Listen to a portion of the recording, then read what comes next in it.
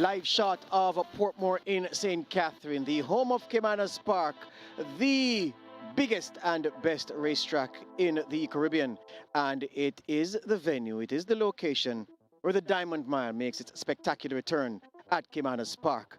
The racing calendar needs big races, and the organizers have ensured that the Diamond Mile returns to add to the luster created by the massive Mote Mile. My name is George Davis, and I'm here to talk about the return of Diamond Mile 2026 style. Not since 2019 has this race been run, and it promises to be a really fantastic event given the quality of the field assembled and the horsemen and women who are responsible for their conditioning and ensuring that they all reach to the start as fit as hands can make them. The analysis side of things will rest heavily on the broad shoulders of the tall man to my right. His name is Michael Kane, and he is a man of racing. Good morning, Michael. Welcome to the broadcast. Good morning, George Davis. It's a pleasure to be here. And of course, the big race, the Diamond Mile, as you said, a star-studded field. And they go a mile, 13 horses. And these are the best horses in the land. And I want to pick your brain, Michael, early on the addition of the Diamond Mile to the racing calendar to add to the wealth of offering at A-class these days. Because for years, people have been lamenting that there was no real A-class at Caymanas Park. The Diamond Mile is yet another addition to that stock of A-class races that people have come to love and expect in recent years. Yes, definitely it has. And remember, the Diamond Mile was here prior to the now biggest races, the Mote Mile. The Diamond Mile was run in December. And the inaugural running was 2015, and we had Sticky My Dream winning. The first two runs actually are ridden on both occasions by Omar Walker. And then the Diamond Mile was replaced by the Mote Mile, which is now the biggest race in the English-speaking Caribbean. Last purse, $300,000 US. And now the reintroduction of the Diamond Mile, now mid-year, we're in July, and it comes in with a purse of $10 million. So it's definitely something to look forward to. And indeed, the winner of this Diamond Mile gets an automatic qualified spot to the Mote Mile in December. And although that is later on my agenda, Michael, in terms of the win and you're in, you threw the point, you opened the point there, opened the avenue for the argument. Win this Diamond Mile and you're in the Mote Mile. Anything else for any of the other prominent finishers in this event? Do they get a crack at the Mote Mile automatically, or they will have to do other things later in the calendar year to matriculate? Yes, they will have to do other things, but the good thing is that they get points. So the winner, automatic winner, get automatic qualifying spot, but the other placings, second, third, fourth, they get points, which adds up towards the Mote Mile in December. So this, in addition to other races on the calendar, there's a point system now in place, and that should be quite encouraging for the contenders. You know, I have to get to the racing side of things deeply, Michael, because you yourself as a racehorse trainer, you will know that it takes a lot to bring a horse fit to the wicket for a race such as this. Everybody wants to bring their horse in a position to deliver a capital effort. Take me into the mind of the trainers preparing the horses for this event, and what would have occupied their minds most prominently in the week leading up to today's event? Well, the week leading up to the event is what I call a titivated week. Most of the work is done prior to the week of the event. The week of the event, you're just making sure that the little makeup is on, so to speak, then for the big race itself. But most of the work, the training, the preparation, the entire schedule is done prior to race week. So race week is just that final putting on the edges to go to the starting gate. Jockeys are busy people, Michael. Tell me about that relationship between a trainer and the designated jockey for the horse that he's starting in this Diamond Mile. The conversations that have happened over the course of the week, maybe watching film, pointing out instructions, giving instructions. What's that dynamic like between jockey and trainer in the week leading up? Well, definitely the synergy has to be at a high level. It has to be at peak high level. The jockey has to know the horse first and foremost, and between working the horse and actually riding the horse in a race. So it's always quite indicative of what is expected by the trainer and the jockey. This combination has to be at a high. So jockeys don't just come out of the blues and get a ride. As opposed to, though, you have big races, big. For example, in the Mote Mile last year, Javier Castellano had never ridden Ride All Day, but he flew in and he rode Ride All Day to victory. But that is a one-off type of thing that you want where jockeys and trainers are concerned. So the combination, horse, jockey, trainer, they have to be on level of understanding right through, and that's where we get optimal performance from all. And one last question on these important dynamics in the interpersonal relationships around the racehorse, Michael.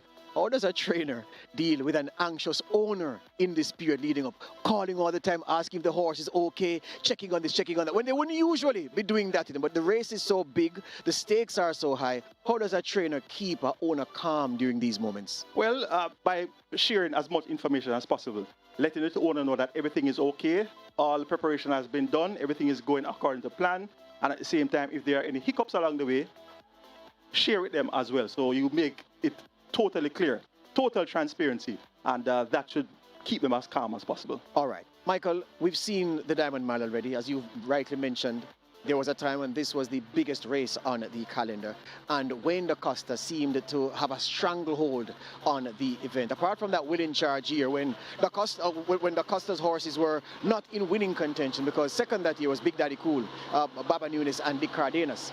The Diamond Mile and what it meant to punters when it was the big one. For those who came in late, Michael, remind them of what the Diamond Mile was when it was at the pinnacle of local racing. Yes, that is definitely where it was at, the pinnacle of local racing. The biggest race in the English-speaking Caribbean at the time. The Diamond Mile introduced the biggest race ever at Caymanas Park at the time. And as I said, the inaugural one in 2015, and won by CK My Dream. Omar Walker was aboard CK My Dream for Wayne DaCosta and Derek Smith. And they actually won the next renewal as well. The second stage of the Diamond Mile in 2016. CK My Dream did back-to-back. And Wayne DaCosta, of course, had a strong goal, as I said. Won with She's a Man Eater twice, 2017 and 2019. And the only reason why she lost in 2018 was because that she had bolted prior to the start. So She's a Man Eater would have definitely had 3 consecutive Diamond Mile wins, and that would have meant that Wayne DaCosta would have had 5 straight. So indeed, this was the biggest race, and it's a real pleasure for me as a trader, owners generally, and of course, punters as well, to have this big race back, smack in the middle of the season. Michael, also what we can't get around is that races make legends. And She's a Man Eater's career was glittering without the Diamond Mile performances. She was a Triple Crown winner, of course. She was the big race in November. She was the master of that as well. But there's something about the Diamond Mile and what it did to the legend of She's a Man Eater that can't be ignored. Without that race, I'm not saying that she would be ranked should be considered to be a lesser being than she was. But the performances in the Diamond Mile, the manner of her performances with Dane Nelson, then 135-1 with Omar Walker in her last run in the Diamond Mile, those races have added to her legend. The point being made is that big race make big horses. Legendary status depends on performances in races such as the Diamond Mile. Definitely, and it goes far back as far as memory of horsemen and women are concerned, as well as punters are concerned. Whenever you win a race of this caliber, it is etches in the memory for a long, long time to come. Absolutely so. All right, Michael, we are looking at a field of horses here, ultra talented. There is one horse who on paper is extremely outstanding, and I'm struggling to put it into words, Michael, because I was here in April for that run over 8.5 furlongs. Because of my schedule, I don't get to come to the track as often as I'd like to, but I just felt that I had to be here present for that day. And Michael, what I saw was special. Ride All Day delivered one of the performances, Michael, that you read about in the annals of horse racing, the annual yearbooks in the 80s and the 70s. That performance, Michael, was not normal. Nothing you felt that we had seen before here at Caymanas Park could have beaten Ride All Day on that day. The question is he in that kind of mettle coming into this race today in the Diamond Mile? Is that Ride All Day likely to turn up today? More than likely, and definitely we could see an improved Ride All Day as well. Based on the exercise reports, earlier this week, 7 furlongs with 124 flat. And I don't recall seeing any horse doing that type of exercise gallop for 7 furlongs ever. So he has improved from a 3-year-old to a 4-year-old. His 4-year-old debut was in that same Ian Levy Cup where he ran a track record, 141 and 4/5 of a second. That track record was held for multiple decades by Smile and Leave, a USA-bred horse that mile and 16, though it isn't drawn as often as one would like. So the pool sample for the races that were run since that track record to now are not very large as compared to the other more popular distances. But the fact is he won in 141.4. He racing that Smile and Leave record and that was his first appearance as a 4-year-old, his seasonal debut. That was his first run after winning the Mute Mile in stakes record time. So he is an improved 4-year-old coming into this Mute Mile, in this Diamond Mile. Yeah, horse races, Michael, can be so spectacular to look at. And there are some times when they're showing a slow motion replay of a race finish, and you see a horse running on. And even in slow motion, the horse is running on so quickly, you say, wow, that is fantastic. I say that to say, Legacy Isle's performance when he erased Eros from the track record books for 7 furlongs, visually, Michael, that was as fantastic a performance as they get. And I knew, without even looking up at the clock, that something special had been registered just by the sheer dint of how Legacy Isle completed the last quarter of that event. Visually, Michael, someone would struggle to find something that hit better than Legacy Isle in that day, and that suggests that this horse is cherry ripe at this phase of his career. Definitely cherry ripe, George, and he has won 3 races for the season so far. That was after his runner-up effort behind Ride All Day in the Mute Mile. So he came back, he won the Chris Harmon Sprint by open lengths. He came back, he won over the straight course, I think it was a Reggae Trophy, also by open lengths. And that last victory in the Eros Trophy, lowering Eros' record in the Eros Trophy from 122.4 to 122.3, did it with 57 kilos, and as you said, ultra impressive fashion in victory there. So definitely, that one has to be respected now. He has never carried this lighter weight, 118 pounds, I think in all his career. Well, I'm sure that at Caymanas Park he has never been this light before. However, he has proven that a mile may be asking a little bit too much at the highest level. He was runner-up on his local debut in the Mute Mile 2 seasons ago. That was behind Fun Can Done. He came back last season, also in the Mute Mile, runner behind Ride All Day. But important to note is the fact that their first matchup, that's Legacy Isle and Ride All Day, came in the Philip Fiano D Gold Cup. And Legacy Isle just beat Ride All Day by half a length that day. That was Legacy Isle having 55 kilos, and Ride All Day had 51.5 kilos. That was Ride All Day's first attempt at the biggest stage. So he has improved since, and it's going to be an epic rematch between Ride All Day and Legacy Isle. And of course, they both have track records at their last outing. So Legacy Isle, 7 furlong track record. Ride All Day, 8.5 furlong track record. Their last appearances. And there's also another horse that has a track record in the event. Phenomenal Power. Last 2 starts ago, 7 furlongs in 129 flat. Lauren, a track record held by Skytrain for multiple decades as well, from 129.2 to 129 flat. So what we have today is a likeliness that Wanted and Having's track record held since 1997, 134.3. The likeliness that that track record will be lowered today. There is some talk, Michael, about the one horse, Royal Poppy. And this horse is the one in the field who's severely underexposed. And you hear little whispers. But you know enough as a racing man to know that if you put your ears close to every crevice that Caymanas Park on race day, you'll hear all kinds of whispers, all kinds of strange sounds coming through.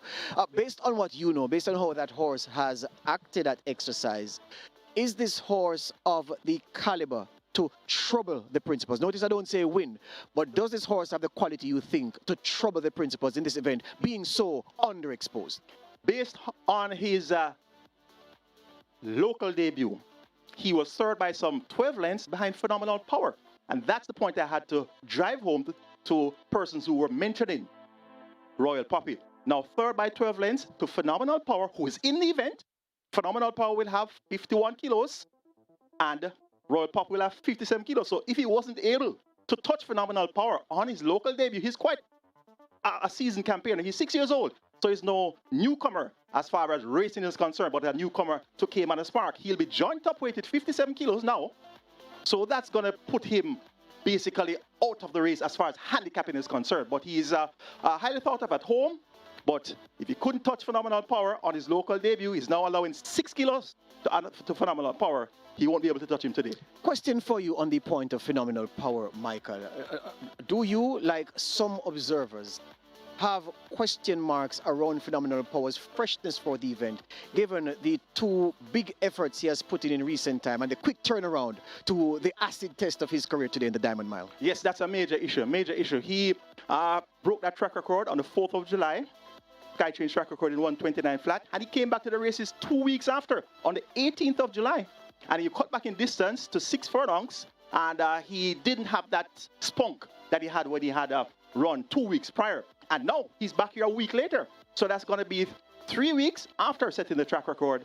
So he's a 3-year-old, and 3-year-olds can be a little bit shell-shocked after that major type of effort, such as a track record effort. So it's a cause for concern, serious cause for concern, but he's of undoubted class. He's going to be light at the scale, 51 kilos. Tajay Saku is riding at a real high level right now. So once Phenomenal Power can get out of that shell shock, he'll definitely make an impact. Nautical Star, Michael, was sold to me as almost like a talking horse before he set foot on the track. Physically, he is a magnificent specimen, Nautical Star is, and Baba Nunes and the connections have him really looking good. Certainly had him looking good before the start of his racing career here at Caymanas Park. Coming into this contest, Michael, does he have the quality at a mile to land a serious blow against these? Yes, he does. He did 135 and 3/5 of a second last time out. That was at a mile, 135.3. However, pointing out the fact that he was second behind Legacy Isle, rather third behind Legacy Isle, and that was with 46 kilos. So he was getting 10.5 kilos from Legacy Isle in that 7 furlong contest. So he is to be respected. However, having him at that high level to topple his field, it looks a little bit far-fetched, but I'm expecting a big run based on that 135.3 he did last time out with Omar Walker, and he's going to be fairly nice off at the handicaps as well. So he'll definitely be a pace factor, and at which point in the event will he be able to make that big move, and where will the others be? He should have been that final shake-up. Those are the usual suspects, Michael. I know you don't spend the time researching and analyzing you do to come and buy to Caymanas Park and buy the 1-9 horse or to buy the 4-5. You are looking for value. You've always looked for value, and today is no different. Where is the value bet in this contest based on the likely performance of the horses acting against so many hot steppers? Who would represent the value bet you'd suggest? Well, firstly, when you say value bet, 2-1 is value. 5 to 2 is $2 value. for everyone, I bet. All right, fine. That's value. All right. That's a lot of value. And in this type of race, you're unlikely to get a 1-5 or a 1-2 favorite. It's that competitive of race. Maybe so even 8-5. maybe 8-5. Yes. So there's great value there. But as far as the exotics, such as your exactas, your trifectas, superfectas are concerned, that's where you look to add some value on those exotics. A horse by the name of Gervano, he'll get a torrid pace to chase. You're going to look for the horses that can run on in deep stretch after this possible meltdown of the pace. So a horse like Gervano is going to be finishing fast and furious, and I suspect that he's going to be that type of horse that can upset on the exactas and trifectas. So Gervano is going to be the value. Well, all right, I love that, Michael. But let me put this to you this way then. You know very well, Michael, that these big races, the usual suspects never run up to their potential on the day. It's very rare in a big race where all of the fancied horses, anti-post, come during the race and actually deliver a capital effort. Something always goes wrong. So from that perspective, you say Gervano for the exotics. But Michael, I want you to be a little bit more brave. You are a brave man. If it is that the form book is to be turned on its head, and what appears obvious does not happen in the running of the race, who is best placed to deliver this shocker in this Diamond Mile, if indeed there's a shock result? It's going to be another deep closer for me, and that's Barnaby. Barnaby has Eric Houghton in the saddle for Anthony Newlands and Ix Behorn. This is also a furious finisher. Very potent, deep closer. And that's where you're going to get an upset. If the pace collapses totally in deep stretch, you're going to look for the likes of Gervano and this Barnaby. They're going to be finishing fast and furious. So that's where you're going to get that shocker, so to speak. All right, you've heard a lot from Michael, a lot, and not just the usual thing he's giving to you. He went into his bag and he said, Gervano for your exotics is something that you'd be wise to do. And then he said, listen, if the race is turned on its head and something happens in the race that causes the principals to not fire as they have been tuned to fire, he says, look no further than a deep closer Barnaby, who is certain to get a searing pace in front of him, something for him to run at he says Barnaby is best equipped to provide that shocker if indeed this race ends in a shocking result. We're looking at the Diamond Mile for 2026. It's returned after a 7-year hiatus. We have a little more ground to cover, but we'll cover that ground after this break.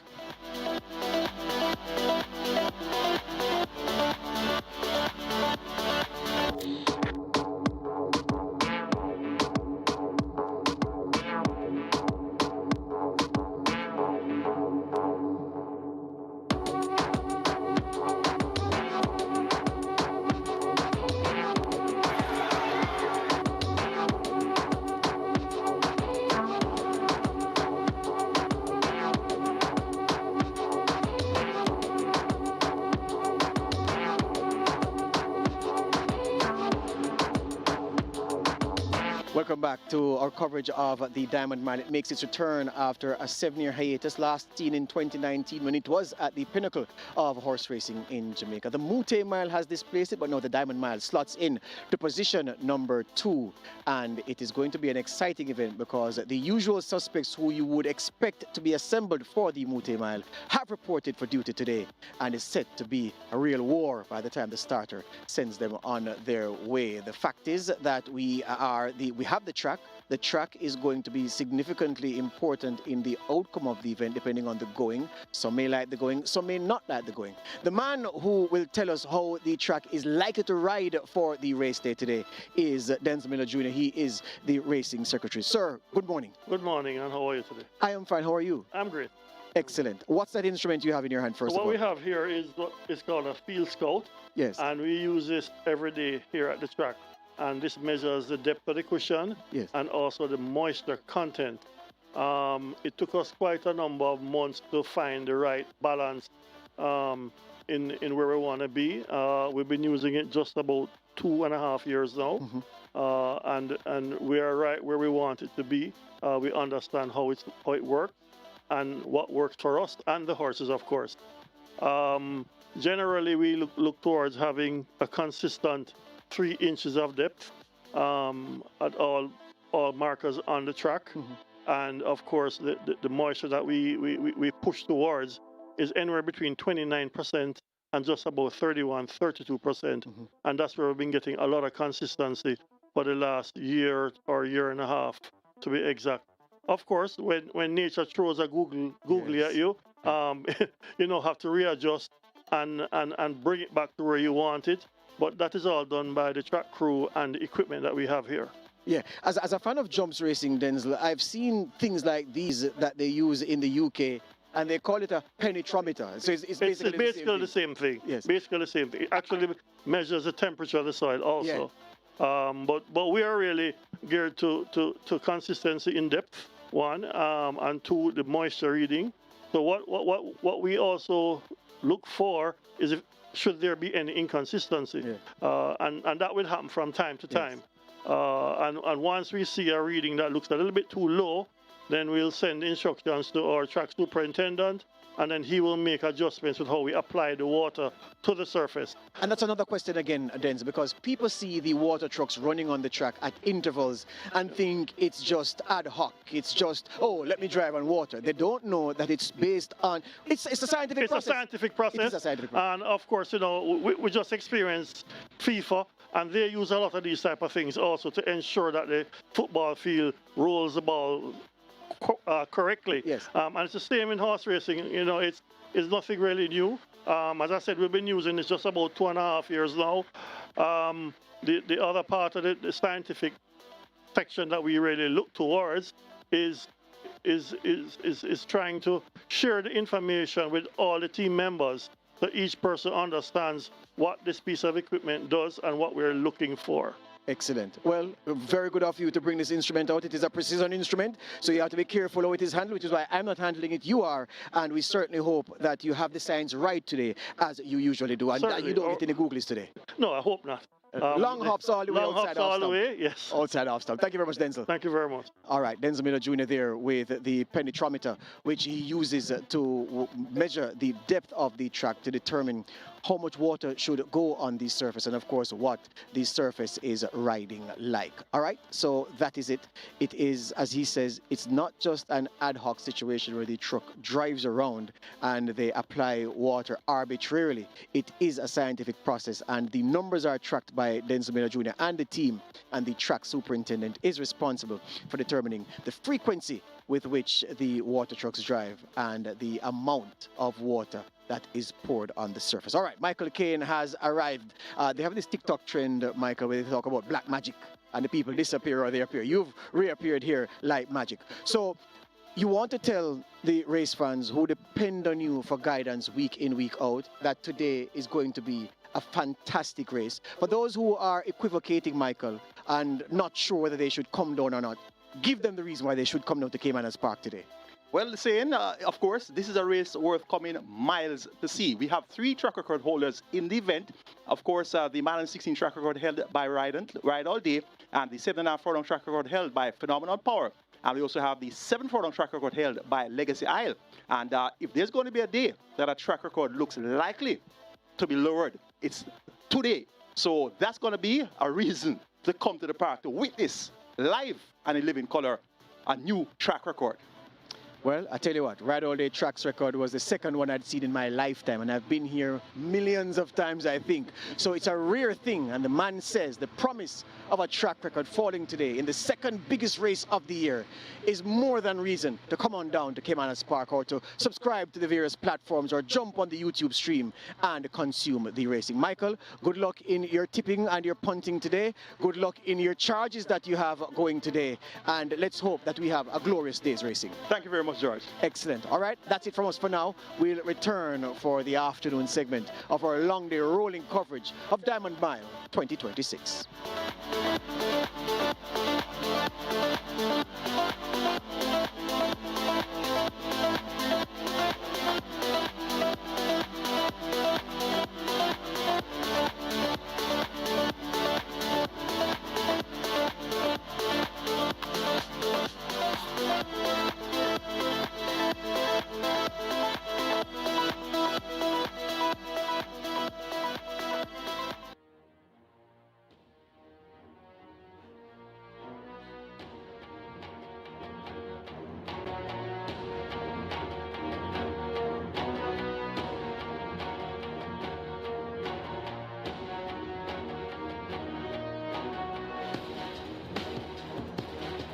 Once again, a very good morning, racing fans, as Supreme Ventures Racing and Entertainment Limited welcome you to the Caymanas Park racetrack and our off-track betting parlors.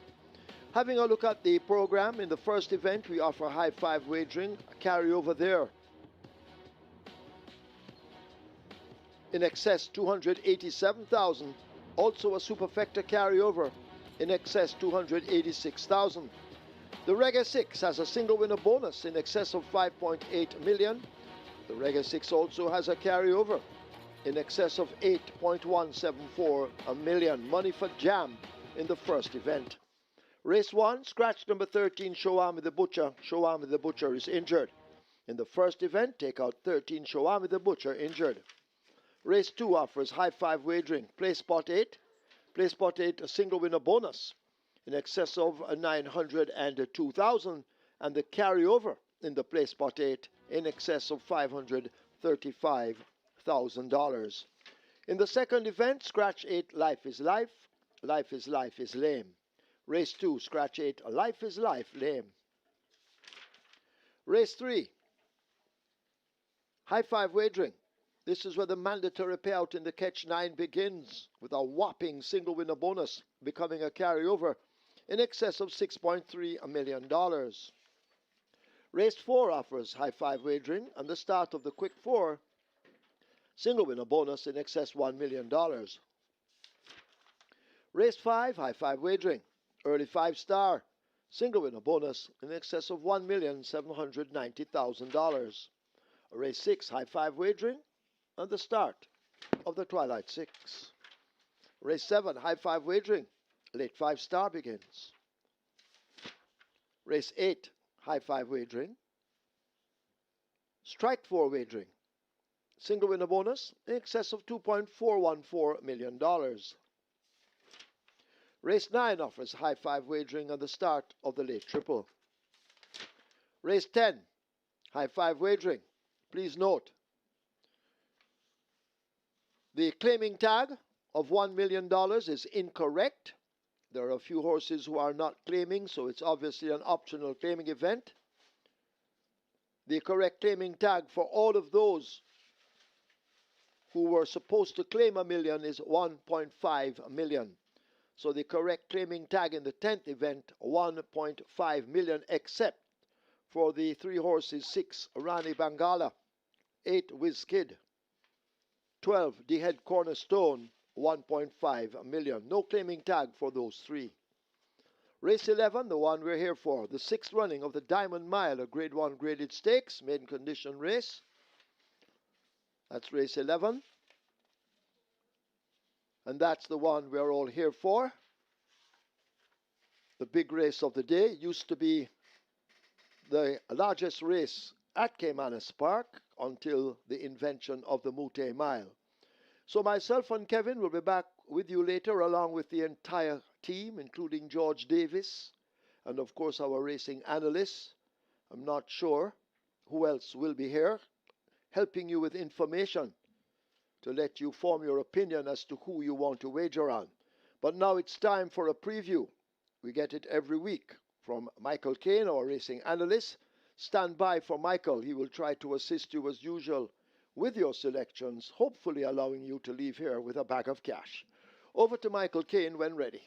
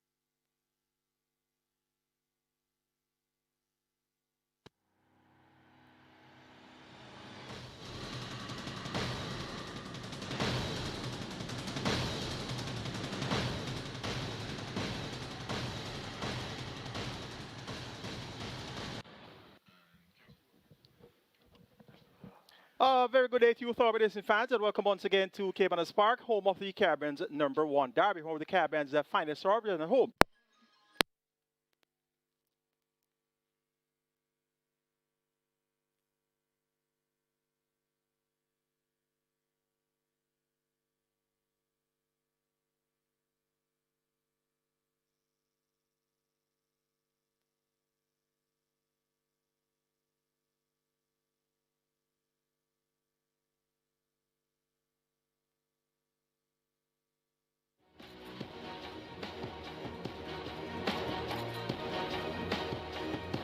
A very good day to authorities and fans, and welcome once again to Caymanas Park, home of the Caribbean's #1 derby, home of the Caribbean's finest orbit and home of the Mute Mile. Today is the Diamond Mile race day. We have 11 races in store for you, and indeed the Diamond Mile is back.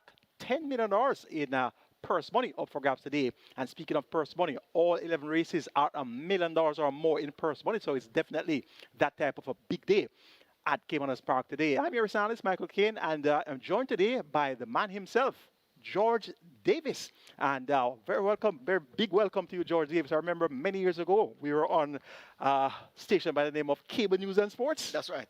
So, welcome. Absolutely. So it's been a long journey, a good journey. Proud of how far you've gone in this business of racing, and happy that you've combined so many elements of your passion to your profit at the end of the month. Yes, definitely. So we have a lot of profit to make today because there's a carryover in the Reggae 6 of over $8.1 million. And we also have a mandatory payout in the Catch 9. And the jackpot in the Catch 9 is over $6 million. So speaking of profit, we should be into some winnings today. And we have our selections prepared and ready for you today. We are 44 minutes to go to post for the opening contest. So we're going to hit the ground running. And the first event kicks off the Reggae 6, $8.1 million in carryover money. Jackpot is over $5 million. So indeed, this is going to be a must-bet ticket. There's a scratch of number 13, Shawama the Butcher, in race number 1, and we have a scratch in race 2. The Antipode's favorite, Life is Life, is out of the first event. And right now, the first event shows your favorite at 2-1. That's a lukewarm 2-1 favorite, number 16. Global Machine, you're getting 5-2 for number 3. Turn on the Light. It's a 4-1 for number 11, Sir Wong Don. And surprisingly, big argument, number 8 is at 20-1.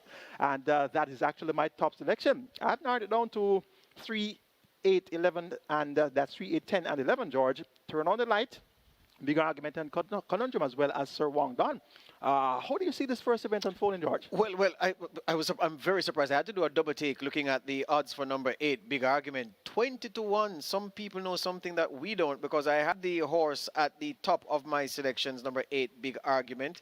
Turn on the Light is another one I was considering strongly, along with the number 7 number 7 horse, Casual Peach, to squeeze himself in there, and Sir Wong Don, number 11. But I'm wondering now if I've read this thing correctly, because those here are saying 20-1, and those are the off-track betting parlors. You know what? Why not start the day with a bang? I'm still going to stick with number 8, Big Argument. But if it does not happen that Big Argument wins, maybe I should take my cue from those of seeding the pari-mutuel that something is wrong with my selections, because I can't believe that this horse is selling 20-1 at this stage, heading into the first race. Well, most definitely, George, I agree with you. The thing is, though, at 42 minutes ago to post for the first event, we ran early post time at 11:25 a.m., so most persons haven't really woken up yet as far as betting is concerned. So the bet is going to tighten up significantly closer to post, and that 20-1 is going to be slashed in maybe a quarter or less. So I'm taking Big Argument, claim for 500,000 last week, now steps down to 350, and her last 2 attempts at 350 were winning attempts. One by 3.5 lengths on the 7th of June, going 5 round in 102.1, beating Storm Come, and the one going 5.5 furlongs on the 10th of May, beating Splendid Vision. So any of those 2 efforts we produce here should see Big Argument being able to get the job done, and Demar Williams, the champion apprentice, will certainly add to the chances of Big Arguments. Before we squeeze through race number 2, Michael, I want to tell the punters to also be wary of number 10, Conundrum, who can also get into the mix. I'm expecting a capital effort from Conundrum. Where it lands, this one remains to be seen, but Conundrum is to be bet with the smart money. Definitely at odds of 12-1. So I actually have him as my 4th choice. So I'm taking 8, 3, 11, 10 as my order of preference for the first. Big Argument, Turn on the Light, then Sir Wong Don and Conundrum. And remember, the jackpot in the Reggae 6 is approaching $6 million, and the carryover is 8.1 million. So look forward to that to be a massive net pool after the wagering of race number 1 is complete. We have superfecta carryover, 286,000 plus. We also have a high five carryover in race 1 of 287,000 plus. So this first event, a very key event to get us off to a great start on the Diamond Mile Day. On to race number 2, which begins our play spot 8 carryover money here as well, over 535,000, and the play spot 8 jackpot is over 902,000. Just before we get to race number 2, let's now take a look at my Reggae 6 ticket, my Diamond Mile Reggae 6 ticket. Starting off in race number 1 with numbers 3, 8, and 11. Turn on the light, big argument, and Sir Wong Don. Race number 2, scratch number 8, Life is Life. That's the anti-post favorite and my original top selection. That one is not out. Most definitely have to do a substitution here with the scratch of number 8, Life is Life. I'm going to make my next choice horse number 2, and that's Kim. So with the scratch of number 8, Life is Life, going to make a substitution here, and these substitutions have proven to be quite fruitful in recent months. So taking number 2, Kim, in the place of number 8, Life is Life. So the new numbers are going to be 1, 2, 3, and 12, and that's Big Daddy number 1, Kim number 2, Rejected Roger number 3, and number 12, Midnight Galaxy. Race number 3, the third leg of the Reggae 6, going wide on this leg, 1, 6, 8, 11, and 12. Imagineer number 1, Sonador number 6, My Friend Mickey number 8, number 11, Pickleball, and number 12, Behave. Race number 4, the banker for my Reggae 6 today is number 12, Following Wave. So race 4, banking number 12, Following Wave. Race number 5, the penultimate leg, going wide, 3, 5, 7, 8, and 11. The Leviticus, Feeling Free, Formalist, Danka, and Bangarang. And race number 6, the cash out leg of the Reggae 6. Here's your one to get with 5 of 5. And look at the net pool, look at the live ticket count, and realize that you're the only ticket alive. And say, well, yes, just want one of these horses to win. 3, 5, 8, and 11. Walk the Plank, Manatee Majestic, Maverick, and So Lucky Am I. We want to get lucky today with this Reggae 6 that have gone a little bit extra on the budget based on the carryover money. 12,000, the square price will get you my Reggae 6 ticket. Best of luck wagering the Reggae 6 on Diamond Mile Day. On to race number 2, where the scratch is the anti-post favorite, Life is Life. This one was going for 4 consecutive wins, having had a hat-trick recently, so that's a big scratch here. Taking out Life is Life out of the second event, and that basically opens up the playbook, George. Yeah. How do you see this one? I'm looking at the winner to come from a group involving number 12, Midnight Galaxy, number 7, Battle Angel, 2, Kim, you mentioned that one, Rejected Raja, and Big Daddy. It's a big group, I know, but I'm looking at Midnight Galaxy, Kim, and Rejected Raja as my top 3. And if I had to stick my neck out, I'd say Radish Roman will be taking a little trip in the winner's enclosure at the end of race 2. Number 12, Midnight Galaxy, for me, has good form coming in, and very well off at the weights relative to these. I mean, this field is not an impressive bunch whatsoever. Fitness is of paramount consideration here. So I like number 12, Midnight Galaxy, for many reasons, many more reasons than one.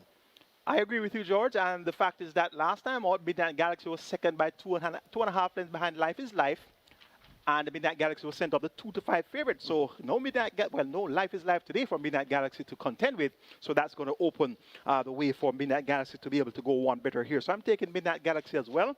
For second, make it number 3, Rejected Router, get some class relief. Last race was at the $1 million level behind Easy Peasy, Natural Dancer, and Generational. And he has competed at the $1.5 million level as well. 4 of his last 6 races have been at 1.5. So now trekking down to 700,000. Ray and Lewis picks at the mount for Anthony Nunes and owner Andrew Donalds. A big run should be forthcoming here from Rejected Raja. And Big Daddy, disappointed last week as the 3 to 5 favorite when stepping down to 500,000. That was first off the claim. Reclaimed, or actually claimed from Peter Norbasad, now trained by Stephen Todd, steps up right away to 700,000 a week later.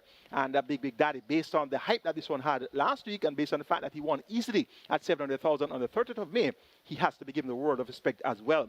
And the 2-horse Kim, the substitution horse, Eric Dangerman Horton, picks up the mount for trainer Ralph Porter. And this one has been quite comfortable at overnight and high level claiming. So now down to 700,000 without a tag. The waiver claim option engaged here by the connection claimed on the 9th of May for 700,000, and they have sat out 60 or more days, so they can run without attack at the same level they were claimed for, which is 700,000. So, Kim, the idea when this is done, George, is to win with the waiver claim and get another chance to win again. That's right. That's the idea when you see a horse racing with the waiver claim. So, Kim most definitely has it respected here. 12-3-1-2 for me in race number 2. Midnight Galaxy over Rejected Raja, Big Daddy, and Kim. On to race number 3, which begins the mandatory payout catch 9, and this has a jackpot of over 6.34 million. So this is going to be a must bet, as well as, of course, a regular secret, the carryover of over 8.1 million. So the catch 9, all to be paid out today.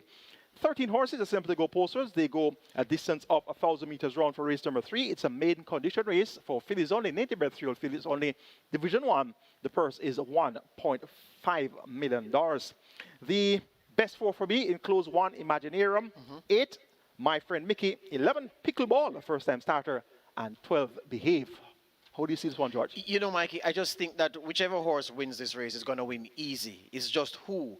I'm tending to take my chances. Well, I'm being motivated to take my chances with the debutant Pickleball. Listen, Imaginarium doesn't like to win races for whatever reason.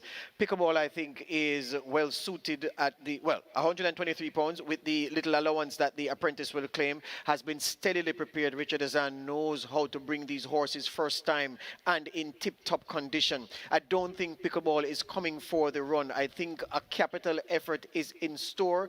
The opposition is by no means fierce. Nothing here seems to be genuine, and I just think coming off the ice, coming out of plastic for the first time, I think Pickleball will take some stopping. Imaginarium looks good on paper. My Friend Mickey also has some positives in the form line to recommend her strongly for this event. Dane Dawkins at 121 pounds, but a situation where much of muchness between these horses, nothing really outstanding until we may see a performance that really separates the winner from the rest of them. I don't think it will be a head bob to the wire for this. I want to take my chances with the debutant Michael, 11 Pickleball, because there's nothing outstanding in the field, I don't think.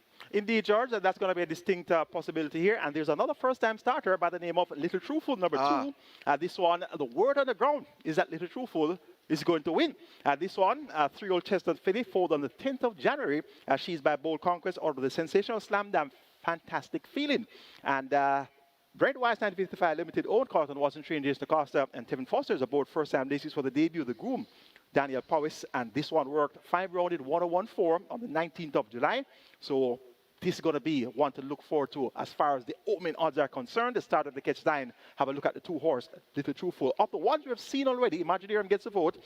Second on her last 2 appearances, second among fillies only. 2 started back behind Delta Gamma, and last time was second by 8 1/4 lengths to the court. Wagwan won in 107.2 for 5.5 furlongs, and Wagwan stepped up to win, going 9.5 furlongs next in town. So that's a good recommendation for Imaginarium, back among fillies only. My Friend Mickey, no doubt the most experienced in the lineup, 16 starts, 1 second and 2/3, and a lot of 4th place finishes as well. So she has earned her keep, and that experience should be to her advantage here versus the newcomers, Little Truthful and Pickleball. Behave number 12 has also been showing improvement in recent weeks, and looks the type that could come to the fore with a big effort here. Richie shakes, picks up the mount for trainer Barrington Bernard. It looks to be a wide open first start of the catch 9 on mandatory payout day. I'm taking number 1, Imaginarium, over number 8, My Friend Mickey, then 12, Behave, followed by number 11, one of the debutants, Pickleball. Let's now take a look at my mandatory payout. Catch 9 on Diamond Mile Day. Starting off in race number 3, narrowing it down to the 1 and 8. That's a challenge with the catch 9, George. We have 3 additional races, so can't go as wide as we like on any particular leg. So starting off with a pair here of 1 and 8, and that's Imaginarium and My Friend Mickey. Race number 4, banking number 12, Following Wave. Race number 5, make it 3, 7, and 8. The Leviticus, Formalist, and Danka. Race number 6, make it 3, 5, 8, and 11. Walk the Plank, Manality Majestic, Maverick, and So Lucky Am I. Race number 7, banking the undefeated I'm Just a Girl, number 11. Race number 8, make it 3, 4, and 8. Big LA, Khaleesi, and You're My Sweetie. Race number 9, going 1, 2, and 11. Summer Palace, Nephew, and Confidence is High. Race number 10, the penultimate leg of the mandatory payout catch 9, 1, 8, 9, and 12.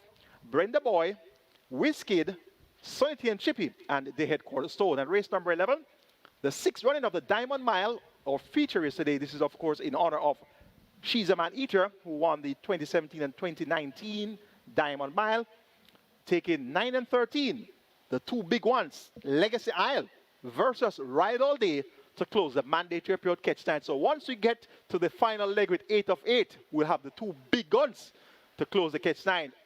9 and 13, Legacy Isle versus Ride All Day. Cost of that ticket, $8,640. Best of luck wagering or mandatory period catch time on Diamond Mile Day. On to race number 4, the start of the Quick 4. Minimum guarantee period for the Quick 4 is $250,000, and we have a jackpot which stands at over $1 million. It's a field of 13, and they go a distance here of 1,000 meters round or 5 furlongs round. It's Division 2 of the Native Bred 3-year-old fillies maiden condition race. And once again, the purse is 1.5 million. All purses today are 1 million or more. So it's indeed a big day here at Caymanas Park. Of the field of 13 fillies, I've narrowed it down to numbers 4, 6, 8, and 12. Apricot's Treasure, first-time starter. Maybell, we've seen that one several times before. Civic Illusion, and Following Wave, 4, 6, 8, 12. That's my best 4, George. Yeah, Mikey, I don't need to detain you with this one. I think number 12 is hard to oppose on paper and on the strength of that debut run. And, of course, how she has moved and exercised subsequent to that event. I think if you could combine the two divisions of this race, then Following Wave, based on the scope for improvement and the demonstrable quality in that debut run, is better than these, or more forward than these and this time. And I think she'll be a comfortable winner of race 4. I agree with you, George, and to add to the fact she's bred in the purple out of a 2-time horse of the year, Saint Cecilia. Yeah. And on debut, she was second by less than 3/4 to My Lady Gold in 109.445 and a half furlongs. And she has been sighted at exercise, working alongside overnight allowance contender Commander Z, went 47.3 around the bend alongside Commander Z at exercise on the 21st of July. And prior to that, on the 8th of July, 5 furlongs in 101.2 by 48.2 also around the bend alongside Commander Z. So first time Lasix had been disturbed today. Tevin Foster picks up the mount, replacing Romario Spencer, riding for Turner Spencer Chung. Following Wave, they should all be following this one to the winner's enclosure. Civic Illusion ran second last time out, also among fillies only. Gulfstream Cat won the race in 1:22 and 2/5 of a second. Civic Illusion actually pointed on the lead at the furlong pole, but had no answer to the late flourish of Gulfstream Cat. Has worked well since, 36.3 for 3 furlongs on the 19th of July. And we also have number 6, Maybell, who has experience on her side, has raced 8 times, 2 run-up efforts, 4 third-place efforts, and she's now taken on fillies only for what appears to be the first time in her career. So as opposed to Civic Illusion, who raced among fillies only last time out, as opposed to Following Wave, who also raced among fillies only on her debut, this Maybell is getting her first crack at fillies only, and she has experience on her side as well. Robert Haldane for Jason Acosta and Ona Mikey. Blinkers now taken off, worked well. 117 flat for 6 furlongs on the 17th of July. So whatever happens, Maybell will certainly acquit herself well. And Apricot's Treasure, another first-time starter. These are the days, George, that first-time starters can come up big. Yeah. And we've fancied a few first-time starters so far in our preview. Yes. And indeed, traders sometimes hold their stars for these type of days yes, to make their debut. So Apricot's Treasure, a 3-year-old bay filly, foaled on the 1st of May by Apricot out of the Stormcraft Dam Black Treasure. Bred Trevor Ratcliffe James owned the success farm train Gear Sobrati. Dane Douglas is aboard. The Goom Owen Stewart. And we have blinkers on for the first time. Has looked fairly fluent in the mornings. And Gear Sobrati is another trainer that revs his horses at exercise any at all. So to go 50 and 2/5 or a half mile, by the standards of a Gear Sobrati trained horse, that's going well. Yeah. To go 49.4 for a half mile around the bend, by the standards of a Gear Sobrati trainee, that's going well. Yes. So look for Apricot's Treasure to acquit herself well first time at the races. 12.864 for me in race number 4. Following Wave over Civic Illusion, Maybell, and Apricot's Treasure. On to race number 5, which starts our early 5-star, jackpot over 1.4 million, minimum guarantee pay of 300,000. 11 horses declared to go posted. They go 1,000 meters straight or 5 furlongs straight. And this is a restricted allowance, 3 for native bred, 4 years and up, nuns of 4, and importees 4 years and up, nuns of 3. The purse is 1.2 million. we have an undefeated horse by the name of Formalist, George. Yes, and that's where I'm going, Michael, because listen, it is easy to look around for something to beat a horse that is banging form. Formalist can't be made any better. Obviously on faulty pins, which is why he's been confined to the straight course and acts so well over the straight. But I think this horse has shown a little bit more each time we've seen it at the racetrack. Halidine and Acosta, we know about the potency of that combination. They've won, what, 46 races together since the start of the campaign. They are bang in form. And they have a couple nice horses where they get together on the card this afternoon. I think Formalist may be the nicest. It is a competitive field. It is a competitive field, make no bones about it. But I think at 117 pounds, over a straight that he obviously acts well over, I'm going to follow this bandwagon, Michael. I'm going to ride it until they meet Spain in the final. So, Forward is definitely the horse to beat here, George. And he has looked improved at exercise since his last win. 59.3 by 46 and a fifth of a second alongside Fidelity over the straight. And he won by 12 at the quarter and at none 2, stepped up to none 3, won again by 3.5 lengths out of his wider margin, but still convincing enough in victory. So he makes that next step to none 4. And after none 4, you know that is going to be overnight. Yep. So he ought to get the job done here, and I am taking Formalist as well. Danka has experience at the level, has been at none 4 for a significant period of time, dating back to November 2025. So she has clearly caught the pace of the group. Second last time out by a length and a quarter behind Rocket Fire Seb at 7 furlongs in 127 flat. So she's going to make her presence well felt, no doubt about that, with Radish Roman in the saddle for Hall of Fame trainer Richard Azam. Feeling Free has a good late turn of foot. If the pace comes back, look for him to be right there at the finish. And the Leviticus appears on the upgrade as well. At exercise on the 18th of July, 59.4 for 5 straight by 46 flat. So she should be right up there too, where it matters most. A competitive event, despite the presence of an undefeated thoroughbred by the name of Formalist. I'm going 7835 Formalist over Danka, the Leviticus, and Feeling Free. Race number 6 is next, and this is the start of the Twilight 6, minimum guarantee pay of 3.5 million. And race 6 is for Seeking My Dream, winner of the Diamond Mile in its inaugural stage in 2015, also won again in 2016 on both occasions, ridden by Omar Walker. Of course, Seeking My Dream was trained by Wayne DeCosta D, our unprecedented 18-time champion trainer here at Caymanas Park, and was owned by Derek Smith. Race 6 is a field of 12. They go 1,000 meters straight. It's a restricted allowance 2 for native bred, 3Os nuns of 2, and imported 3Os and up. Maiden's purse, $1.6 million. How do you see this one, George? Well, I'm looking at the field, and obviously Walk the Plank is going to take a lot of beating and will likely attract the bulk of the gambling here.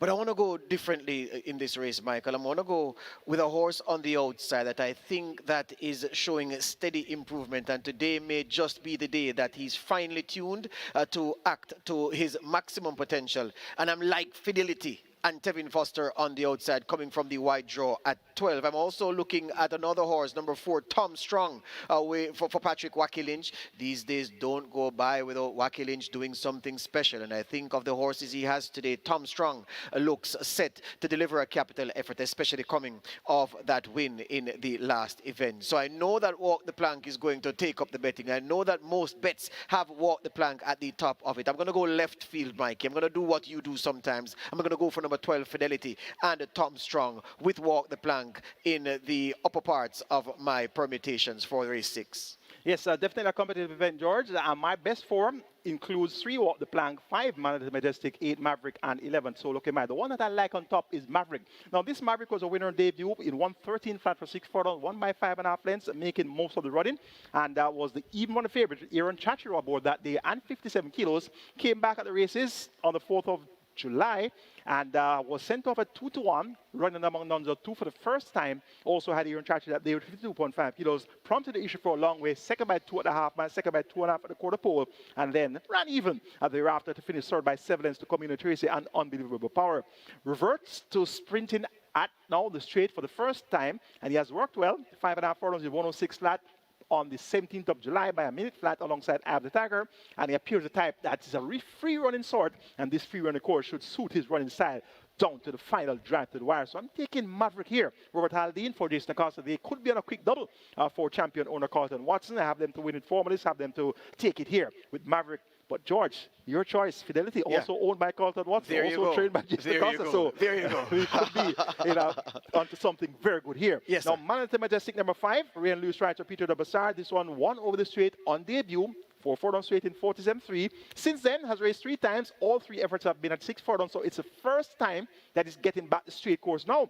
And that could be something significant. Manatee Majestic certainly want to respect as well. And what the plank, as you said, will take a lot of betting, was taking all the betting on debut at 6 to 5, won by 6 3/4 lengths, making all the running in 113.1, and the beat Code Red and my friend Mickey, not necessarily much to write home about as far as what those horses have done, but it was a visual impressive performance. The time is also right up there, and in comparison to Maverick's first time effort, 6 furlongs, he did 113 flat, just a fifth of a second separate these two horses who won at the same distance on debut. Second time, Lacey walked the plank. Tajisa Koo picks up the mount, replacing Ray Lewis, and he's coming down from 57 kilos. It will be a mere 50.5 kilos here. Compliments of Tajisa Koo's 2 kilo claim, taking off 2 of the 52.5, so 6.5 kilos lighter from 57 kilos to 50.5 kilos. So walk the plank once he's good enough. He certainly can get the job done as well. It's a Seeking My Dream on Diamond Mile Day. I'm going 8, 5, 3, and 11 as my order of preference. Maverick over Manatee Majestic. Walk the plank. And So Lucky Am I should also be respected. Won on debut in the Mercury Sprint, going 5 furlongs straight. So he's also to be kept on the right side. Let's now take a look at my Diamond Mile Twilight 6 ticket. Starting off in race number 6 with the aforementioned quartet, 3, 5, 8, and 11. Walk the plank, Manatee Majestic, Maverick, and So Lucky Am I. Race number 7, banking on the undefeated, I'm Just a Girl. Race number 8, make it 3, 4, and 8, Big LA, Khaleesi, and You're My Sweetie. Race number 9, 1, 2, 11, Summer Palace, Nephew, and Confidence is High. Race number 10, this is the wide leg on the Twilight 6. 1, 2, 6, 8, 9, 11, and 12. Throwing everything, including the kitchen sink, George. It's a grab bag, Mikey. Number 1, Brenda Boy. 2, Shooting Star. 6, Rani Bangala. 8, Wizkid. 9, Sonity and Chippy. 11, My Charge, Crown Chaser. And 12, the Head Cornerstone. And race number 11, the big one, the 6th running of the Diamond Mile, going 7, 9, 12, and 13. Phenomenal Power, Legacy Isle, Nautical Star, and Ride All Day. 10,080 will be worth your wager on the big day, the Diamond Mile Day. $3.5 million minimum guaranteed payout for your Twilight 6. Best of luck wagering or Twilight 6. On to race number 7. Right now we're at $6 million in the Reggae 6 pool, and the early trip is at $350,000. Race number 7 is for Within Charge, 2018 winner of the Diamond Mile. It's an open allowance contest, so 3 is it up. The purse is 1.8 million, and we have a field of 12 going a distance here of 1,300 meters or 6.5 furlongs. Question I'm going to ask you, George. Do you remember the 2018 staging of the Diamond Mile won by Within Charge? Oh, yes, like it was yesterday. By a nose? Oh, yes. Over Big Daddy Cool? And the celebration by Halidine and Before Big Daddy Cool and Cardenas closing hand yes. over fist. Oh, yes. Oh, yes. Wow. That was a real nail biter. And I'm quite sure that Robert Haldane learned a lesson there. You won't see him easing up on any horse in any big race anytime soon. Now, there's a horse by the name of I'm Just a Girl here, George. She's undefeated in 3 starts. And just before we speak about her credentials, we're going to have a look at the replays of her 3 wins. And our very able production team has these replays in store for us. We're going to look at first the 6th of April, race number 7. Then we're going to go to the 9th of May, race number 2, followed by the 27th of June, race number 3. So these are the 3 victories so far, the 3 appearances so far by I'm Just a Girl.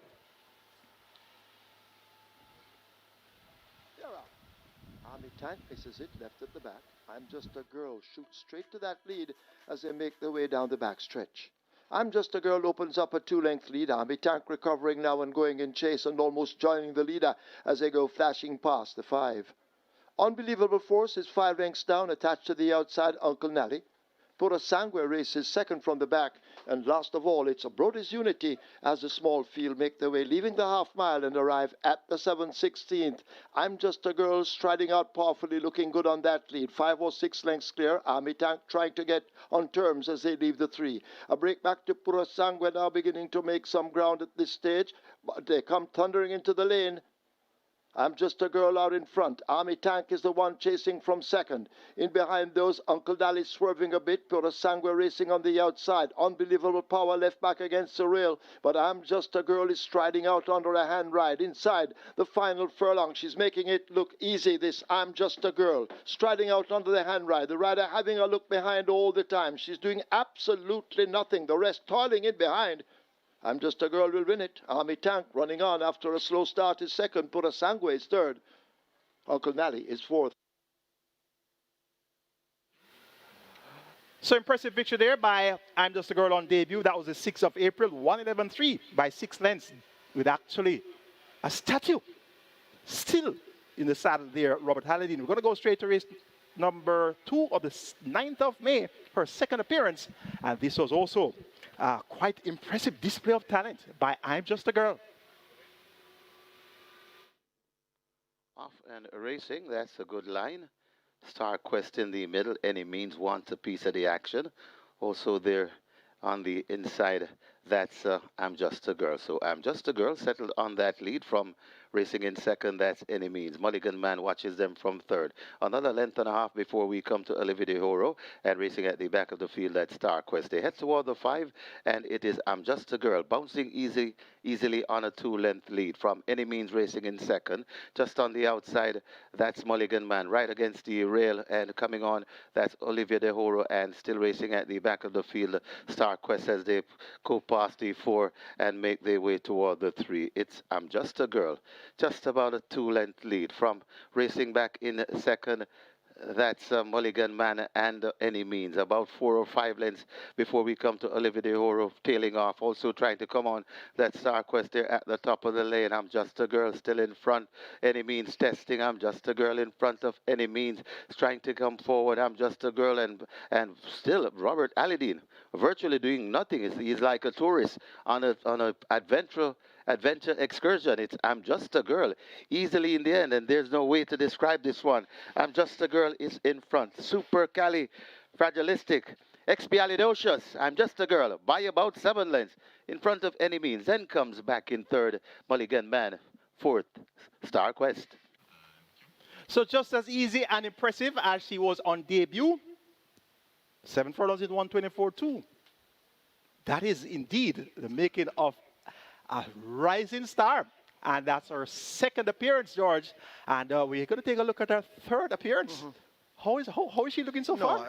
A bit special. I saw her live on the day she made her debut, the same day that Ride All Day broke that long-standing track record. And I was right, not too far from your commentary point, watching it from above. And I was impressed at how little the rider asked her to go through the gears. And even though he didn't ask her much, she went through the gears and he still had gears that he held her from engaging. The second routing was even better because she showed that she had learned, because it's all about learning how to gallop. You know this very well as a trainer. And she knew what is expected of her when she turns for home. This horse is a horse going places, and I don't see anything in this field to oppose her. And we haven't gotten to the selections yet. Let's look at the 27th of June's performance from I'm Just a Girl, 1:23 and a fifth of a second for 7 furlongs. They're off for the Pick 3 trophy. I'm Just a Girl came out with Pura Sangre behind horses, as Eye of the Tiger will set the fractions on the run down the back stretch. I'm Just a Girl now moving sweetly on the outside to join stablemate Eye of the Tiger, and they bob heads briefly as I'm Just a Girl goes on from Eye of the Tiger. Any Means moving down into second, Eye of the Tiger and Olivia de Oro, these two glued together in behind, and Pura Sangre trails but only about 5 lengths off the lead. Down the back stretch they continue. They make their way to the half mile. I'm Just a Girl breezing on that lead by a length and a half.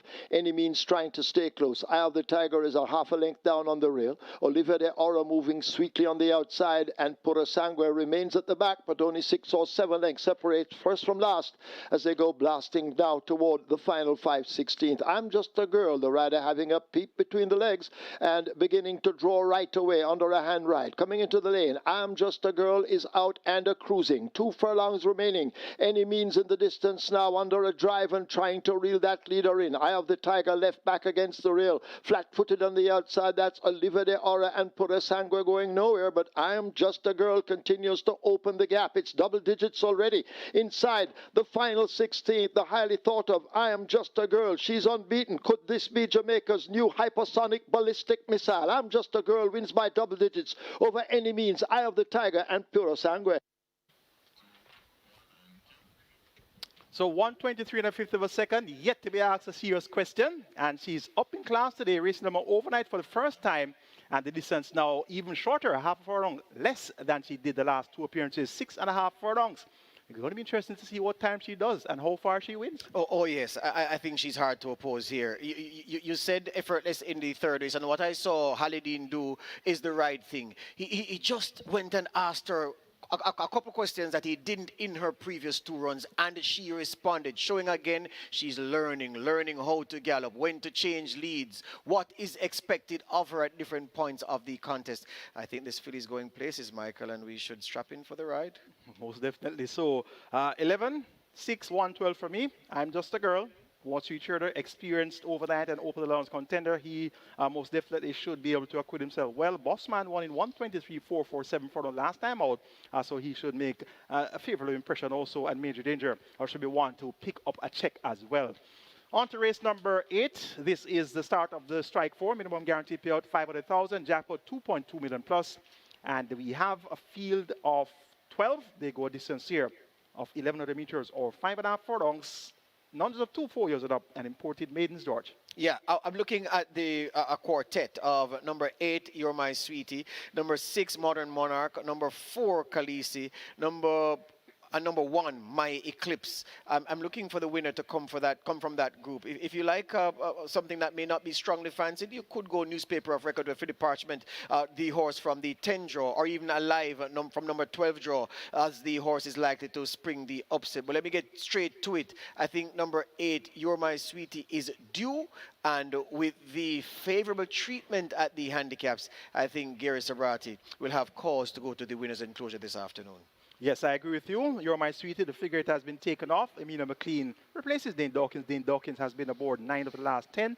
So You're My Sweetie has caught the pace of this level for a significant period of time, has been at nuns of 2 as far back as January 2026, and she has been second on multiple occasions. Second by Head to Nebuchadnezzar, second by 2 lengths to Sparkling River, rather Sparkling Fire, second by 3 3/4 to True Blue, second by 6 3/4 to Star Aurora. So she has been knocking at the door for a significant period of time, and the door could very well open on Diamond Mile Day. For second, I'm taking number 4, Khaleesi. Had her seasonal debut on the 20th of June, raced quite well, led at the quarter pole by length before finishing third by 5 1/4 behind Nebuchadnezzar and You're My Sweetie. So she was in some 5 lengths in arrears to You're My Sweetie on her seasonal debut. Real report fitter, and with the distance now half a furlong shorter.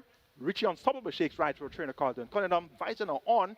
Visor fitted for the first time. Look for Khaleesi to acquit herself really well. Big LA has speed but has not been very resolute. He should be on or near the lead once again, but in deep stretch, that's where the questions will be asked of him. And a Modern Monarch won easily.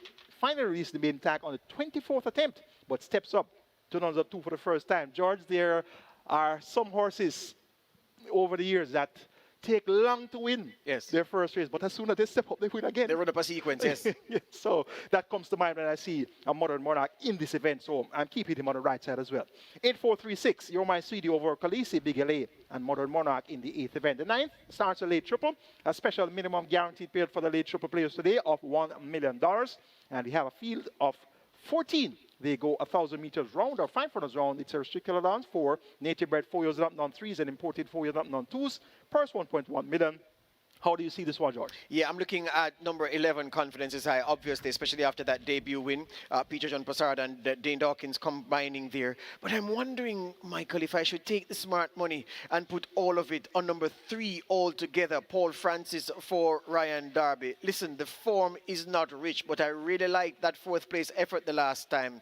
And I'm saying we don't come here to buy favorites because there's no profit there in real terms. So number 3 altogether may be worthy of a significant wager. Nephew will figure prominently in the outcome. So too number 1 Summer Palace, and so too the aforementioned Confidence is High, number 11. But I just feel like with the money that I'm going to win up to race 9 today, Michael, I want to put some of it on number 3 altogether to spring a mild upset in race 9. Yes, that's a nice price horse, George. Paul Francis for Ryan Darby. Indeed, they're potent combination as well. I prefer Summer Palace based on the fact that she has caught the pace of the level. Run up last time out to Duchess in 1:14.2 over 6 furlongs, and she's drawn on the inside. Once she gets a good dispatch from the one draw, she has the speed to make the lead, and once she's able to make the lead here, she could very well show these the way home. Confidence is high, impressive in victory on debut, but beat Never Despair and Secret Sensation. So while having a lot of scope to improve, made a belated debut as a 4-year-old in July. That speaks to issues along the way. Yeah. So once he's able to bounce back 3 weeks after his debut winning effort, he could very well be able to win again. But let's see how improved they'll be. Dane Dawkins maintains them out there for Peter Numbasad. Nephew will be thereabouts as well, and so will be Ryder J, who was sent over 2-2 on the last out, but only able to muster 6th in that same race won by Duchess over Summer Palace.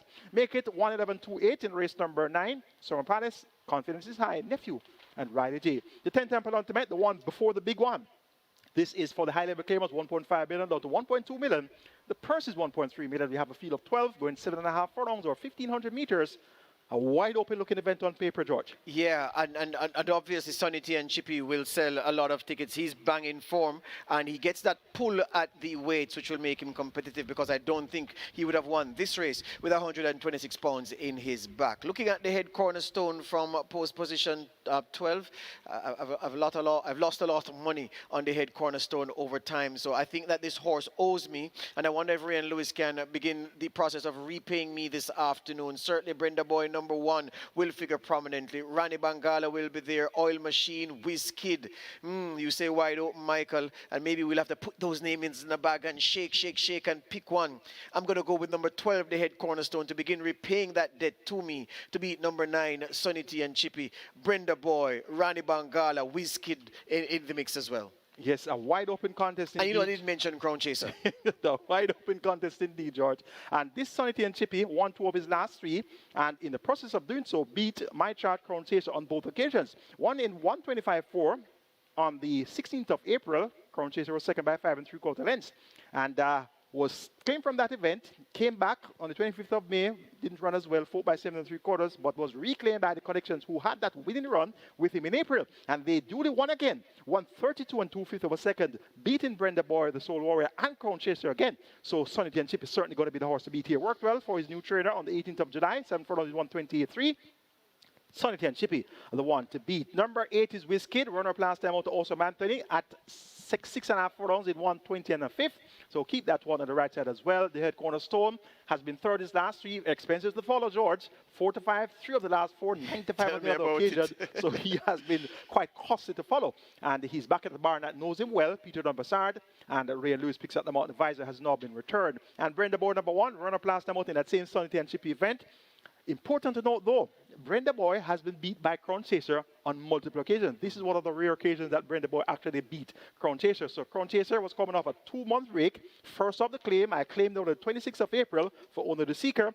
Sat out the 60 days, came back with a waiver claim. He ran a pleasing race to me. Second by 3.5 at the quarter pole, second by 7.5 at the furlong pole. That time around, Sonny T and Chippy already flown the coop. And then he being just a bit in the final furlong there to finish up 4th. He's fitter now, better for the outing. Have put in some more leg work with him, and he should be that much more ripe for this contest. He is the class horse in the race. He won the Jamaica Derby, of course, under the care of Anthony Nunes. And when he won the Derby, George, that was his second visit to the winner's enclosure. He won on debut, and then he was second sometime after in the set ledger behind Interesting Times Ahead, and then he won the Derby on his second win. He beat Ron Judy Run and Captain Sparrow in that thrilling finish. So if there's a class horse in this lineup today, it's Crown Chaser. So I'm expecting him to step forward with a decent effort here. It appears to be a race that can go many ways. Take in the form horse, Sonny T and Chippy, over Whiz Kid, the head cornerstone, and Brenda Boy. But remember, the class horse in the lineup. It's now time for the big one, the 6th running of the Diamond Mile Grade 6 event. This is in honor of She's a Man Eater, 2017 and 2019 Diamond Mile winner. We have a field of 13. The purse is a whopping $10 million. And there are horses here that are basically burning the exercise track and burning the track come race time too. Yep. Track record setters. Now we're going to have a look at the race of the 6th of April, and that's the Ian Levy Cup, where we saw Ride All Day make his seasonal debut.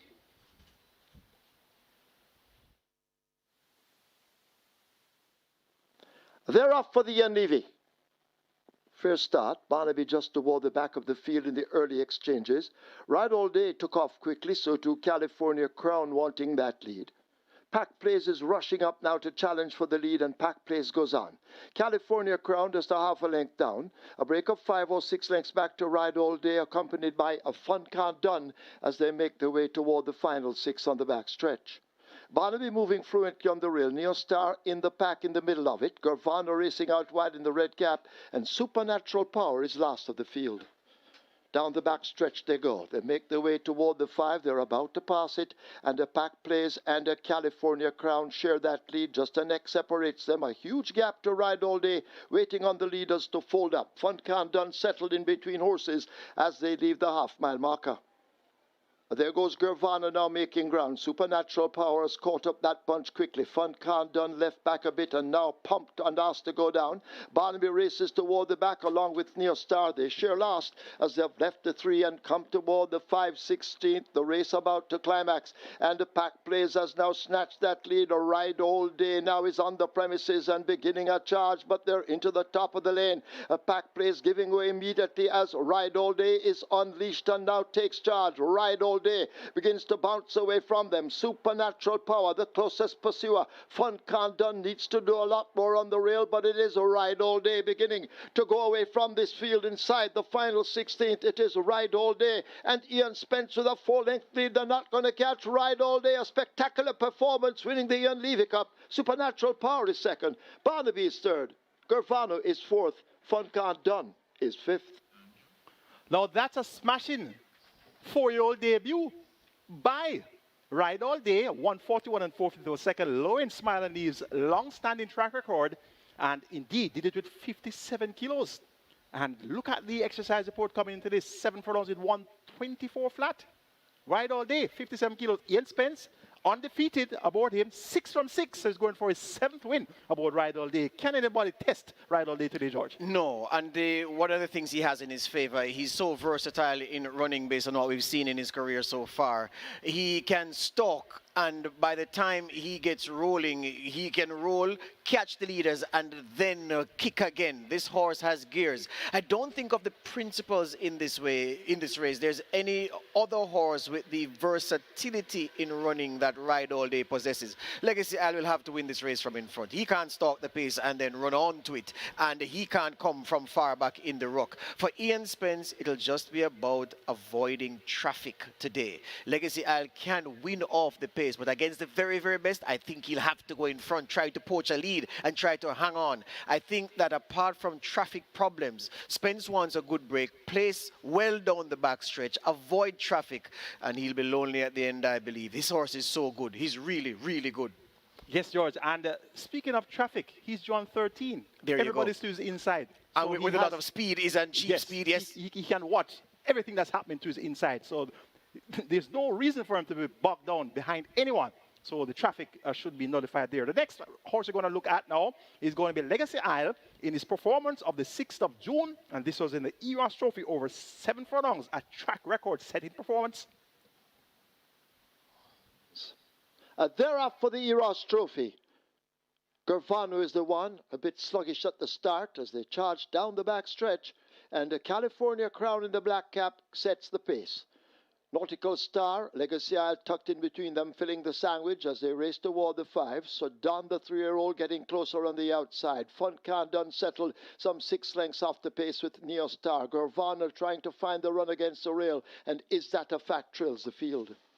They make their way toward the half mile in the Eros Trophy. And galloping along, that's Legacy Isle with a 3.5 length lead. Nautical Star going in hot pursuit. California Crown has felt the pain and now drops back into third. A break back to Sodana to make ground. That's Gervano moving down against the rail. Fun Can Done now begins to pick up the tempo as they leave the 3-8 pole. In behind them is that a Factor's overtaken Neo Star, but the field will come thundering into the top of the lane, and the Legacy Isle and Radish Roman turn first with a commanding advantage. Nautical Star taking aim and asked to reel the leader in, but up front Radish Roman now gets busy with the right hand stick, and Legacy Isle continues to hold the advantage. They slip past the furlong pole in the Eros Trophy. It is Legacy Isle full of run inside the final 16th. Legacy Isle and Radish Roman will take the Eros Trophy. They take it by maybe 4 lengths. Gervano running on from behind gets the better of Nautical Star. Fun Can Done finishes back in 4th.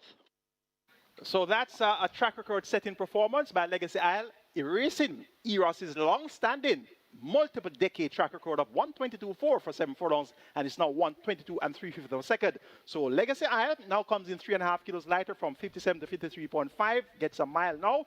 Certainly will be the one to catch at some stage of the contest, but he won't be on an uncontested lead. The likes of Pack Plays is here. We also have Nautical Star. There's also the likes of the Speedy of Revolution. We also have Phenomenal Power. So Sir Don in the mix as well. So it's not going to be an afternoon stroll. We're going to go right to the replay of the 4th of July. And this is the next track record set by one of these contenders today. Phenomenal Power, the 4th of July, race number 10. An impressive turn of foot displayed by Phenomenal Power. The 7.5 furlong event. Fearless Soul and Mojito race at the back along with Provident. Phenomenal Power shows early speed, leaving the 7 Diesel Train and Florindia now on the attack as they make their way toward the 6. A break back to Royal Poppy, joined by Gervano overtaking narrowly. Mojito and Supremacy team up in behind those. A gap opens up to a Fearless Soul. Interesting times ahead, invisible at the moment, and Provident trails the field. They've left the 5 behind them, and Phenomenal Power shows power and speed and has that lead by almost 3 lengths. Diesel Train and Florindia the closest pursuers as they arrive at the half mile. Mojito is asked to make some ground. That's the grey down on the inside as they run away now toward the final 3. Royal Poppy is next. Gervano now wound up, beginning to make ground. Supremacy is 4.5 lengths in behind those. A break of 5 to interesting times ahead, making mild progress. Fearless Soul toward the back of the field, and Provident is last. They've left the 5/16th. They're coming into the lane. Phenomenal Power attempts to go all the way with Radish Roman now becoming busy, being chased by Diesel Train, who is 4 or 5 lengths left back. But it is Phenomenal Power. Radish Roman all over Phenomenal Power, and the response is immediate. Phenomenal Power powers away from them inside the final furlong. Diesel Train is chugging along in second, but a gap behind. They're inside the final 16th. This is the 5th running of the Clovis Metcalf CDOD. Phenomenal Power wins by double digits over Diesel Train. Then Royal Poppy. Interesting times ahead. Gervano is 5th. So that's another peak performance, Phenomenal Power. And we have had a look at the 3 track record setting efforts by Ride All Day, Legacy Isle, and Phenomenal Power. And they're going to be in a big clash today. And we're going to go next to a performance by Nautical Star of the 27th of June. Nautical Star won the 9th event in 1:35.3 for a mile. 55th anniversary trophy. It's over a mile and they're off. Fair start. Sure Delight just missed it. Supernatural Power racing at the back early. As Nautical Star charts the course, Don Quezzy moving within a length and racing near the rail as they leave the 7. Barnaby races toward the outside of Horses as they go charging down the back stretch and make their way toward the 6. Nautical Star out in front. Sure Delight moving well. Supernatural Power is there. In between Horses, that's Sensational Soul as they drive toward the 5. Don Quezzy is next, and then Barnaby brings up the rear. They're arriving at the 5. Nautical Star attempting to go all the way. Supernatural Power now on the move and going just within a length. Don Quezzy is racing back in 3rd. A break of some 3 back to Sheer Delight as they charge away now inside the final half of a mile. Sensational Soul is 2nd from the back, now being caught by Barnaby. Nautical Star running away from this field. Supernatural Power now driven up along with Don Quezzy, but they need to find maybe 5.5 lengths each as they arrive inside the final 5/16th, and it is a Nautical Star who has led them pillar to post thus far. Nautical Star coming to the head of the stretch with that lead. Don Quezzy under a bustling ride. Supernatural Power running no race at all as Nautical Star continues to lead. Don Quezzy, the new star, now asked to make ground on the outside. Supernatural Power and Barnaby left, struggling in behind, but it is out in front. Nautical Star with a clear lead under Omar Walker. Nautical Star comes running away in the SVL 25th anniversary trophy. Nautical Star will win it. A double for Anthony Nunes. Barnaby is second. He has the exacta. Done. So 135.3 for a mile, and that's big performance after big performance after big performance after big performance. And the icing on the cake for you now is going to be last year's Mute Mile performance on the 6th of December. The Mute Mile, which had Ride All Day, Legacy Isle, Nautical Star, among others. They're off for the fourth running of the Mute Mile. Tis Talk misses it with Fun Can't Done. Digital One took off fast. There goes Legacy Isle now with a kick, and Legacy Isle is the one that leads them past the 7. Pack Plays racing down in second as they make their way toward the 6. Legacy Isle tugging hard. Pack Plays are right alongside as they charge away toward the 6. Dothraki, as they leave the 6, now makes progress. Ride All Day in behind them with a Digital One and a Main Mistress.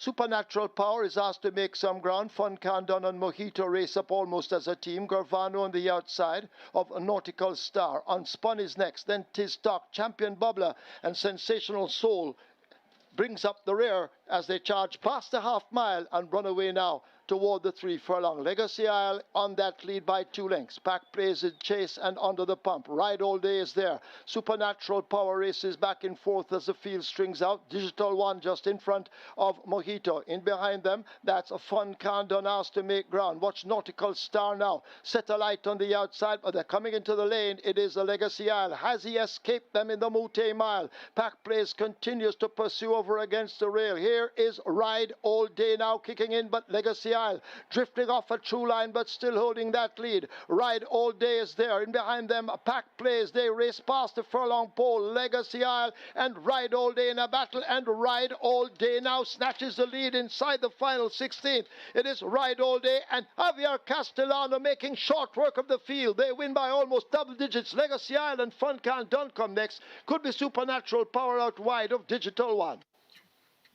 Now that's the performance that puts the icing on the cake as far as our handicapping seminar is concerned today. Ride All Day, Javier Castellano getting the job done there, 54.5 kilos, and winning by open lengths, 7.5 lengths in a new stakes record, 136.4. Yeah.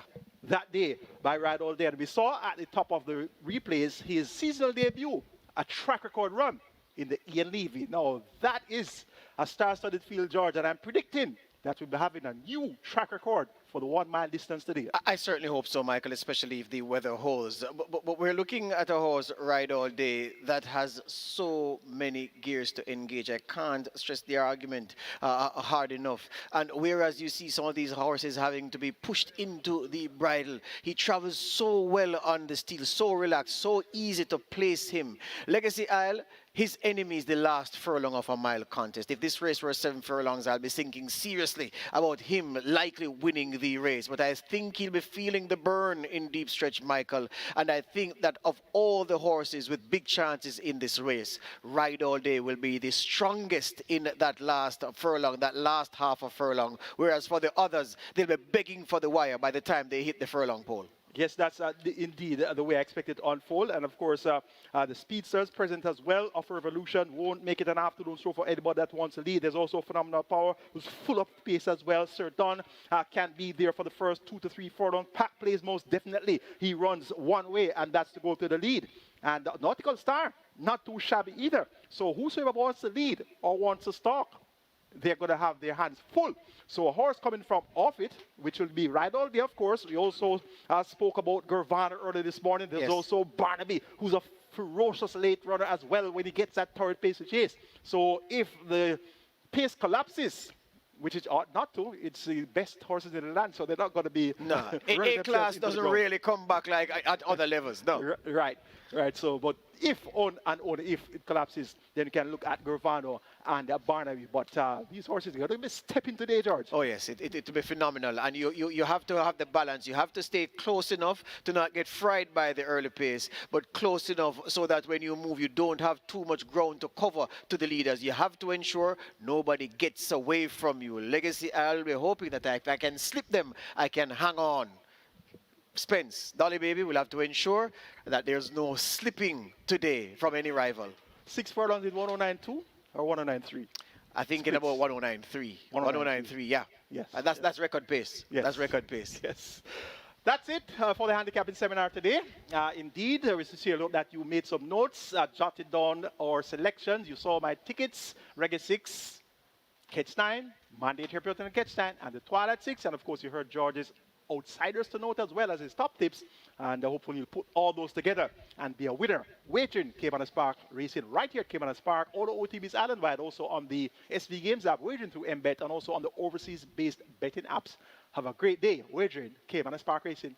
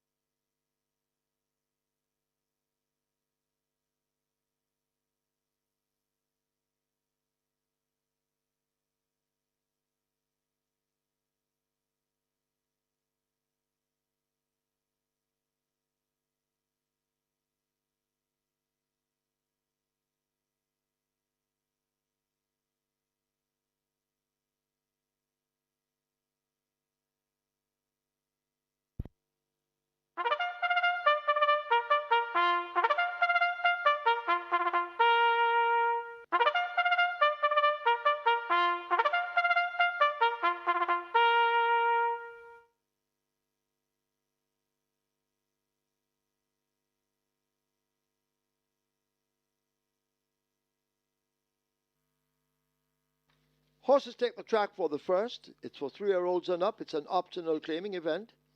350,000 to 250,000 the tag. 6-year-olds and up, non-winners of 4.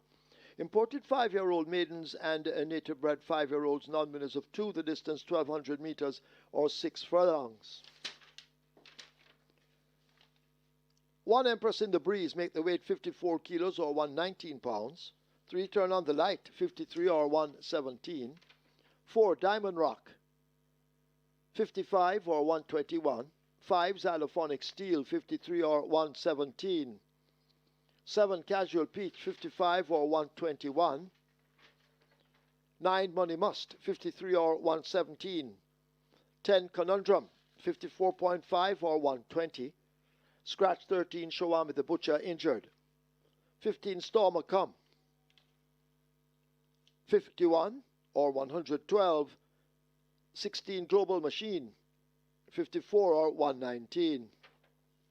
Wagering offered on double event: Exacta, Quinella Trifecta, Superfecta High 5, a Rolling Triple, a Reggae 6 begins here, Reggae 6, single winner bonus in excess of 5.8 million. There's also a carryover in the Reggae 6 in excess $8 million. The Superfecta has a carryover in excess of 286,000. The High Five, a carryover in excess 287,000. Reggae 6 at 16 million and climbing. A rolling triple heading for 800,000. High Five on its way to 500,000. Hurry, get your wagers on.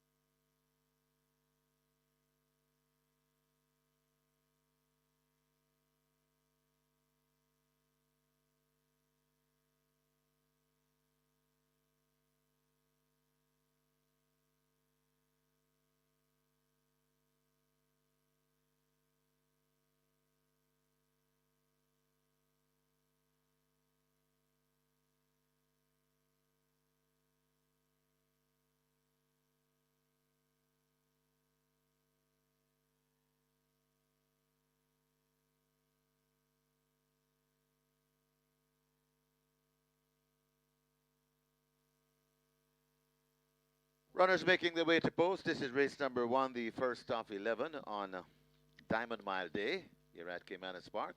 The Reggae 6 has a very big carryover in excess $8 million. The pool approaching 17 million. We also have High Five wagering. High Five carryover in excess 287,000. High Five pool approaching 500,000. Superfecta carryover as well in excess 286,000. Superfecta pool approaching 450,000. And your opening triple, rolling triple on its way to 800,000. Get your bets on as the runners make their way to post.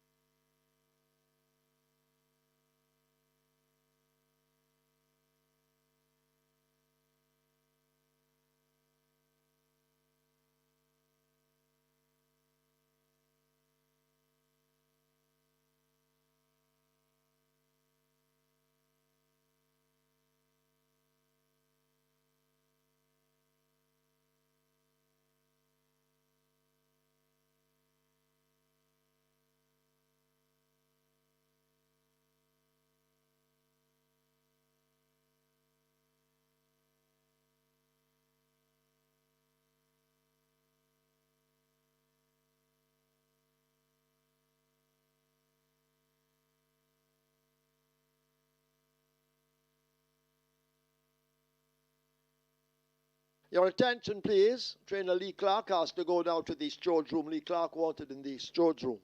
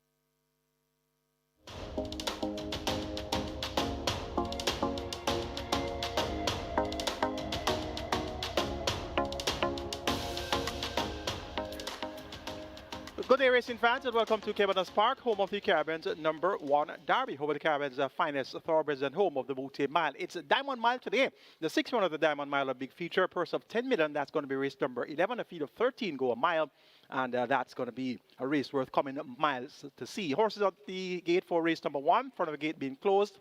Your favorite is 65 is number 3, Turn on the Light. My top selection is number 8. Big argument at 11 to 1. And I'm going 8, 3, 11, and 10. Big argument over Turn on the Light. Then Sir Wong Down, followed by Conundrum. Reggae 6 pool, 19 million, and the carryover is 8.1 million plus. Early triple is at $1 million. We have carryovers in the Superfecta and High Five, just under 300,000 each. Many ways to make money. Best of luck, wagering. Caymanas Park Racing.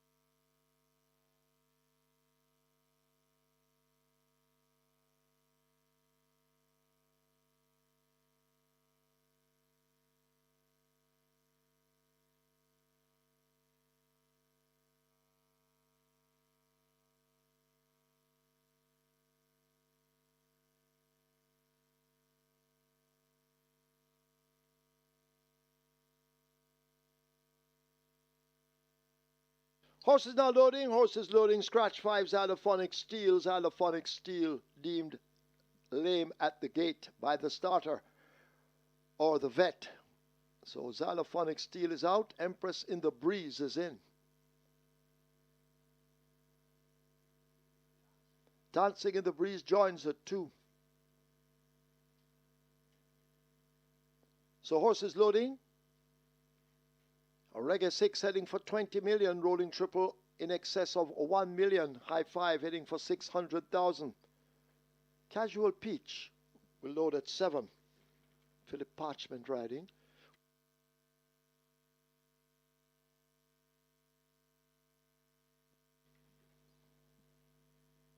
Rider off Money Must, Emilio McLean, as they try with Money Must at 9. Money Must goes in. Hurry and make your wagers.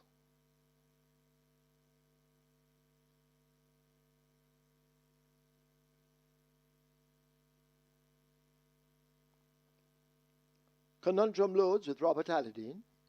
So Wang Dun will be next at 11. So Wang Dun up and in. Rider off Global Machine. And the favorite number 3, Turn on the Light. Not yet tried with.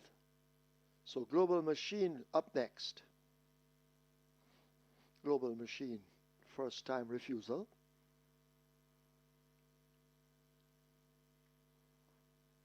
Global Machine lashing out. And now goes in.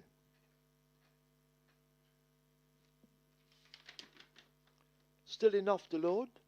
If you haven't put your wager on, you have a chance, as Uncle Harry will load at 12. Diamond Rock moving to 4. Diamond Rock is in. Don Pablo will load at 14 with Paul Francis. We wait on Charming Sound. Stormer Come and Turn on the Light, the favorite. Now at even money. Stormer Come moving into 15. Charming Sound to 6. And Turn on the Light now they're bringing that one forward to load at 3. 15 runners in the first event over 6 furlongs.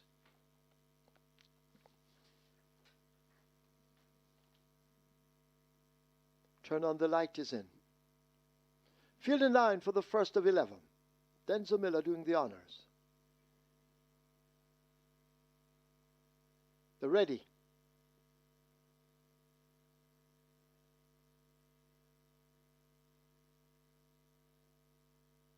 Starter continues to hold them. Now they're off. Almost perfect start. Money Must racing toward the back with Don Pablo as they charge down the back stretch. The favorite, Turn on the Light, switched on early, grabs that lead. In behind them, several horses. Big Argument is there, so Wang Don in the Orange Silks racing out wide of horses. Stormer Come almost hidden from view. Diamond Rock races next, then comes Global Machine. Charming Sound is racing on the inside of Conundrum as the field have left the half mile and the tempo should now increase. A gap opens up to Don Pablo, now racing all alone in the center. A gap of some 5 lengths opens up to Dancing in the Breeze racing. Uncle Harry is the one on the outside of horses. Money Must racing out widest of them all. Empress in the Breeze making some ground, and Casual Peach is last of all as the field come turning into the top of the lane. Turn on the Light, the rider now freshening him up, and Turn on the Light has poached a 5-length lead over Big Argument in the red cap. Diamond Rock tries to close upon the rail, but Turn on the Light is full of run inside the final furlong. Can they catch Turn on the Light and the champion jockey Radish Roman? They've poached a huge lead and won't relinquish it. Turn on the Light, bright as ever on that lead, and will win handsomely in the end by almost double digits. Diamond Rock is second. Charming Sound is third. So Wang Don fourth. Big Argument is fifth.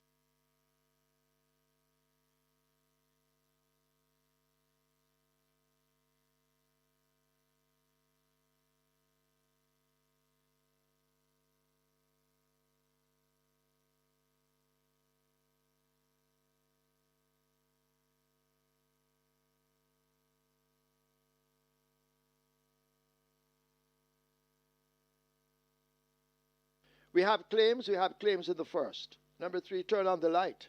11 claims submitted, 1 void, Ray Phillips for himself. Ray Phillips claims Turn on the Light for himself. 9 claims submitted for number 8, Big Argument.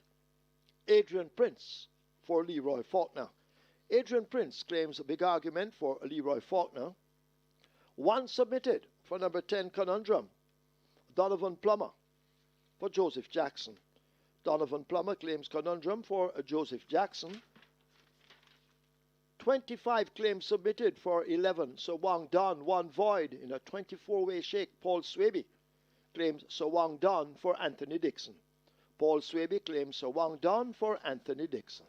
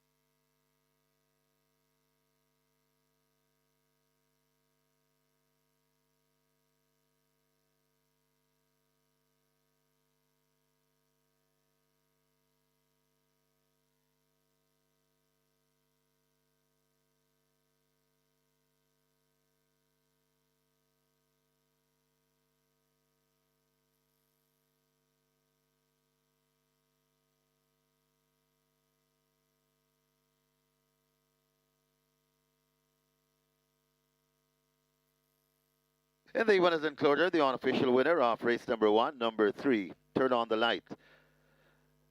An 8-year-old bay mare by Soul Warrior, CC Calhoun by Outrigger, bred Everglades Farms Limited, own New Money Racing, conditioned by the chosen one, Peter John Prasad, the winning rider, the champion jock, Radish the Sneaky Fox Roman. Of course, he's sponsored by True Shake Nutrition Shake, the groom Shaquille Ski in a second. Number 4, Diamond Rock. Third, number 6, Charming Sound. Fourth, number 11, Sir Wang Don. And the fifth, number 8, Big Argument. Final time for 6 furlongs, 1:13 and 1.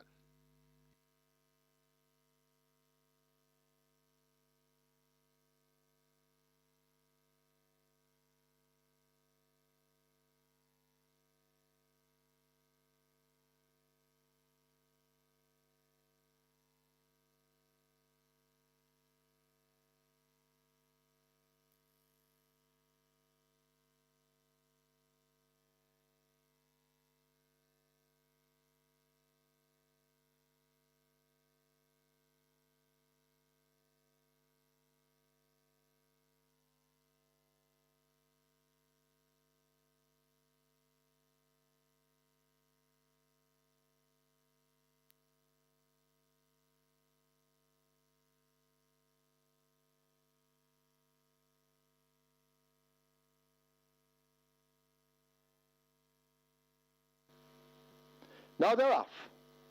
Almost perfect start. Money Muss racing toward the back with Don Pablo as they charge down the back stretch. The favorite, Turn on the Light, switched on early, grabs that lead. In behind them, several horses. Big Argument is there. So Wang Don in the orange silks racing out wide of horses. Stormer Come almost hidden from view. Diamond Rock races next, then comes Global Machine. Charming Sound is racing on the inside of Conundrum as the field have left the half mile and the tempo should now increase. A gap opens up to Don Pablo now racing all alone in the center. A gap of some 5 lengths opens up to Dancing in the Breeze Racing. Uncle Harry is the one on the outside of horses. Money Must racing out widest of them all. Empress in the Breeze making some ground, and Casual Peach is last of all as the field come turning into the top of the lane. Turn on the Light, the rider now freshening him up, and Turn on the Light has poached a 5-length lead over Big Argument in the red cap. Diamond Rock tries to close upon the rail, but Turn on the Light is full of run inside the final furlong. Can they catch Turn on the Light and the champion jockey Radish Roman? They've poached a huge lead and won't relinquish it. Turn on the Light, bright as ever on that lead, and will win handsomely in the end by almost double digits. Diamond Rock is second, Charming Sound is third, so Wang Don fourth, Big Argument is fifth.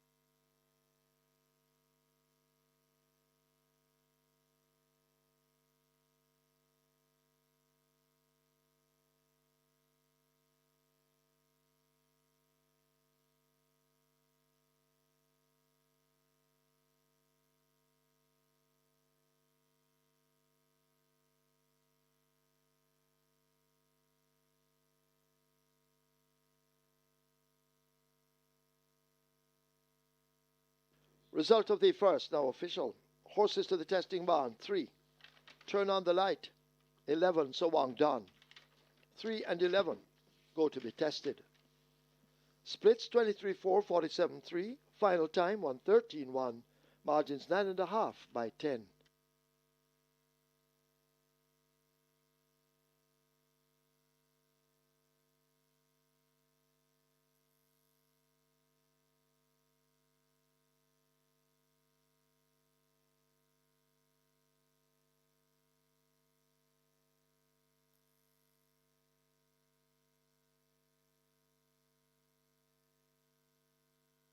Ladies and gentlemen, your attention called to the winner's enclosure for a special presentation to the chosen one, Peter John Passad, of the running frame photo for the running of the Howard Hamilton Trophy, won by Ray Henry.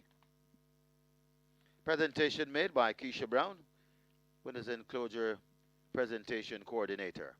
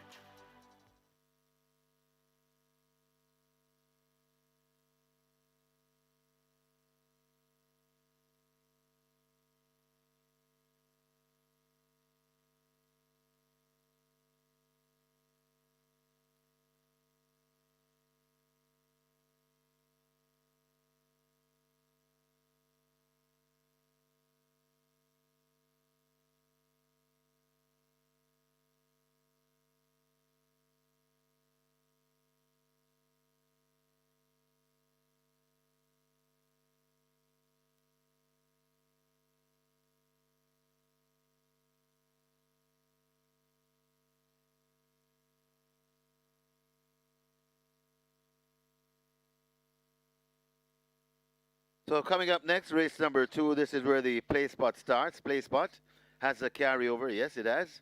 Play spot has a carryover in excess 535,000 and a jackpot bonus in excess 902,000. So the play spot coming up right now. Play spot pool on its way to 800,000. The rolling triple on its way to 350,000. So it's play spot 8 time. Another carryover. Play spot 8 carryover in excess 535,000.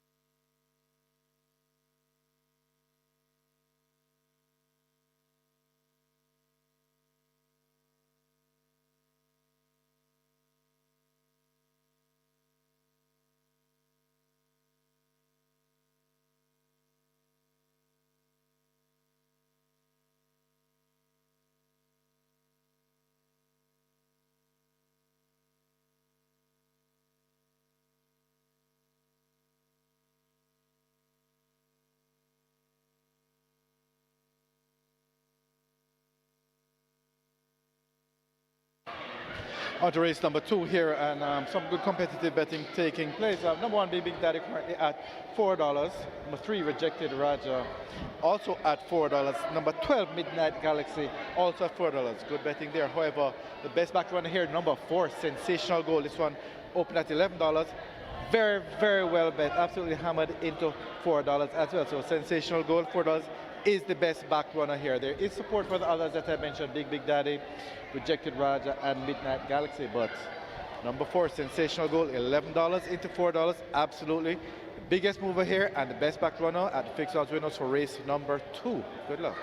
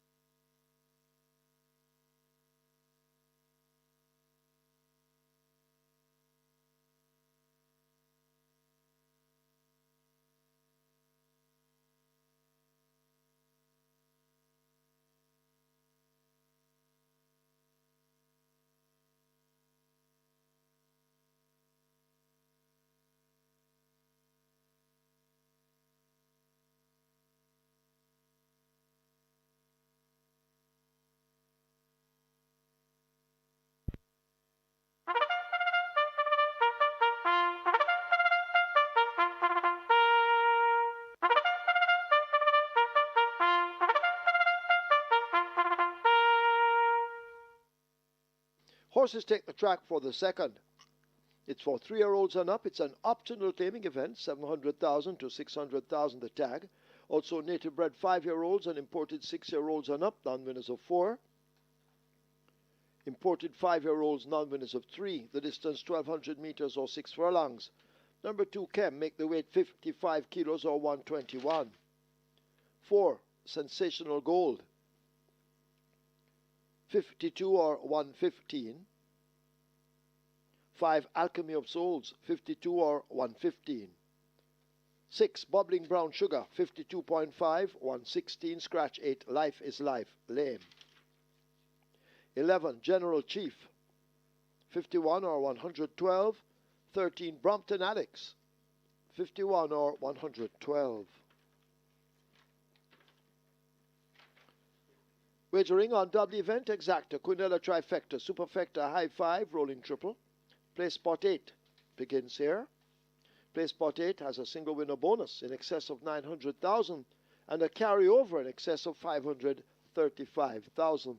Rolling triple on its way to 400,000. Play spot 8 on its way to 1 million. Hurry, get your wagers on.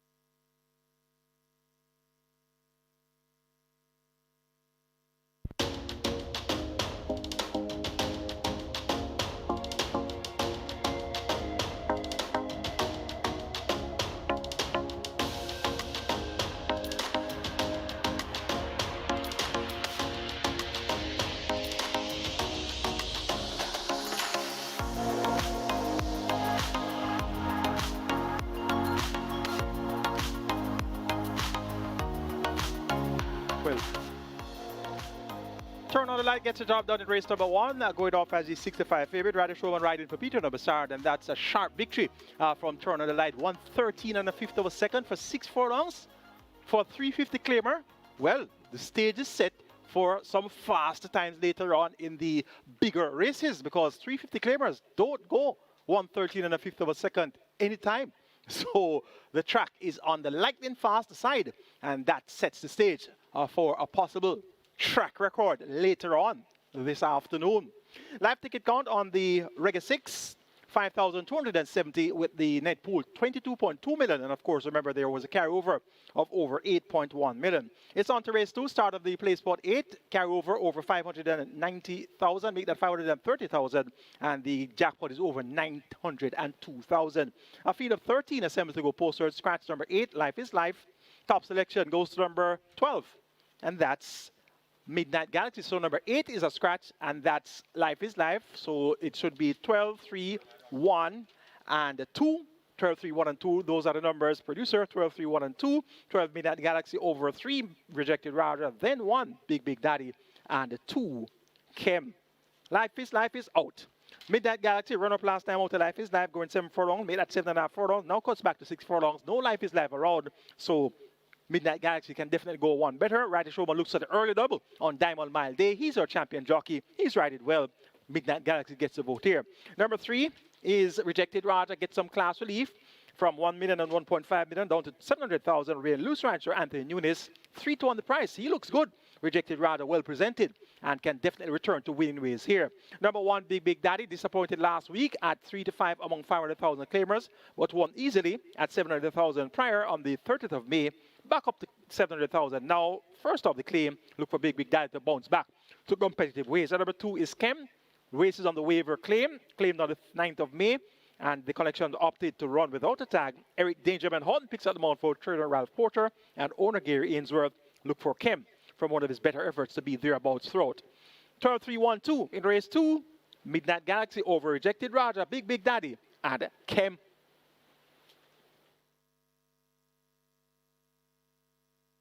Horses loading for the second. First one in, Big Daddy. That one taken out of gate 1. So loading up, about to begin. So you got to hurry. High five pool approaching 250,000. The play spot 8 approaching 1.2 million, and the rolling triple on its way to 600,000. Alchemy of Souls slotted into gate number 5. Horses loading for the second. Sensational Gold in at 4.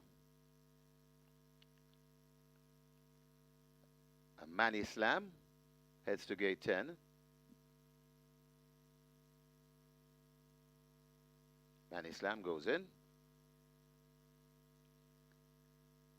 General Chief, the Gray, goes to gate 11. Big Daddy heads back to gate number 1. Big Daddy goes in at 1.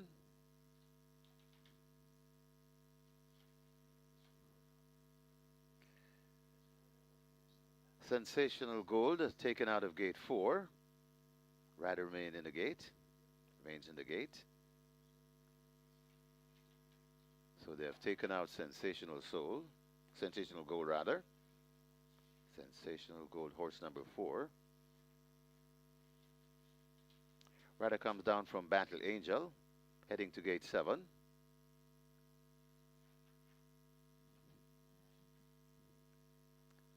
Battle Angel goes in. Richie Shakes will climb aboard. Brompton Alex loads out wide, gate 13.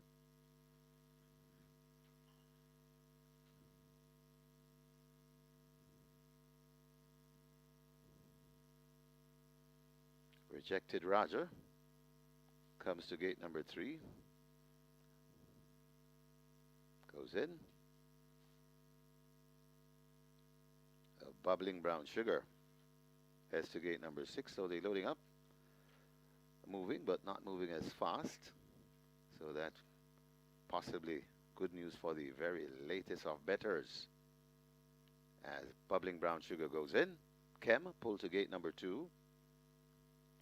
Rider comes down from Midnight Galaxy. That's the 8-5 favorite. Sneaky Fox Radish Roman looking for 2 on the day. And Ruby's Light may be the final one, as we still have 3 to be loaded. Bubbling Brown Sugar a bit anxious in gate number 6. Bubbling Brown Sugar taken out.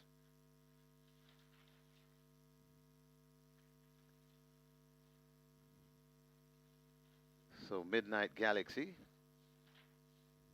has gone in. Gate number 12, that's filled.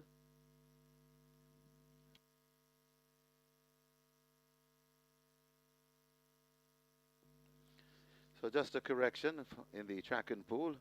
Race number 6, that's 5 furlongs straight, and race 9, it's 5 furlongs round. Sensational Gold led back to gate number 4. Sensational Gold goes in, 2 to load. Bubbling Brown Sugar and Ruby's Light to complete the line. 6 furlong the trip. Waiting on Ruby's Light.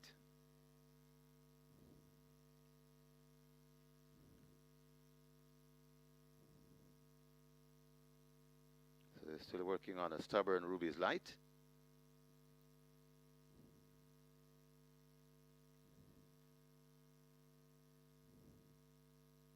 Ruby's Light still hesitating. He's right in front of stall 9, but stationary at the moment. Urged in by the starter's assistant. Ruby's Light goes in. Starter Michael Sims is ready. And we are ready for a start. They're off on racing, not a bad line as General Chief misses it, along with Bubbling Brown Sugar and Manny Slam. Alchemy of Soul wants to lead. Kem has speed and displays it. So it's Kem in front of Big Daddy. Alchemy of Soul is right there too, right in the middle of the track. That Sensational Gold coming on the inside.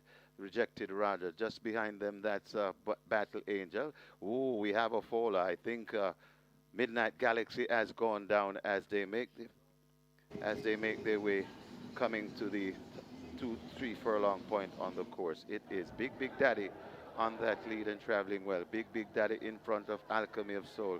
Kem watching them from third, trying to make it a threesome on the outside. That's Sensational Gold. Big Daddy in front. Sensational Gold trying to come on. Also Kem coming back on the inside and trying to come on. That's a Rejected Raja. Big Daddy still in front, coming to the furlong pole. It's Big Daddy. Rejected Raja begins to get serious. It's Big Daddy in front. Rejected Raja trying to get to Big Daddy, but Big Daddy keeps on fighting. Rejected Raja still there fighting on. It's Big Daddy and Philip Parchment scoring in the second from Rejected Roger. Then comes Battle Angel, Sensational Gold, and Alchemy of Soul back in fifth.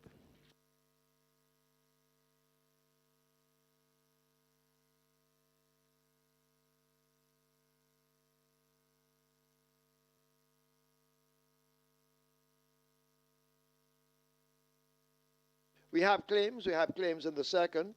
3 Rejected Raja, 1 claim submitted. Ricardo Brown for David Harding. Ricardo Brown claims Rejected Raja for David Harding. 1 claim submitted for number 5 Alchemy of Souls. O'Neill Markland for himself. O'Neill Markland claims Alchemy of Souls for himself. 1 claim submitted for number 8 Life is Life. That claim is void.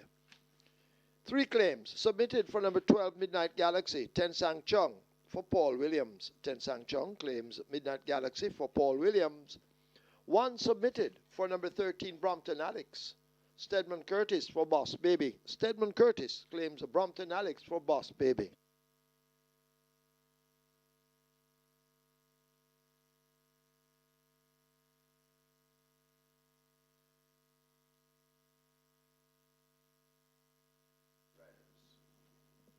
We now have a Stewards Inquiry looking at the fall of the riders. So we had 3 riders going down. We now have a Stewards Inquiry looking into the fall of the riders. Please hold all tickets.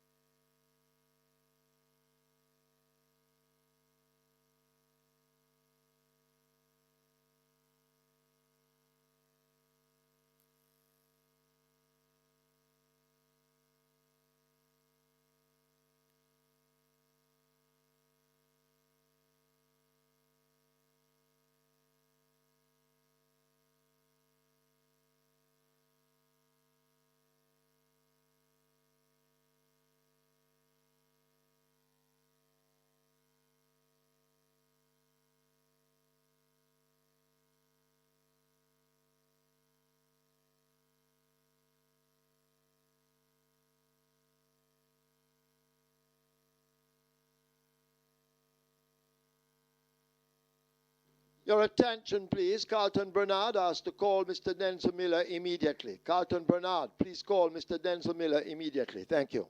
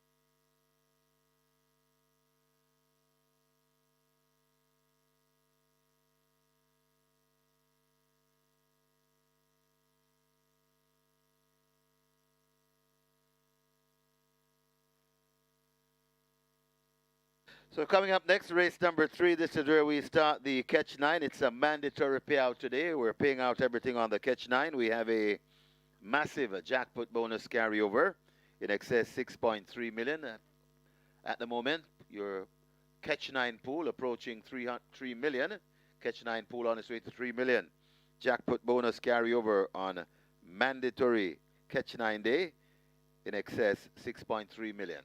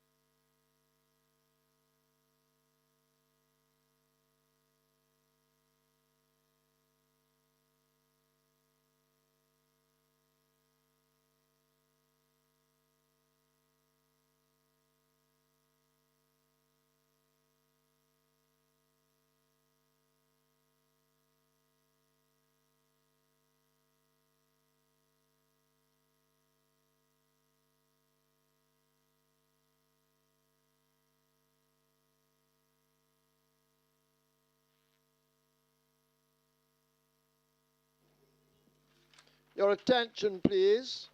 The claim for number 12, Midnight Galaxy, in the second event, now void. Void the claim for Midnight Galaxy Race 2.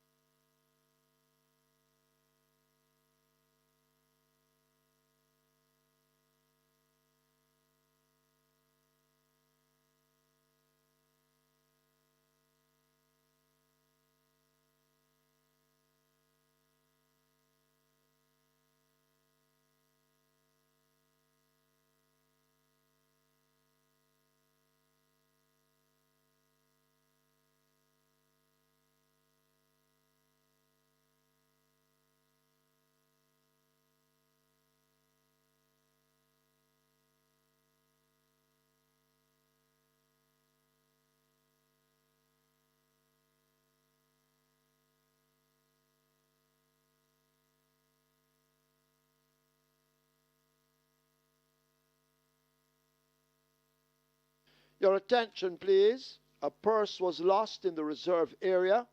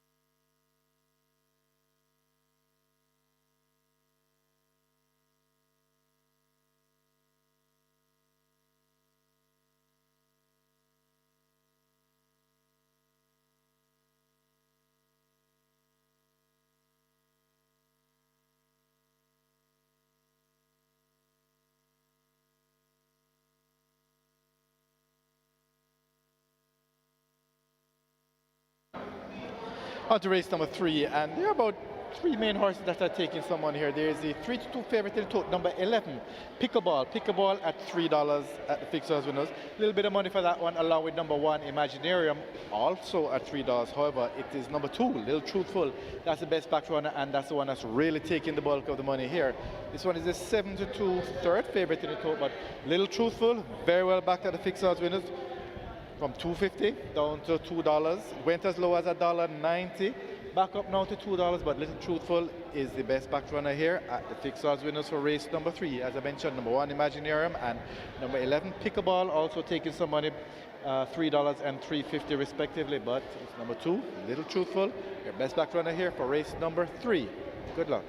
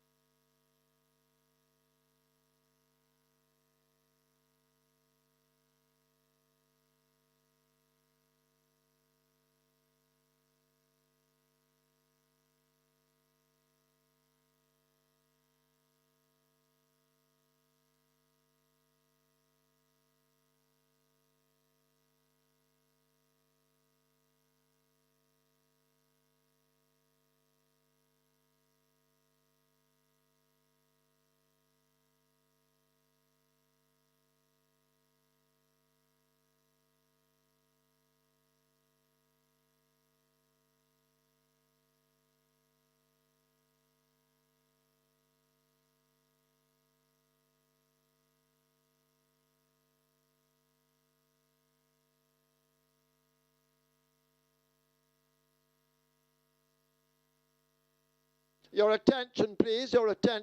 Stedman Curtis wanted urgently in the storage room. Please go now to the storage room. We have non-runners to announce in today's third event coming up, scratch 11 Pickleball. Race 3, 11 Pickleball, now a late scratch. Pickleball is injured. Race 5, scratch 11 Bangarang, also injured. In the fifth event, to take out 11 Bangarang injured.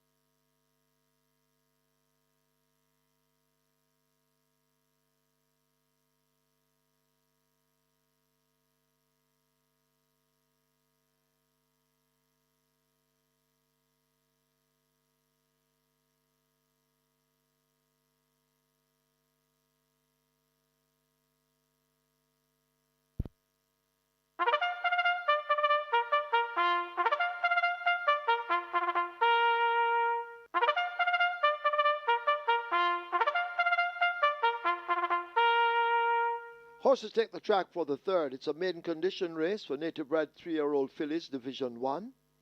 The distance 1,000 meters or 5 furlongs round.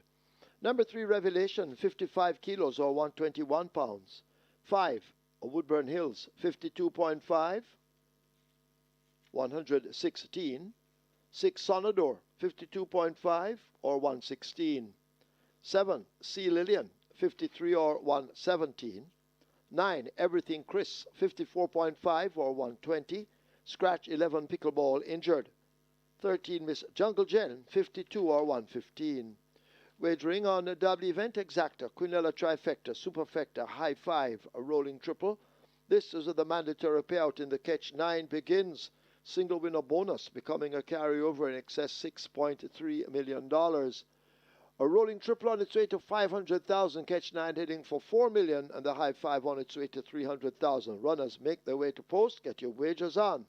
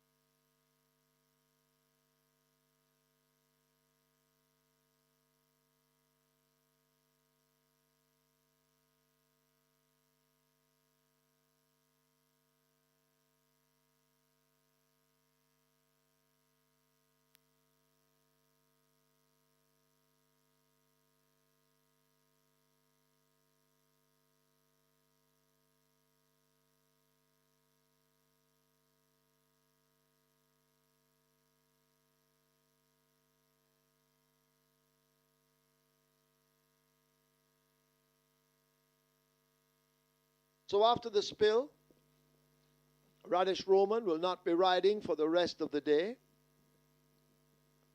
Damar Williams and Tyrese Anderson will be riding. They are fine. Trainers who had booked the services of Radish Roman, please make other arrangements. Contact the stewards.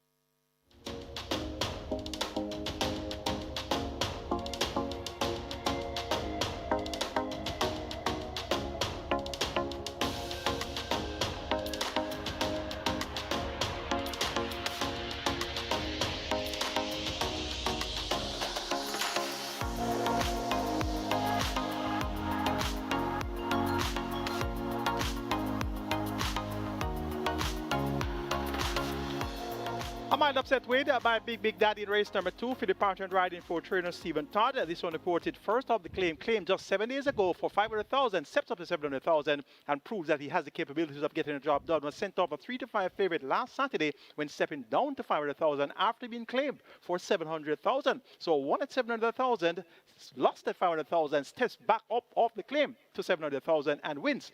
And creates somewhat of a shake-up there on the live ticket count. We started off on 5,270 in the live ticket count on the Reggae 6, and we are now down to 937. So over 4,300 tickets went up begging there after Big Daddy shake things up on race number 2.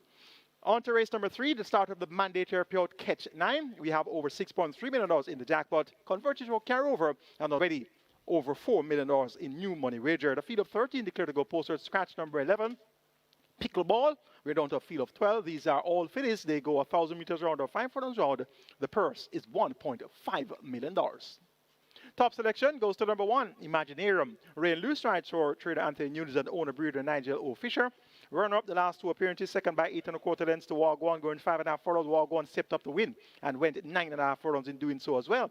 And 2 starts back, Imaginarium, second by 2 lengths in a field zone contest behind Delta Gamma, going 6.5 furlongs. Appears to be in a spot where she should be able to get a job done. Imaginarium gets about here. Now joint favorite at 9-5 with the first-time starter, Little Truthful. Told about that one earlier in the day. This one is highly thought of at home and opens up at short odds. So Little Truthful reportedly is just waiting for the dividends to be posted. So let's see how that will turn out. Number 8 is the experience. My friend Mickey has raced 16 times, 1 second and 2/3, and many 4th place efforts as well.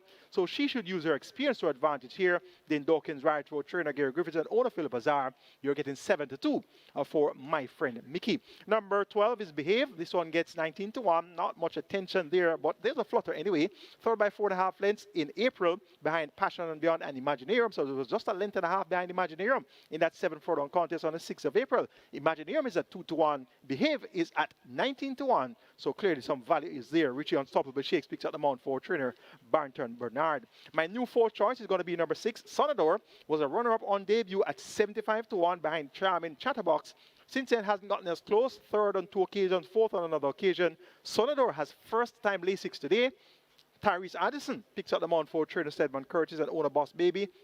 Figure 8 also fitting for the first time. So first time Lasix, first time figure 8. Sonador at 8-1 can certainly make her presence well felt. I'm going 1, 8, 12, and 6. Imaginarium to get the better of my friend Mickey, Behave, and Sonador.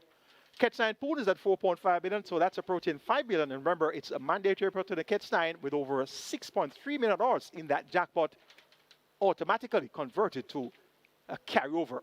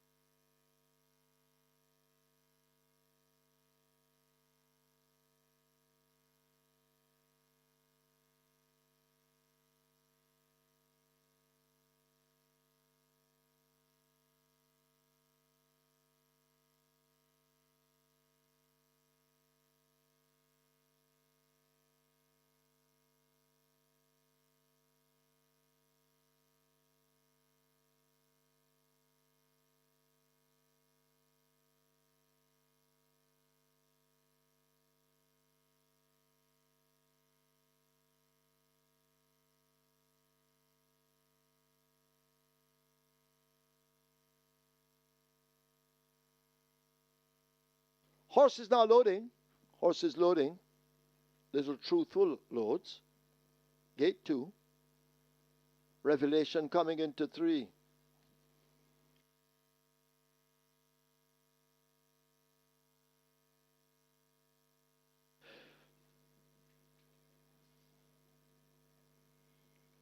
Queen Majesty goes into 4. Woodburn Hills will load at 5.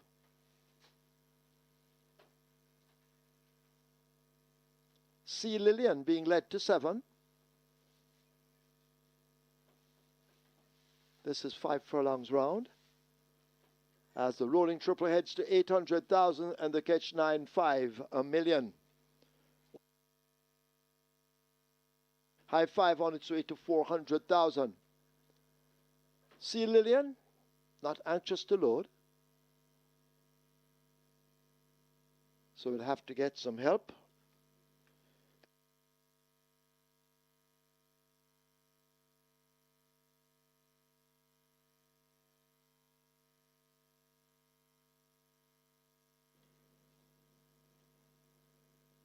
Sea Lillian, my friend Mickey, they go in, joined by Imaginarium.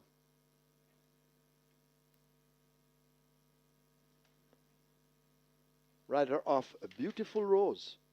That's Omar Walker.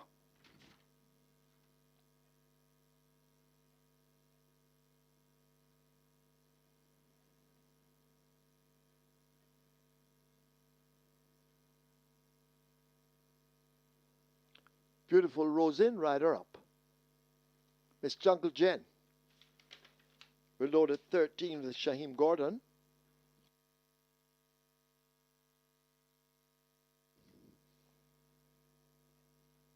Miss Jungle Jen is in. Here comes Behave. Approaching 12. 3 to load. Hurry and wager if you haven't. Time not on your side. Sonador being led to 6. Circling around Sonador. As Behave not yet in.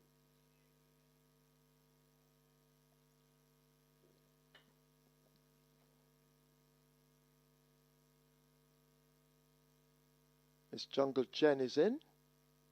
Joined now by Behave. We wait on Sonador and Everything Chris.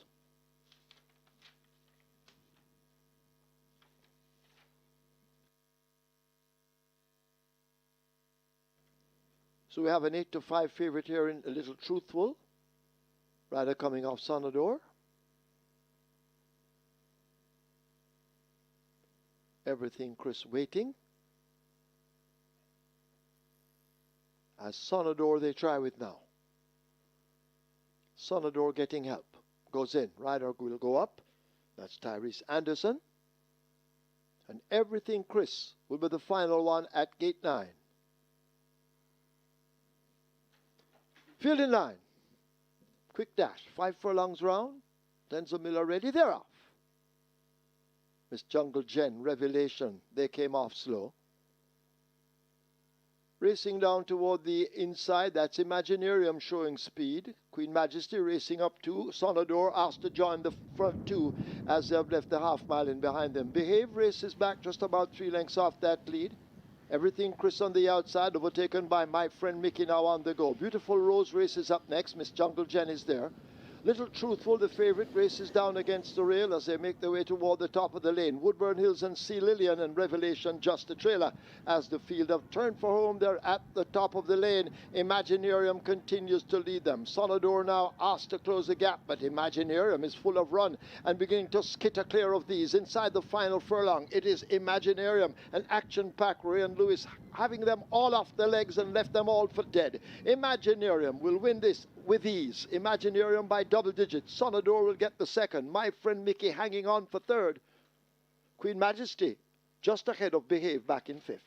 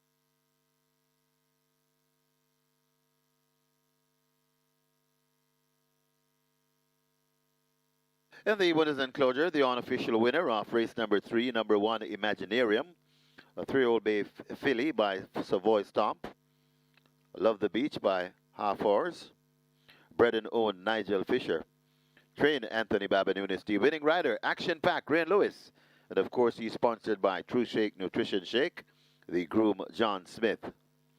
Second, number 6, Sonador. Third, number 8, My Friend Mickey. Fourth, number 4, Queen's Majesty. And the fifth, number 12, Behave.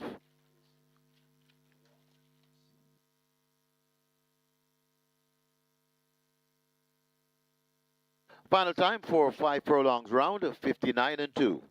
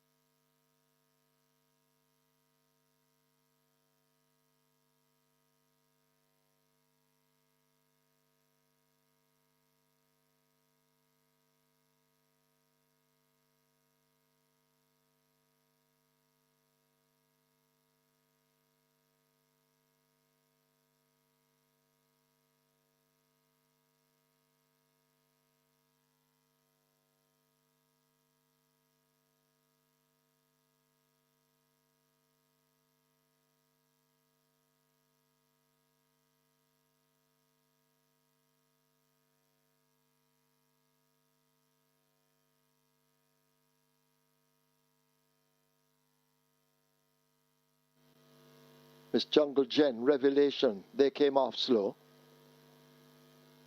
Racing down toward the inside, that's Imaginarium showing speed. Queen Majesty racing up two. Sonador asked to join the front two as they have left the half mile in behind them. Behave races back just about 3 lengths off that lead. Everything Chris on the outside, overtaken by My Friend Mickey now on the go. Beautiful Rose races up next. Miss Jungle Jen is there. Little Truthful, the favorite, races down against the rail as they make their way toward the top of the lane. Woodburn Hills and Sea Lillian and Revelation just a trailer. As the field have turned for home, they're at the top of the lane. Imaginarium continues to lead them. Sonador now asked to close the gap, but Imaginarium is full of run and beginning to skitter clear of these. Inside the final furlong, it is Imaginarium and Action Pack, Ray and Lewis, having them all off their legs and left them all for dead. Imaginarium will win this with ease. Imaginarium by double digits. Sonador will get the second. My Friend Mickey hanging on for third. Queen Majesty just ahead of Behave back in fifth.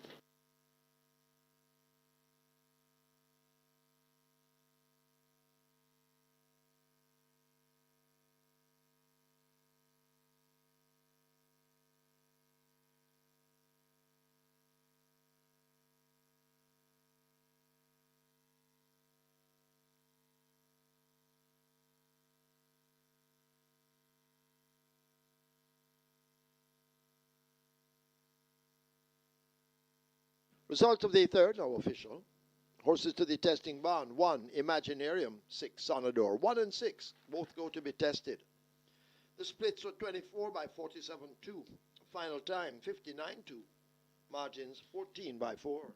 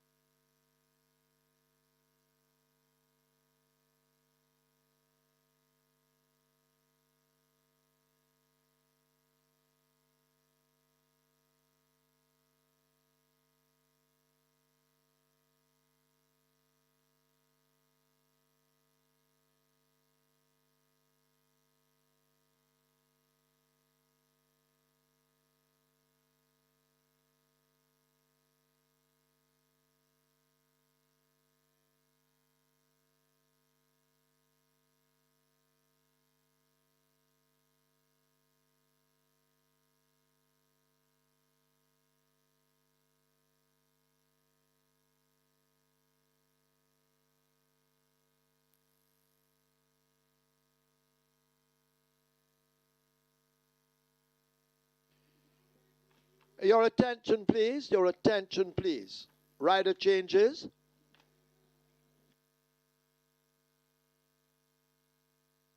Your attention, please. Your attention, please.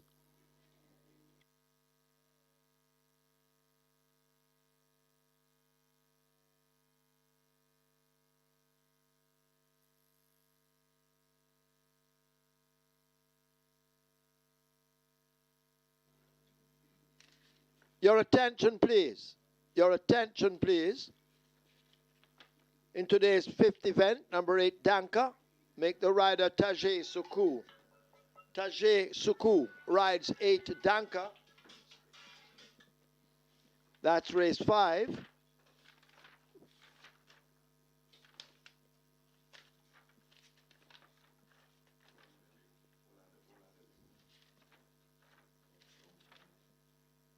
So in the fifth event, Tajay Suku rides 8, Danka. Another rider change.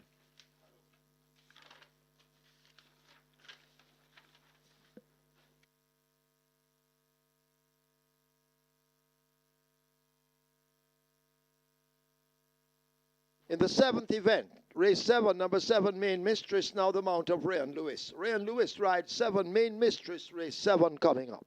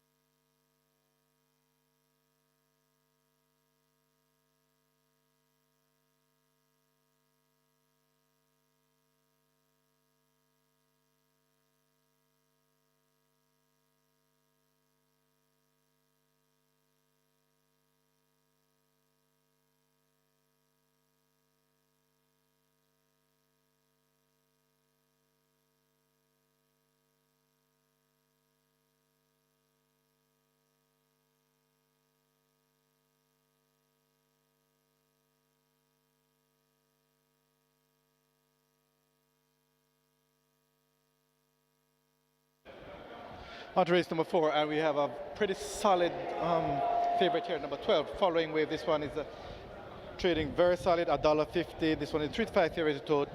Very well supported here, $1.50 at fixed odds winners. The only other one they're really giving any attention to is number 1, Captain's Bad Gal, open at $11.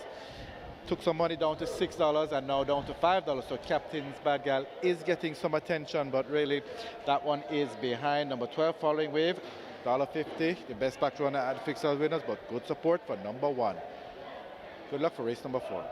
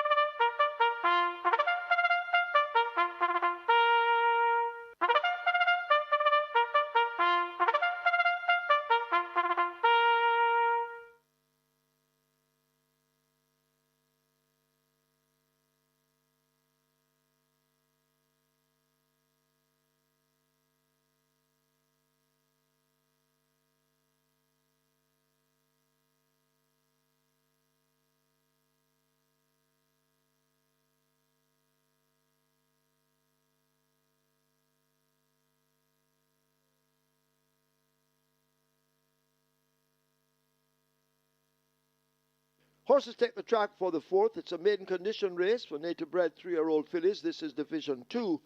The distance 1,000 meters or 5 furlongs round. We await weight changes.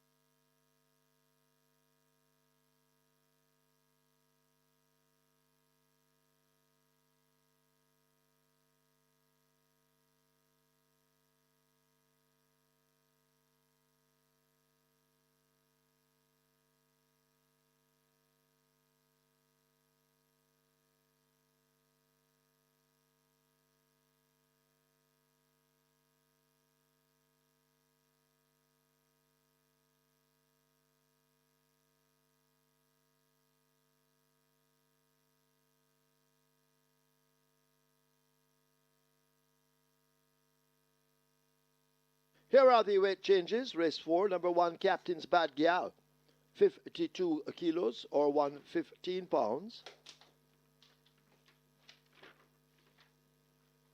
3, She's a Player, 52.5 or 116. 7, Talented Boss Gal, 51 or 112. 9, A Wing and a Prayer, 52.5 or 116. 11, Marigold, 52.5, 116. 13, For My Love, 54.5 or 120. Wagering on double event exacta, Quinella trifecta, superfecta, high five, rolling triple. This is where the quick 4 begins with a single winner bonus in excess of $1 million. Quick 4 on its way to 600,000, rolling triple 400,000, high five 200,000. Hurry, get your wagers on.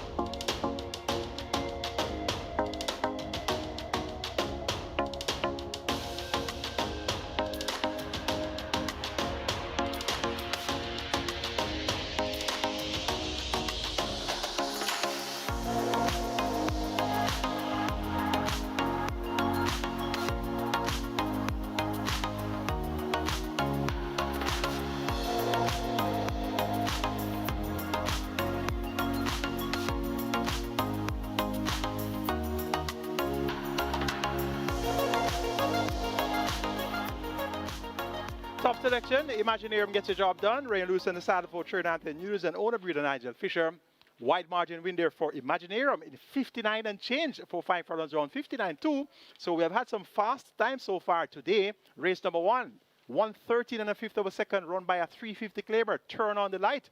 And race number 2 was won in a fairly decent time as well by Big Daddy, who made most of the running, and now Imaginarium clocked 59 and change. So the stage is set for fast times on the afternoon, and we're looking forward to the bigger ones later on to see what times they'll do.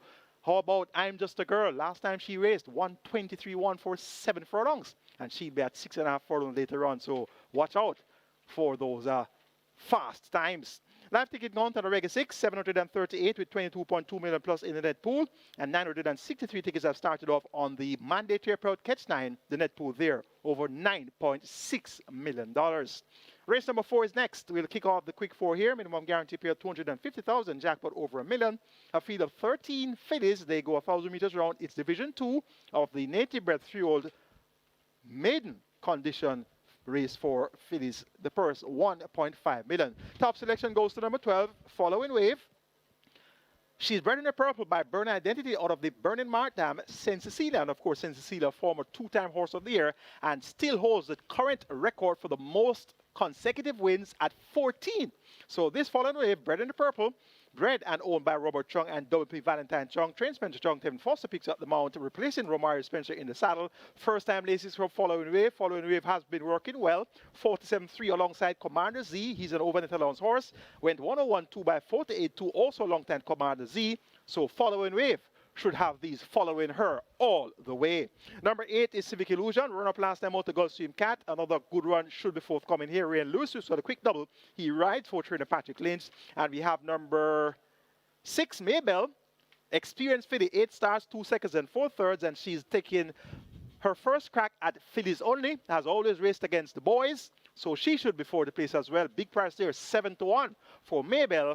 And number 4, Apricot's Treasure. This one makes a debut, gets 15-1. Dane Dawkins for Gersobati and the Success Farm. And Apricot's Treasure is a 3-year-old bay filly foaled on the 1st of May by Apricot out of the Stormcraft Dan, Black Treasure, bred Trevor Ratcliffe James, owned the Success Farm, and trained Gersobati. The groom is Owen Stewart. Dane Dawkins gets the leg up here. Make it 12-8-6-4 in race 4. Following Wave to get the better of Civic Illusion, Maybell, and Apricot's Treasure.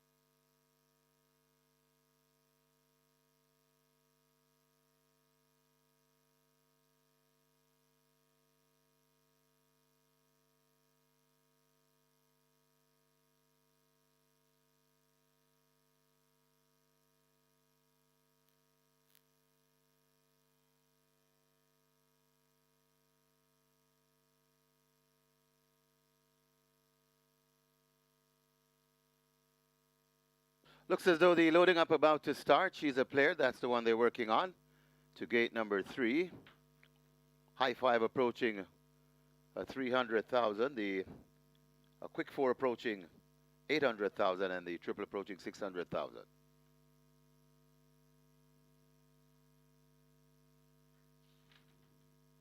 She's a player in at 3.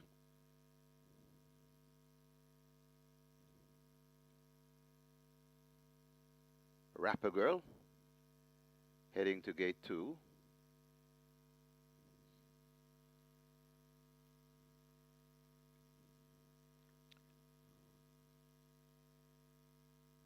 Rapper Girl is in.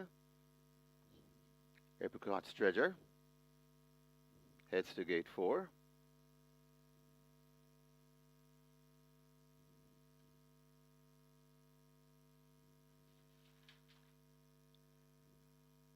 She's Blue Diamond will be next, gate number 5.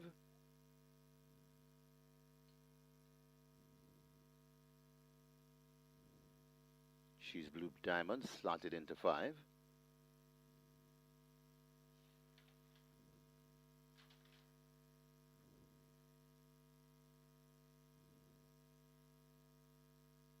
Captain's Bad Gal could be next, gate number 1.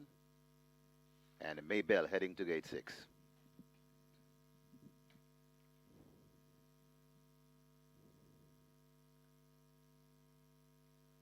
So Captain Bad Gal and Maybell in.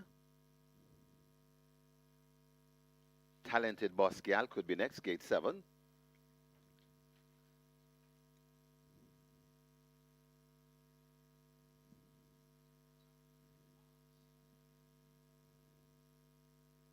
Talented Boss Gal is in.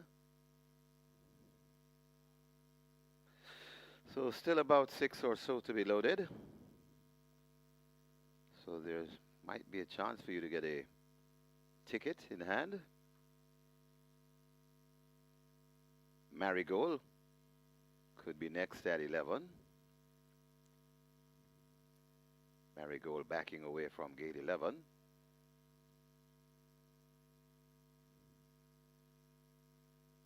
So Marigold is in.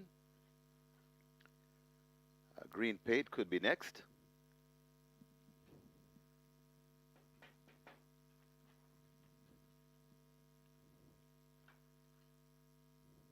So Green Paint up and in. A Wing and a Prayer. Rider comes down from a Wing and a Prayer. That's Shane Richardson.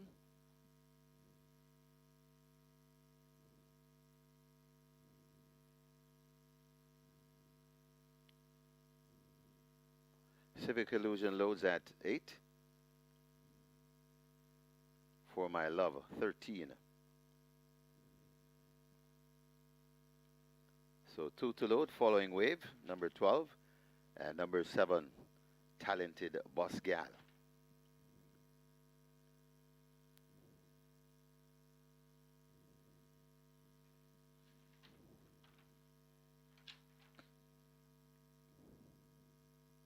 So working on Following Wave. That's the 1 to 2 favorite, the firm choice.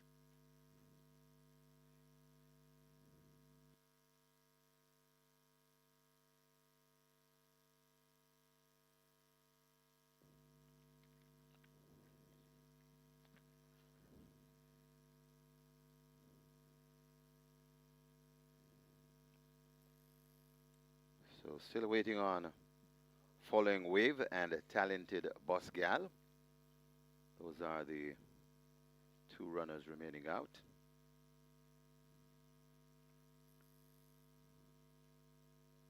Following Wave up to gate number 12. A stubborn one this is, backing away and lashing out at the starters. Still trying to get this Following Wave into gate 12. And Talented Boss Gal will be the final one. 5 furlongs round the trip.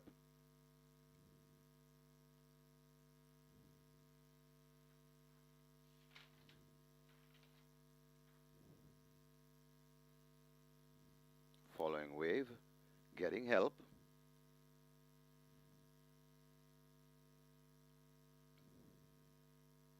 Now part of the way in.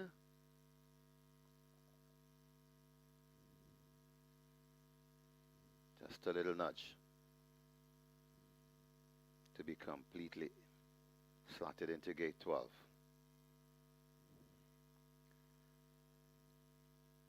Following Wave looks to be in.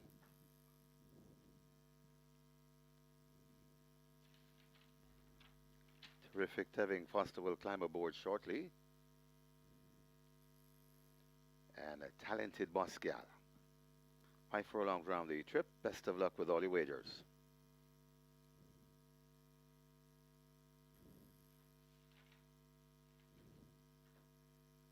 So Talented Boss Gal up and in. Starter Denzel Mill is ready. Ready for race number 4. Often racing. Talented Boss Gal. And racing at the back of the field That's Rapper Girl. Also, Marigold didn't get away too sharply. But Captain's Bad Gal got away sharply, though.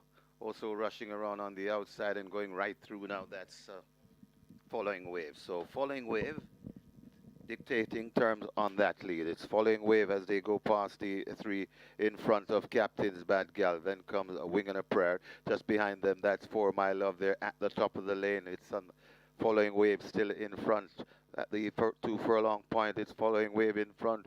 Coming on the inside, that's For My Love. Still there is Captain's Bad Gal, but it's Following Wave in front and traveling well. Following Wave trying to sort of the intentions of For My Love, trying to get to Following Wave, but Following Wave is traveling nicely in the end, and Following Wave begins to go away from For My Love is second, then comes Captain Bad Gal, Civic Illusion, and maybe Maybell back in fifth.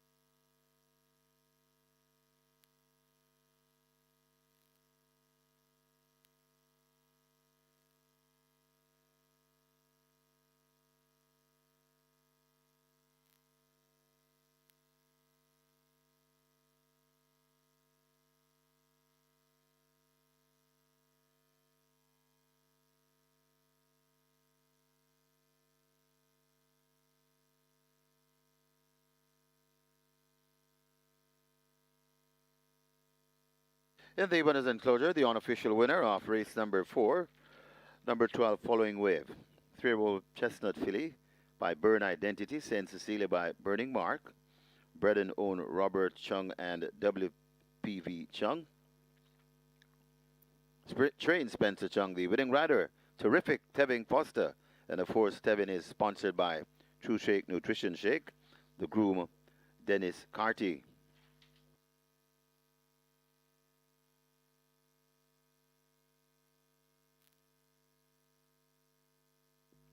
Second, number 13, For My Love. Third, number 1, Captain's Bad Gal. Fourth, number 8 rather, Civic Illusion. And the fifth, number 6, Maybell. Final time for 5 furlongs round, 1 minute and 2/5.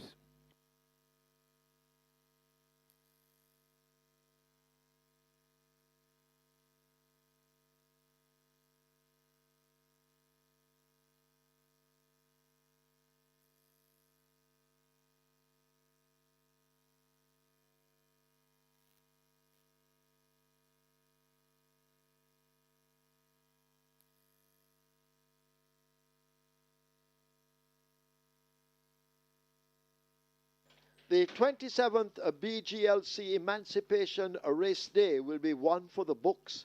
Saturday, August 1st, 2026, Emancipation Day featuring the BGLC Emancipation Day Trophy, the Jamaica Oaks Grade 1 for fillies, and the Emancipation Day Trophy. It gets even better. A mandatory strike 4 payout with an increased minimum guaranteed payout of $1 million only at Caymanas Park. See you at the races. Wager, watch and win at Caymanas Park on SV Games or at any of our off-track betting locations island-wide.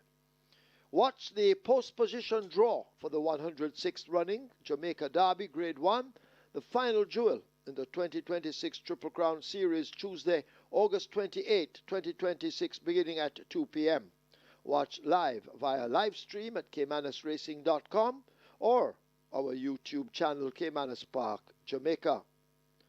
The final jewel of the 2026 Triple Crown Series, the 106th Jamaica Derby, Grade 1, a multi-mile win and your in race, Thursday, August 6, 2026, Independence Day, featuring a Reggae 6 mandatory payout, the third Emilio Rodriguez Trophy, and the 2026 Independence Stakes. Watch live at Caymanas Park via live stream at caymanasracing.com or our YouTube channel, Caymanas Park, Jamaica.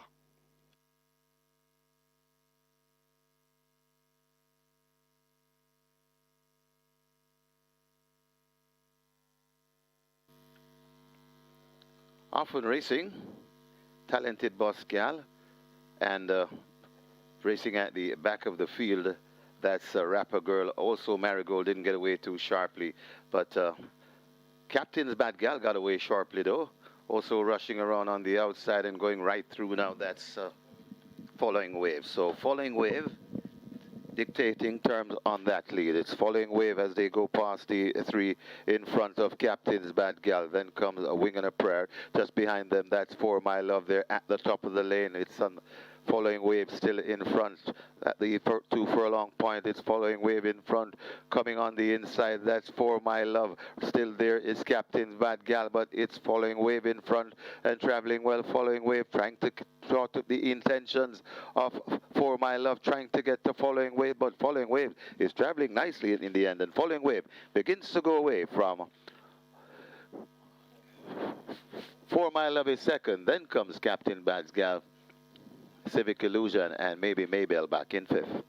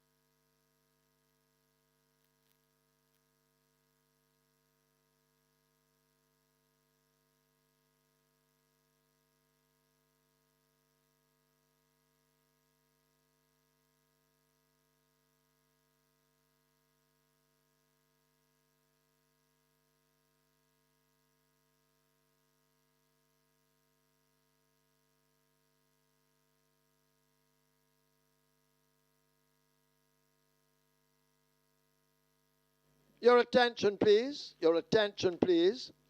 In today's 8th race, 11 Money Mission, now the mount of Dane Dawkins. Dane Dawkins rides 11 Money Mission in the 8th event.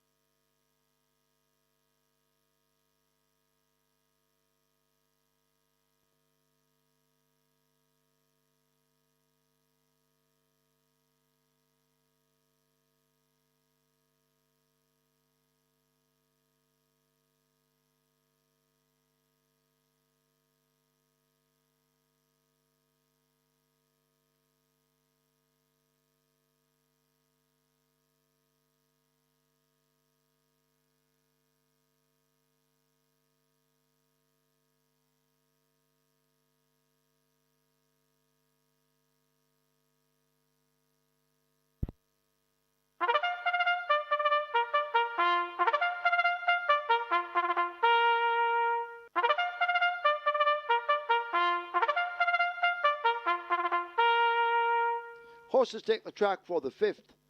Restricted allowance 3 for native bred 4-year-olds and up, non-winners of 4, and imported 4-year-olds and up, non-winners of 3, the distance 1,000 meters or 5 furlongs straight. 5, feeling free, 54 kilos or 119 pounds. 7, formalist, 54.5 or 120. 8, Danka, Tajay Suku, not allowed to claim, goes with the 53 kilos or 117 pounds. 10, Pretty Brown Ting, 49 or 108. Scratch 11, Bangarang, injured. Wagering on double event, exacta, quinella trifecta, superfecta, high 5, rolling triple, early 5 star begins here. Single winner bonus in excess of $1.79 million. Early 5 star on its way to 800,000, rolling triple 400,000, high 5 heading for 200,000. Hurry, place your wagers.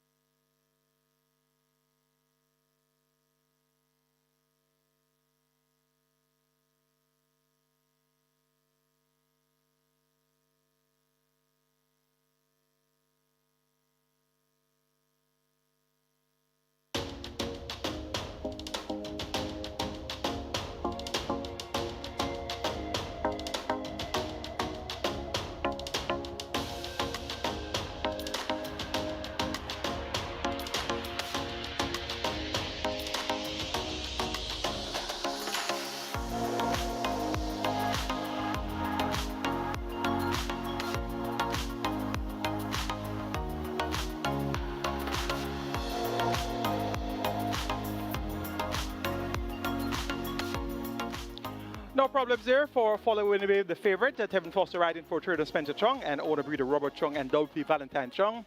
Impressive victory there for following wave in race number 4. Live ticket count on the Reggae 6, 696 with $22.2 million in the net pool there, and the Catch 9 mandatory payout on Diamond Mile Day is at 896 live tickets and over 9.6 million in that net pool. It's now on to race 5, start of the early 5-star, minimum guarantee pay of 300,000. Jackpot is over 1.426 million. We have a field of 11 declared to go. Poster scratch number 11. Bangarang, we're now down to a field of 10 and make the change of rider. Number 8, Danka, Radish Roman down for the day. He's now replaced by Tajay Suku. Let's take a look at race number 5. Top choice is the undefeated Formalist, has won 3 races, one on debut, 5 1/4 lengths, 1 minute flat for 5 straight. That was November 2025. Didn't race again until June 2026. Won by 12 1/4 lengths in 46 1/5 of a second, beating Money Mission and Bad Batanisha. Not much to write him about, but stepped up and on 3 for the first time on the 13th of June. That was a week after his return and won by 3 1/2 lengths in 1 minute and 4 fifths of 5 straight, beating Margarita and Prince Kazir. Has worked well since on the 18th of July, when 5 straight in 59.3 by 46 1/5 of a second alongside stablemate Fidelity. Formalist looks sharp and ready. Robert Haldy maintains the mount for Jason Acosta. Looks destined to make it 4 wins from 4 starts. Number 8 is Danka. Chance ride for Tajisiku. He rides here for Hall of Fame trainer Richard Azan. And this Danko was second last time out, went 7 furlongs behind Rocket Fire Seb in 127 flat. Led at the quarter pole by neck, led at the furlong pole by length and a quarter, but could not hold off Rocket Fire Seb. Reversed to the straight and has performed favorably over the straight. Won over the straight in February. 59.2 for 5 straight, beating Miss Grove and Big Buzz. So look for Danka to be right there throughout this 1,000 meter straight contest. Number 3, the Leviticus. This one gets 7 to 1. Demar Williams ride for Robert Pearson has raced twice at the level, actually 3 times at the level out of the last 4. Won by 2 3/4 at non-3, then stepped up to this level. Next 2 outings, 3rd by 11 3/4 to Balmore and Ascend, and then 8 by 11 lengths behind Rocket Fire Seb and Danka. Will appreciate reduction in journey from 7 furlongs to 5 furlongs straight. Has worked well on the 18th of July when 59.4 by 46 flat alongside Uncle Nally. Look for the Leviticus to have a great look in here. And feeding free number 5, this one gets 9 to 2. Should get a strong pace to chase. Ray Lewis picks up the mount for Peter Dumbasard. Feeding free has won over the straight on multiple occasions, released the main tag at 4 straight in 47.4, beating Runaway Bay and Lawrence Secret, and then won at Nuns of 3, going 5 straight in 59.4, beating Strong Mind and Margarita. So if the pace comes back, look for Feeding Free to be strong at the finish. Make it 7, 8, 3, and 5. Now order of preference for race 5. Formalist to get the better of Danka, the Leviticus, and Feeding Free.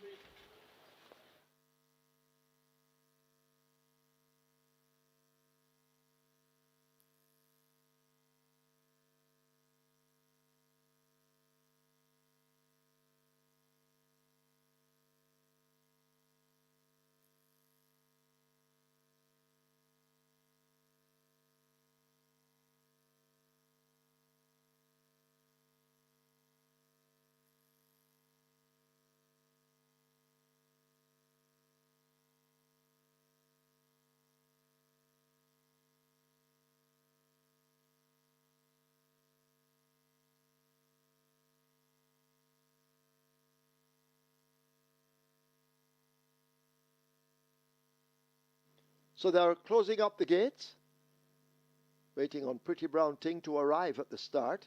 As the early 5-star approaches $1 million, the rolling triple, 500,000, and the high 5 on its way to $350,000. So you need to hurry now. Gates all locked and ready to load.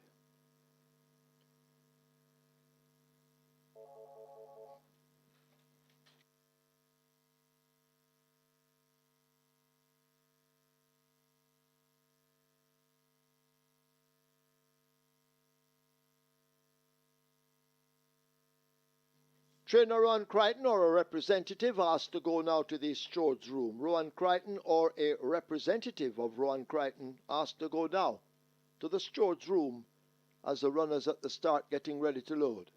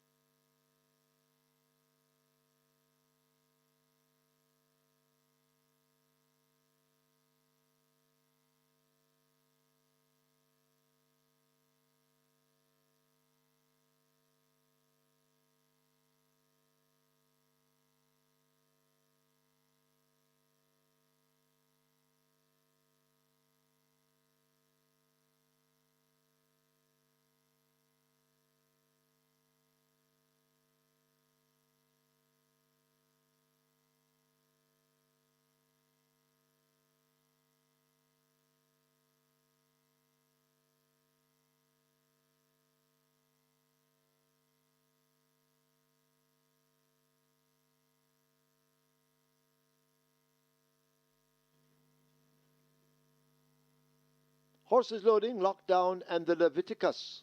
Both in. Lockdown to the Leviticus at 3. So horses loading, rider of Brahma Bull. Hurry, get those wagers in now.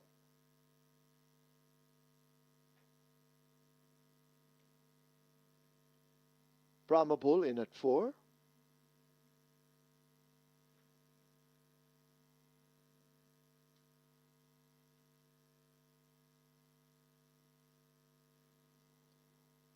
The trying with a riderless Feeling Free, Ray and Lewis looking for 2 wins on the card.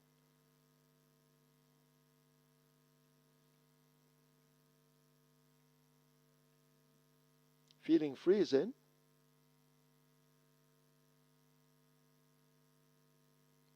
$4.30. Dane Dawkins. Oak Ridge Farms, Gary Sobrati in at 6. Feeling Free, rider climbing aboard. Pretty Brown Thing is in at 10. They try with Duchess. Anthony Nunes looking for his 2nd win on the card. Duchess is in. The favorite formalist circling around gate 7. Danka heading for 8. Tajay Sukur replacing the injured Radish Roman, who has been taken for X-rays. Waiting on Formalist and Ascend.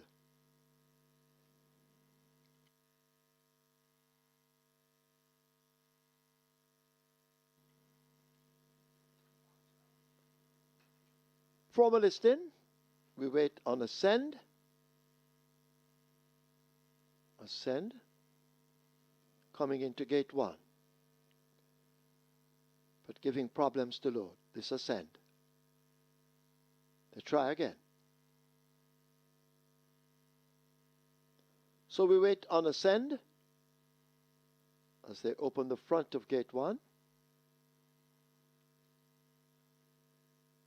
But Ascend not cooperating at all.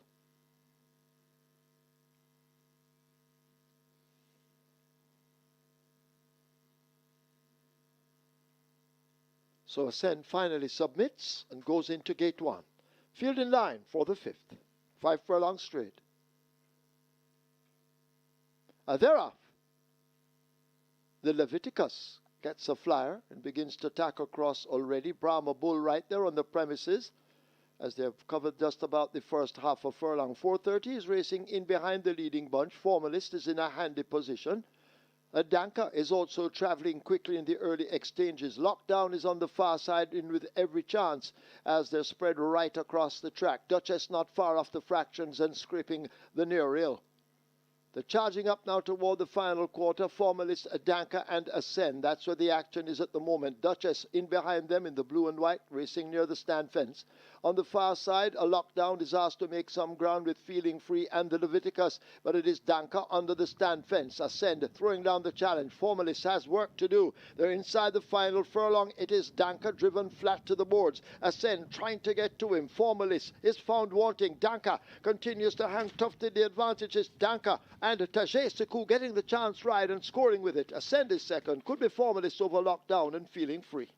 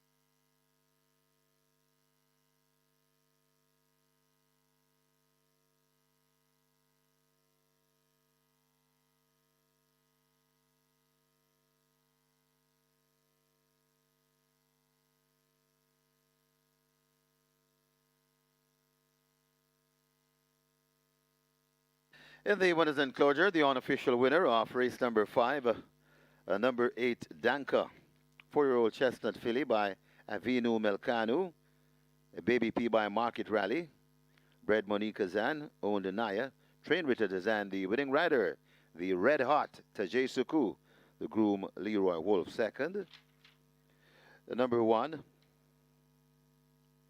Ascend, third, number 7, Formalist, fourth, number 2, Lockdown, and fifth, number 5, Feeling Free. Final time for 5 furlong straight, 1 minute and 4/5.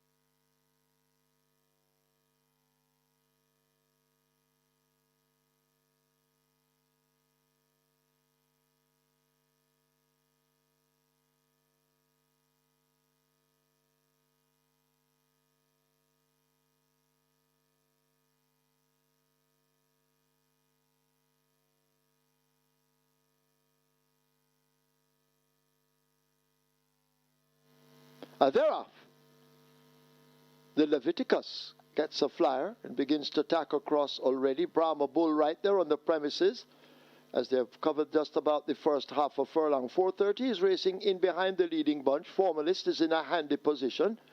Danka is also traveling quickly in the early exchanges. Lockdown is on the far side in with every chance as they're spread right across the track. Duchess not far off the fractions and scraping the near rail. They're charging up now toward the final quarter. Formalist, Danka, and Ascend. That's where the action is at the moment. Duchess in behind them in the blue and white, racing near the stand fence. On the far side, a Lockdown is asked to make some ground with Feeling Free and the Leviticus, but it is Danka under the stand fence. Ascend throwing down the challenge. Formalist has work to do. They're inside the final furlong. It is Danka driven flat to the boards. Ascend trying to get to him. Formalist is found wanting. Danka continues to hang tough to the advantage. It's Danka and Tajay Sekou getting the chance right and scoring with it. Ascend is second. Could be Formalist over Lockdown and Feeling Free.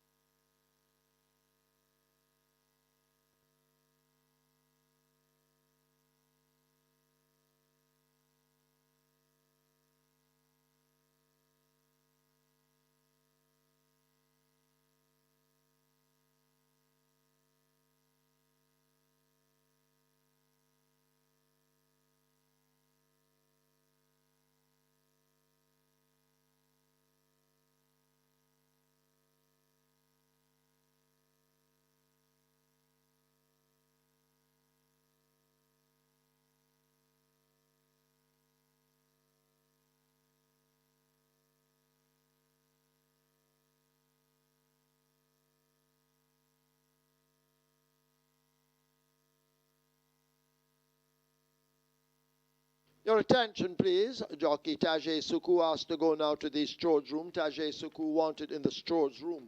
Result of the fifth official. Horses to the barn. 7 Formalist, 8 Danka. 7 and 8 go to be tested. Splits 23-4, 47-1. They raced 5 furlongs straight in 1 minute and 4. The margins 1 3/4 by 1.5.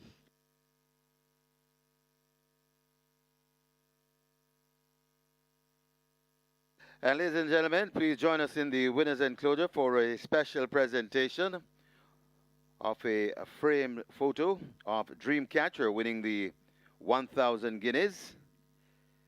And of course, the framed photo by Horatio Carter. Making the presentation, Keisha Brown. She's the winner's enclosure presentation coordinator, and she presents to Dreamcatcher's owner, Mr. Vinu Taylor. Congratulations.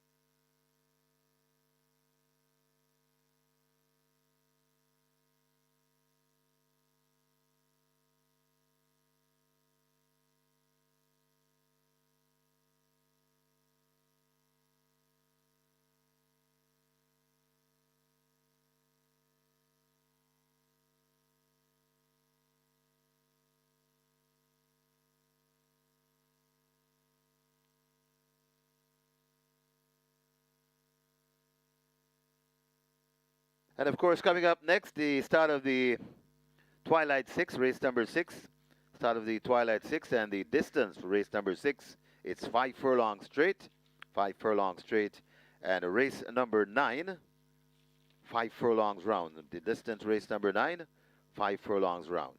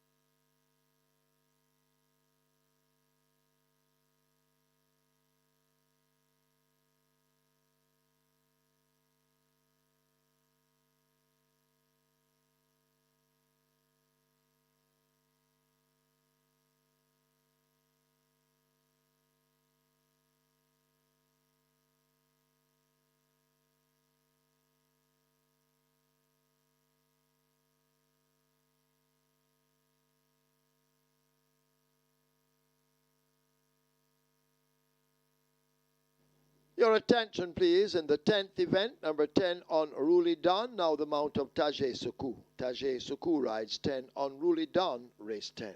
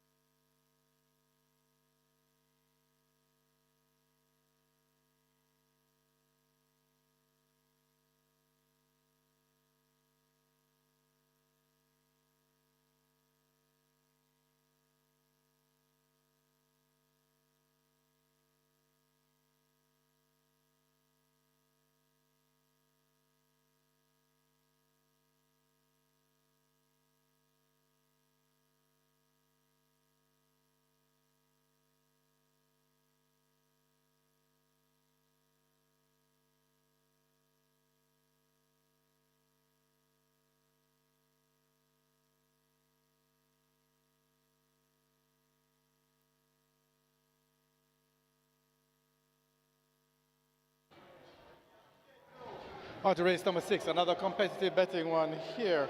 Number 1, Unbelievable Power, 480. Drifting upwards was at $4, 440, 460, now at 480. Walk the plank at 270, very good support for this one here. Number 5, Manaleti Majestic, also at 440. And Maverick opened at $3, down to 280. This is the best back runner at the fixed odds windows at the moment. Maverick has been taking a good amount of money. Also getting some support, number 11.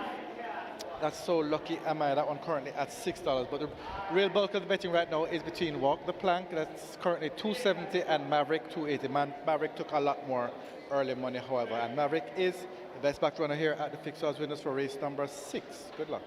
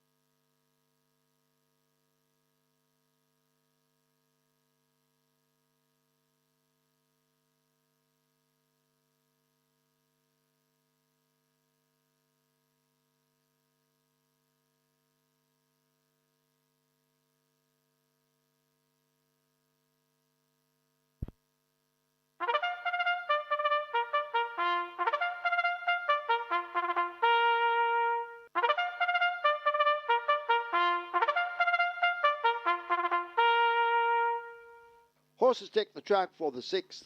It's a restricted allowance 2 for native bred 3-year-olds, non-winners of 2, and imported 3-year-olds and up maidens, named for Seeking My Dream.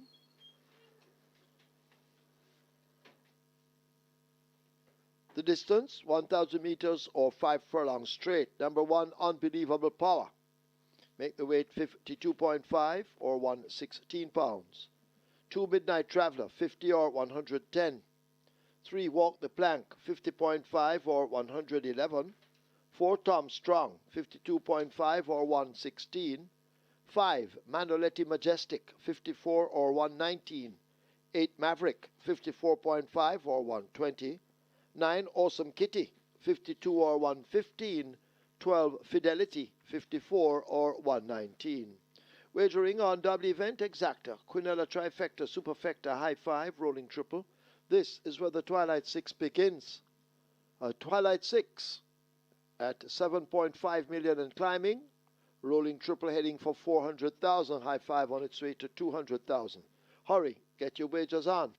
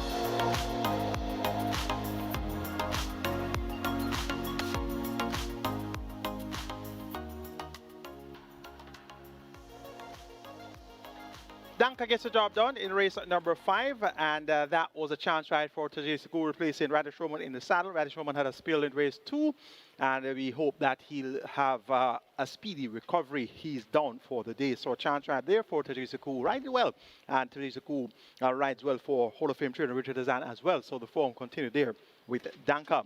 Runner-up was number 1 Ascend, big run from the inside post, and the favorite Formalist had to settle for 3rd. A brave effort though by Formalist. Live ticket count on the regular 6 coming into the cash all leg, now 376 with 22.2 million in the net pool, and 402 tickets are still going on the mandatory payout. Catch 9 with 9.6 million plus in that net pool. Let's now take a look at the Seeking My Dream 2015 and 2016 winner of the Diamond Mile. We have a field of 12 declared to go postwards. All 12 are stood their ground, and on the way to the starting gate they go a distance of 1,000 meters straight. It's a restricted allowance, 2 for native bred 3-year-olds, nuns of 2, and imported 3-year-olds and up maidens. The purse is 1.6 million. Top selection goes to number 8, Maverick. Robert Haldane rides Jason Acosta, won on debut by 5.5 lengths, over 6 furlongs in 113 flat, beating Jaden Stuart and Wagwan. Wagwan has come back to win back-to-back races since. Maverick stepped up to 7 furlongs on the first attempt at nuns of 2 and was prominent for a long way, finished up 3rd by 7 lengths to Comina Tracy and Unbelievable Power. Has worked well since. On the 17th of July, 5.5 furlongs in 106 flat by a minute flat alongside Ab the Tiger. Gets the 8 draw in a field of 12 over the straight, and he's a free running sort, and he should definitely be able to acquit himself well here. 2-2 on the price for Maverick. Number 3 is Walk the Plank. This one is your favorite at 95. Tajay Sekou looks like a quick double, and he rides for Anthony Nunes. Walk the Plank was at 6-5 on debut with 57 kilos, won easily 6 3/4 lengths in 113-1. Didn't beat much Code Red and My Friend Mickey, but the manner of victory was visually impressive. Steps down from 57 kilos to 50.5 kilos. That's 6.5 kilos lighter, and appears a type that should get the straight comfortably. Second time Lasix, Walk the Plank, your 95 favorite, and deservedly so. Number 5 is Manality Majestic. This one gets 3-1. 1 over 4 straight on debut in 47-3. Beating Blightwood and Code Red. Those are still maidens, and the time was 47.3, fairly good time, but since then has stepped up and run well at none 2, led for a long way, going 6 furlongs on last, and prior to that also over 6 furlong led for a long way as well, so has been showing good speed. Now gets another crack at the straight, and so most certainly has to be respected at 3-1. And towards the outside, number 11, So Lucky Am I, had his seasonal debut in the Mercury Sprint, where he actually won. That was his overall debut on the 8th of February, and he won the Mercury Sprint in a minute and 4:55 straight, beating Wagwan and Blightwood. Since then, raced over 6 furlongs in the Sir Howard Stakes, runner-up behind Salutadon, then stepped up in class to the Prince Consort Stakes, beaten 11 by 25 lengths, then stepped up to the St. Ledger, and was way behind 13th and last. So reverts to sprinting over the straight, where he won the Mercury Sprint. 6-time champion jockey Omar Walker picks up the mount for owner, trainer, breeder Ian Roberts. 9-2 represents fair value for the chances of So Lucky Am I. Make it 8, 5, 3, and 11 in the Seeking My Dream on Diamond Mile Day. Maverick over Manality Majestic, Walk the Plank, and So Lucky Am I.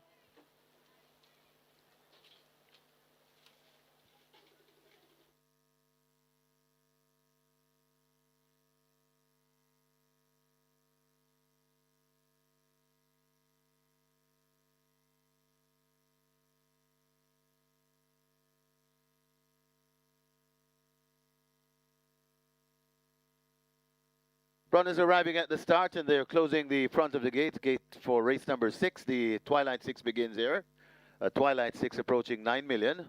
Rolling triple on its way to 500,000. The High Five approaching 300,000.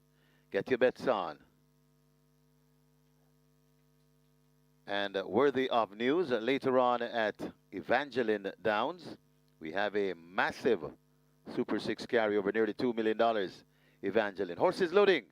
Loading for the 6th. The first one to load, Midnight Traveler, gate number 2.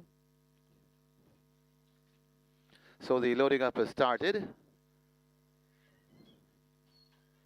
Tom Strong is in gate 4. That's filled. Red 32 in gate number 6.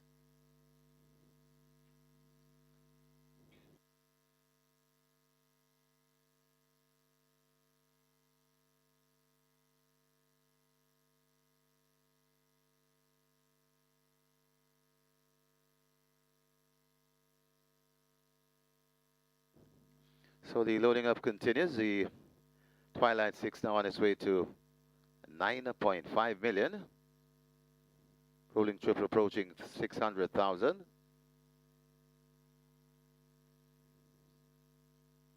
They've opened gate number 7.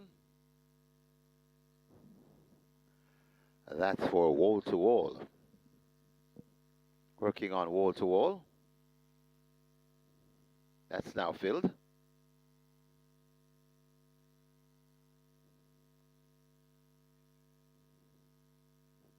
Rider climbs on board. Chalric Budai.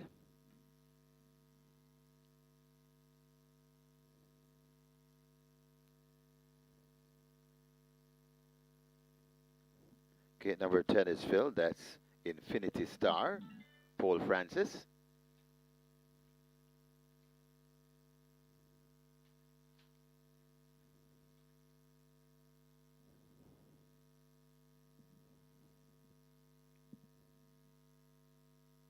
Working on the 9, Awesome Kitty, Demar Williams.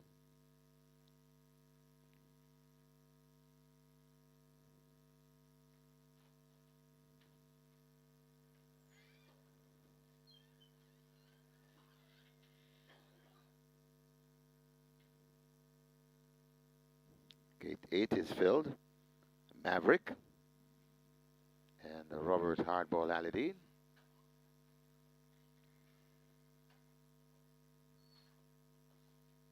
So Lucky Am I heads to gate 11.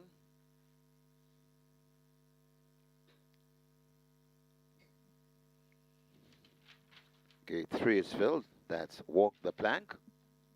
So loading process will advance. Waiting on Manoletti Majestic and number 12 Fidelity. Working on Manoletti Majestic. Rider comes down. That's Action Pack Rain Lewis. He has one already on the card.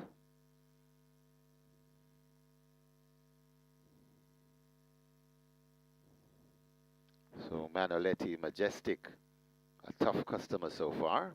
They've opened gate 5 to encourage us one to load.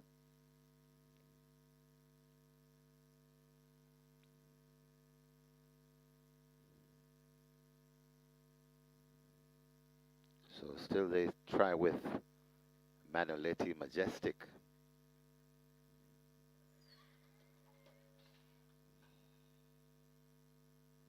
Fidelity waiting patiently.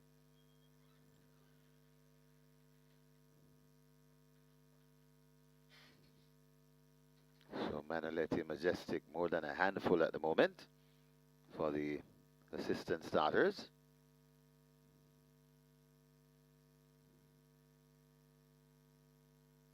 3-1 in the betting, well fancied.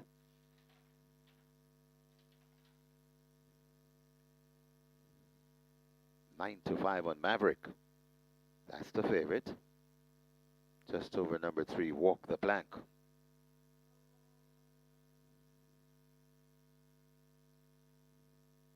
So Manoletti Majestic is in no mood. Doesn't like the starting gate just now.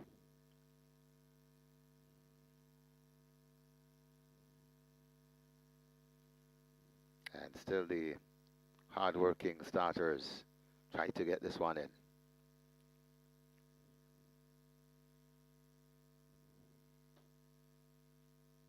More manpower being applied.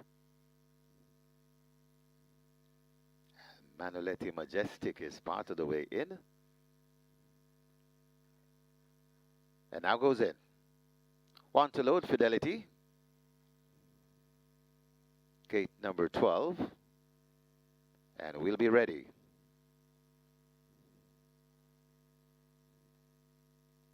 Fidelity backing away from gate 12. Comes forward once again, goes in. And now we're ready. Ready for race number 6. Off and racing. Manoletti Majestic gets the flyer in the middle. Also there, that's a Maverick up for the front end. Two on the near side, that's Fidelity. Right there too, that's So Lucky Am I. Over in the middle, that's Walk the Plank, traveling prominently along with Thomas Strong. Manaletti Majestic is right there too. Maverick just beside that one. Then comes So Lucky Am I, and right there too on the near side, that's Fidelity. They're spread right across the track. Who wants the money as they make their way coming out of the chute? A bunch of horses. Manaletti Majestic just the leader from Maverick, testing all the while. Manaletti Majestic in front. Maverick trying to get to Manaletti Majestic, who looks to be skipping away from these. Left back on the inside, that's Walk the Plank. Manaletti Majestic is traveling sweetly with just about a half a furlong to travel. Manaletti Majestic and Action Pack Rain Lewis. It's 2 for Action Pack Rain Lewis and 2 for the chosen one, Peter John Passad. Manaletti Majestic beat Unbelievable Power. Then it got tight for the Miners.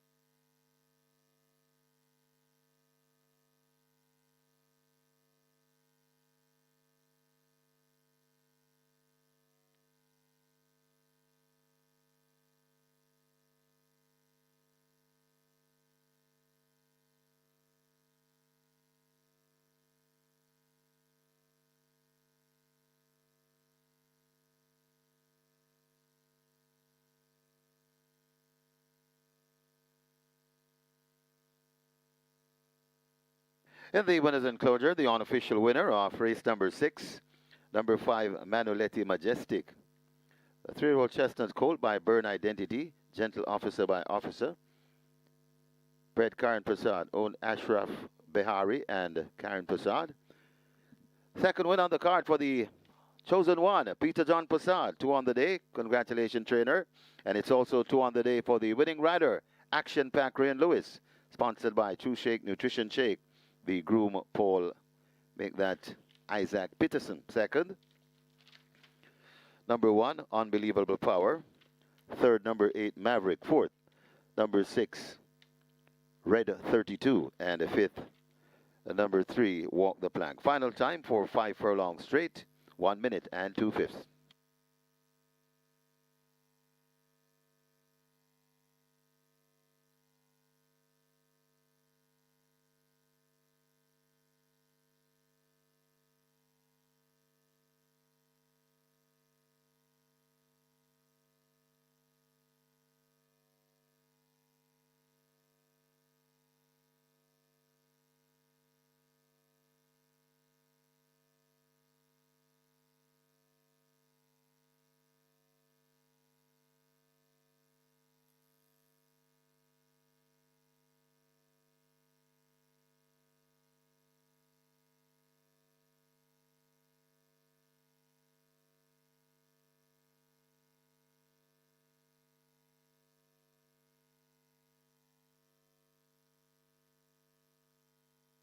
Let's be quick.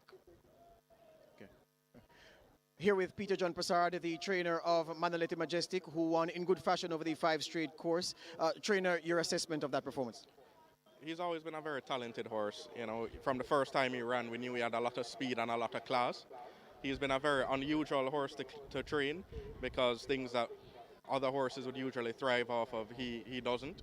So I think last time out, I had him fit, sound, healthy, happy, and I thought he was going to win for fun. And he gave me the worst race of his career. And we just changed the program a bit and brought him really lightly prepped for this race, and he loved it. So, you know, it's about figuring out these 3-year-olds and just trying to keep them sound and see if they can reach their top ability. Quirks notwithstanding, a solid performance today, winning again. Based on your program for him preliminarily, what's next? What are you looking at? It's just going to be about his development. I think his top-end ability is to be one of the best local sprinters in the country, hopefully. So we'll see if he can get to that, and, you know, we'll take it a step at a time with him, obviously, but we have high hopes for him. And coming to hand slowly is better than not coming to hand at all. You're right about that. 2 on the day, congratulations. Thank you. Peter John Prasad there, the trainer of Manaleti Majestic. Off and racing. Manaleti Majestic gets the flyer in the middle. Also there, that's a Maverick up for the front end. Toward the near side, that's Fidelity. Right there too, that's So Lucky Am I. Over in the middle, that's Walk the Plank, traveling prominently along with Thomas Strong. Manaleti Majestic is right there too. Maverick just beside that one. Then comes So Lucky Am I, and right there too on the near side, that's Fidelity. They're spread right across the track. Who wants the money as they make their way coming out of the chute? A bunch of horses. Manaleti Majestic just the leader from Maverick, testing all the while. Manaleti Majestic in front. Maverick trying to get to Manaleti Majestic, who looks to be skipping away from these. Left back on the inside, that's Walk the Plank. Manaleti Majestic is traveling sweetly with just about a half a furlong to travel. Manaleti Majestic and Action Pack Ray and Lewis. It's 2 for Action Pack Ray and Lewis and 2 for the chosen one, Peter John Prasad. Manaleti Majestic beat Unbelievable Power. Then he got tight for the Miners. Result of the 6 now official. Horses to the barn. 1, Unbelievable Power. 5, Manoleti Majestic. 1 and 5 both go to be tested.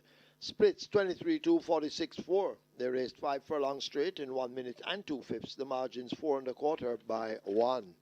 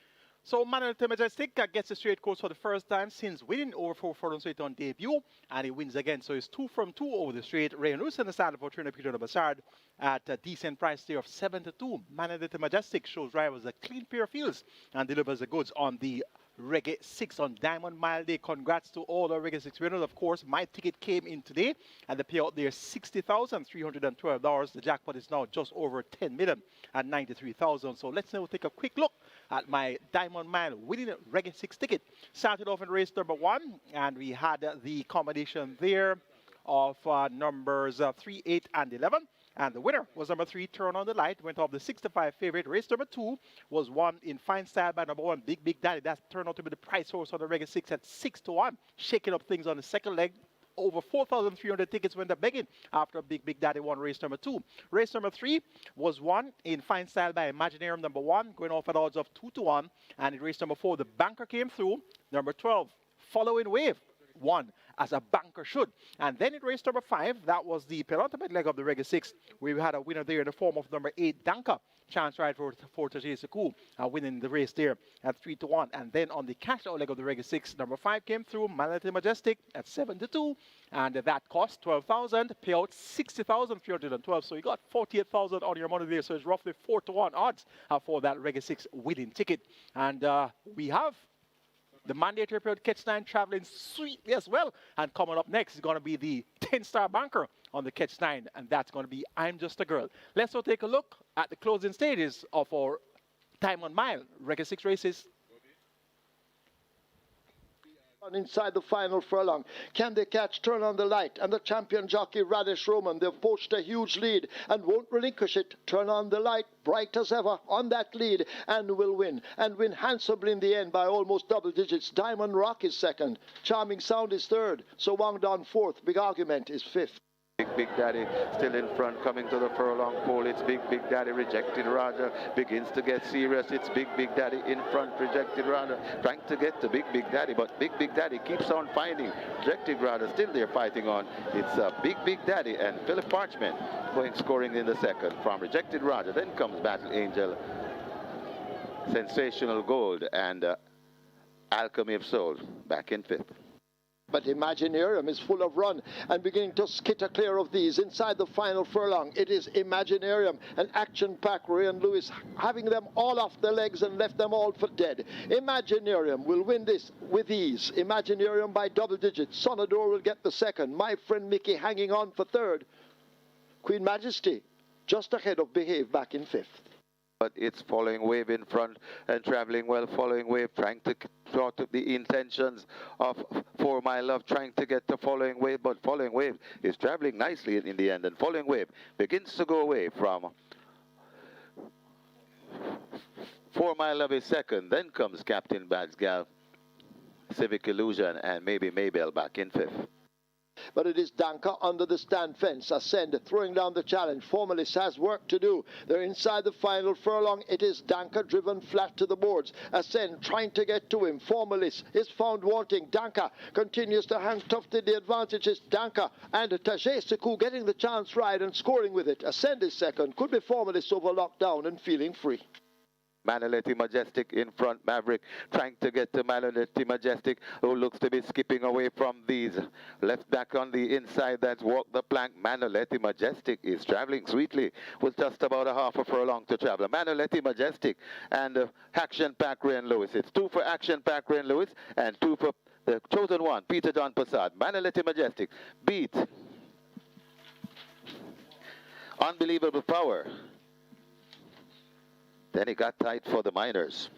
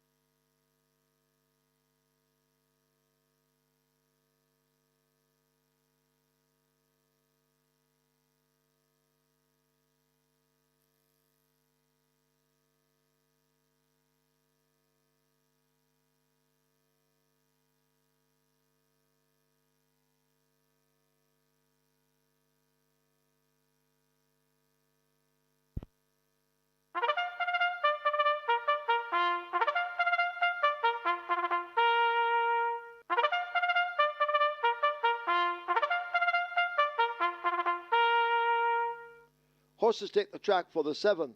It's an overnight allowance for 3-year-olds and up. The distance 1,300 meters or 6.5 furlongs. 1 Bossman, 52.5 or 116 pounds. 5 Norbler, 52.5, 116. 6 Wall Street Trader, 54 or 119.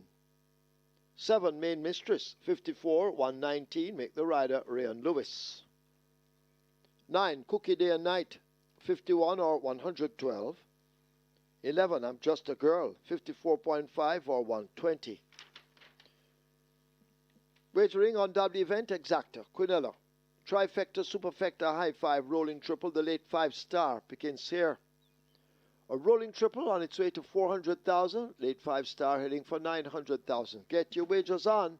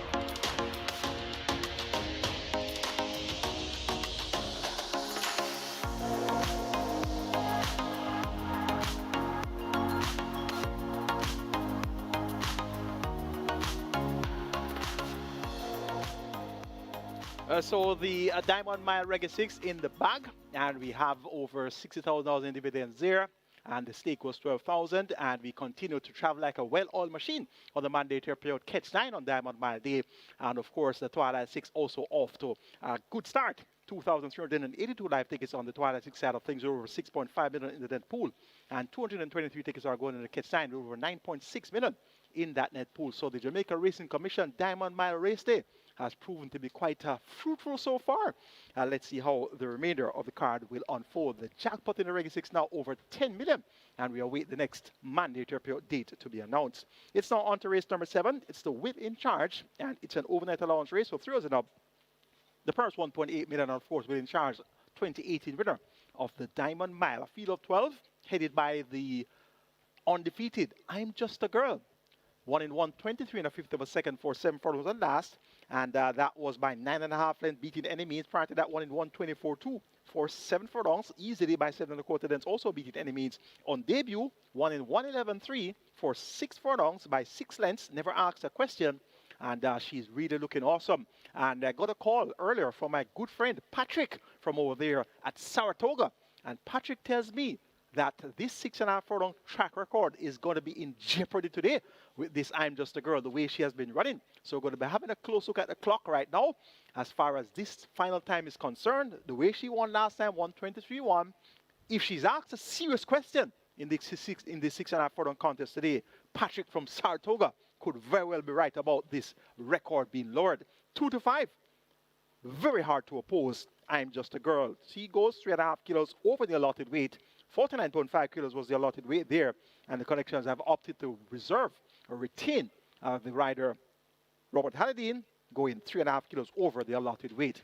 Number 6 is Wall Street Trader. This one is a seasoned overnight allowance horse, also races at open allowance, so he should have no problems in making an impression here. Tyrese Anderson, Rider Road, Matthew, and owner Vincent Main. I'm expecting Wall Street Trader to be the one to chase home this undefeated filly. I'm Just a Girl. Bossman won in 123.4 for 7 furlongs on last, and that's an eye-catching final time, 123.4. Bossman doing 123.4. Wow. The track is indeed that much faster. So in a race of this nature, and the Bossman did 123.4, what will I'm Just a Girl do for 6.5 furlongs? Patrick, you could be onto something there. That's, of course, Patrick from Saratoga with the prediction of a track record run here by I'm Just a Girl. Major Danger number 12, Ian W. Spence ride for Philip D. And this one showed improvement last time out and finishing up third by 7.25 lengths to Dothraki, who did 104.2 for 5.5 furlongs. Impressive horse for second, Major Danger. Has worked well since on the 18th of July when 5 furlongs straight in 59.3 by 46 flat. Major Danger, one of those key horses for lower legs of your exotics, such as your high five, superfectas, trifectas, even those exactas and quinellas. Make it 11, 6, 1, 12 in the Will in Charge on Diamond Mile Day, Jamaica Racing Commission Diamond Mile Day. I'm Just a Girl to get the better of Wall Street Trader, Bossman, and Major Danger.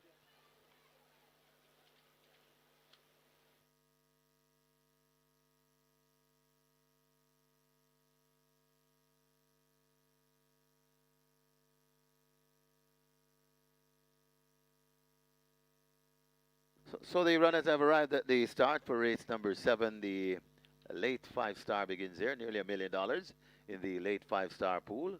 And rolling triple on its way to 400,000. High 5 pool approaching 250,000. And what a day the high 5 players are having. 11 high 5 bets in one day. Make the best of it. High 5 pool approaching 250,000. The late 5-star approaching $1 million. Rolling triple on its way to 400,000, and they're starting to close up the front of the gates. And well worth repeating later on at simulcast at Evangeline Downs. A massive jackpot awaits you. Carry over nearly $2 million in the Super 6 Evangeline races 4 through 9. And I think the first post is at 5:30 p.m. sharp. Get your wagers on here in the 7th at Caymanas. They're closing up for the loading up.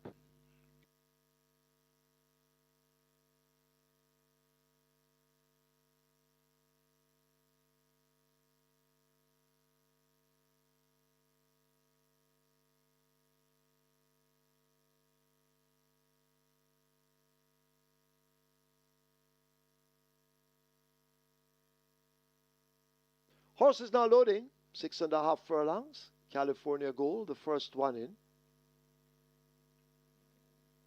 Joined by the General at 3. Norblar coming into 5. So horse is loading.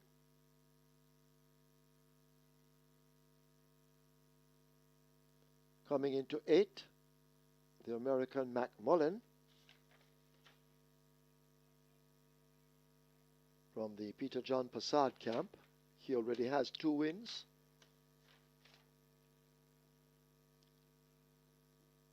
Cookidian Knight joins at 9. So loading up, well underway. Bossman in at 1. On spun heads 4-4. Richie shakes up.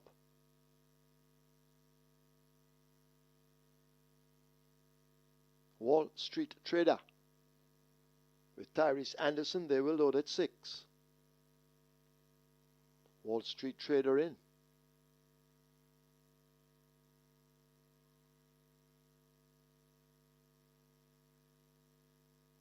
The 2 to 5 favorite, I'm Just a Girl. Undefeated after 3 starts. Loads at 11. Sure Delight. Coming into 10 with Paul Francis.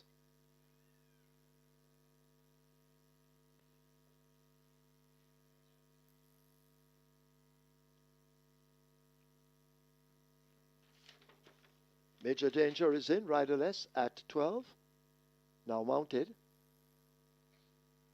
And we wait on Main Mistress. The final one at gate 7.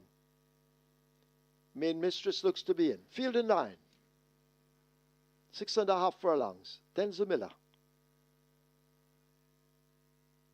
They're off. First start, Sure Delight. Just a bit tardy, left at the back. I'm Just a Girl. Came off a beat slow, but now begins to make ground on the outside as Bossman hugs the rail with that lead. Norblar is showing some good speed. Toward the outside, well, Wall Street Trader is making ground. Racing on the outside, that's McMullen. Main Mistress in the mix-up. California Gold is there. A tight pack of horses on that lead. I'm Just a Girl now begins to pick them up as they arrive at the half-mile marker. Major Danger races next ahead of Unspun. In behind those, Cookie Day and Night and the General, Sheer Delight at the back. They make their way toward the 3/8 pole, and out in front it is a Wall Street Trader attempting to steal the show. I'm Just a Girl now looking dangerous. Needs to find 3.5 to 4 lengths. McMullen is under a ride. Bossman is next, then Main Mistress and California Gold. But Wall Street Trader brings them into the top of the lane. I'm Just a Girl now unleashed down against the rail. Here is a Bossman kicking in now with a flourish as they drive toward the final furlong. It is Bossman and Wall Street Trader. And now Bossman goes on. Bossman beginning to run away from them. Inside the final 16th, it is all over. Bossman and Tajay Suku. He will have another win on the card. So to Peter John Passad, Bossman wins by double digits. I'm Just a Girl disappointing in second. Wall Street Trader, Cookie Day and Night go by together. Could be California Gold over Unspun.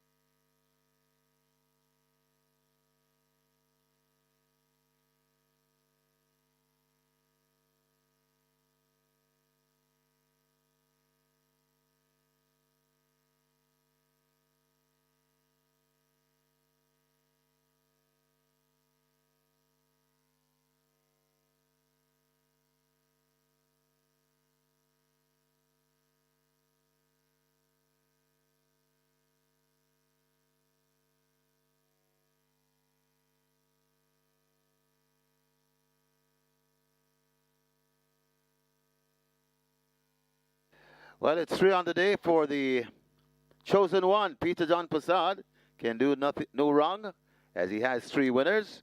In the winners enclosure, the unofficial winner of race number 7, number 1, Bossman, 4-year-old Bay Colt by Burn Identity, Miss Boss Lady by Hattrick, Bread Margaret Parchment, Old Paul Lumsden. 3 on the day for the chosen one, Peter John Passad. Well done, trainer. And it's 2 on the day for the Hot Apprentice, Tajay Suku, sponsored by SBR Rentals, the groom O'Shane Wallace second. Number 11, I'm Just a Girl. Third, number 6, Wall Street Trader. Fourth, number 9, Cookie Day Night. And fifth, number 2, California Gold. Final time for 6.5 furlongs, 1:16 and 2.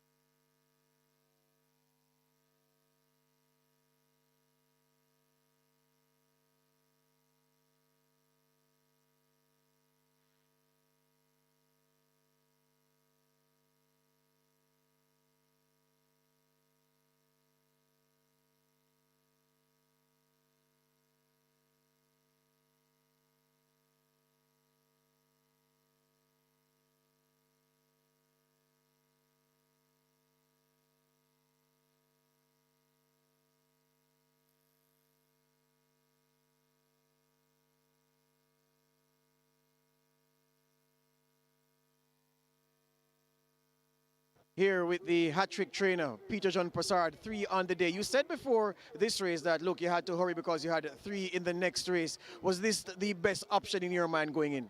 Yeah, we're very confident in him. He was handicapped very well. I think he got a fantastic ride. But to be honest, from we saw the overnight, I think the entire stable knew that we're very confident that we're going to win this race. We saw how the horse came out of the last race and the progress that he was making. And as great as the competition was, we just felt that this horse was at a stage of rapid improvement, and he showed today what we were pretty much expected. The manner of the last of victories suggested that this horse has tons of ability and a tremendous scope. But as you noted, on paper it looked as if he had an awesome task against the howling favorite and a foreigner that had a big reputation when he came here. What made you convinced that he could best them even where they put their best foot forward?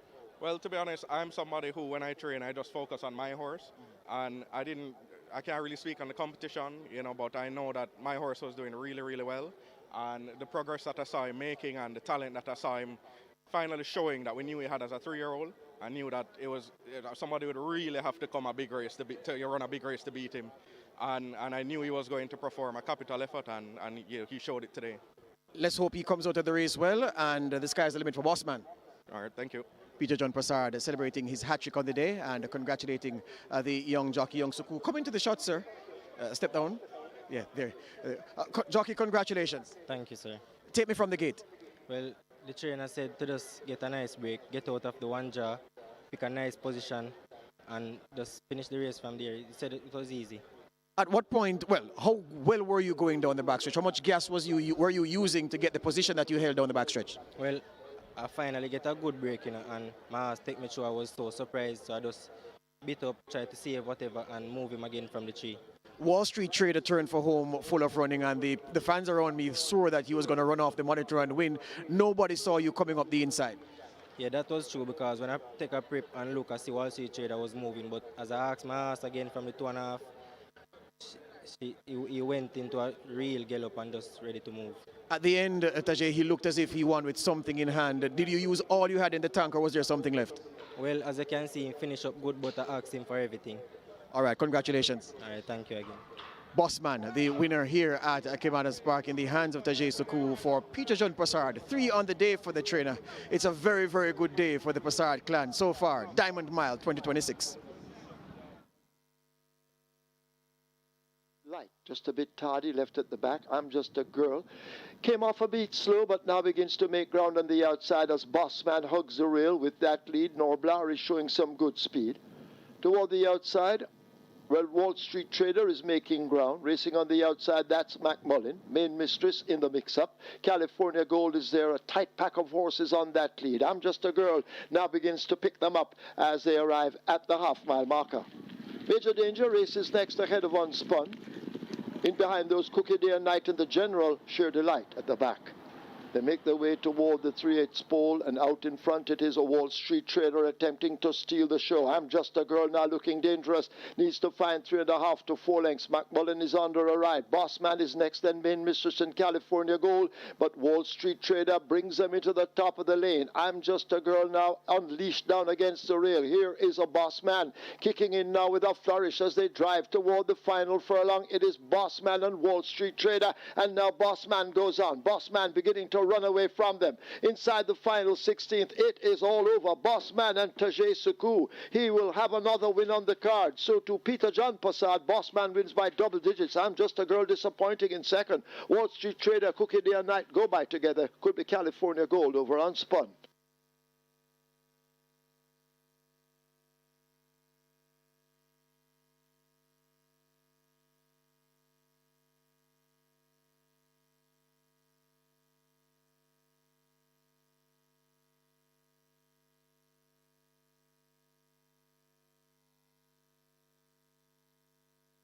Your attention, please. Babita Harvey has to go now to the stewards room. Babita Harvey, you are wanted in the stewards room.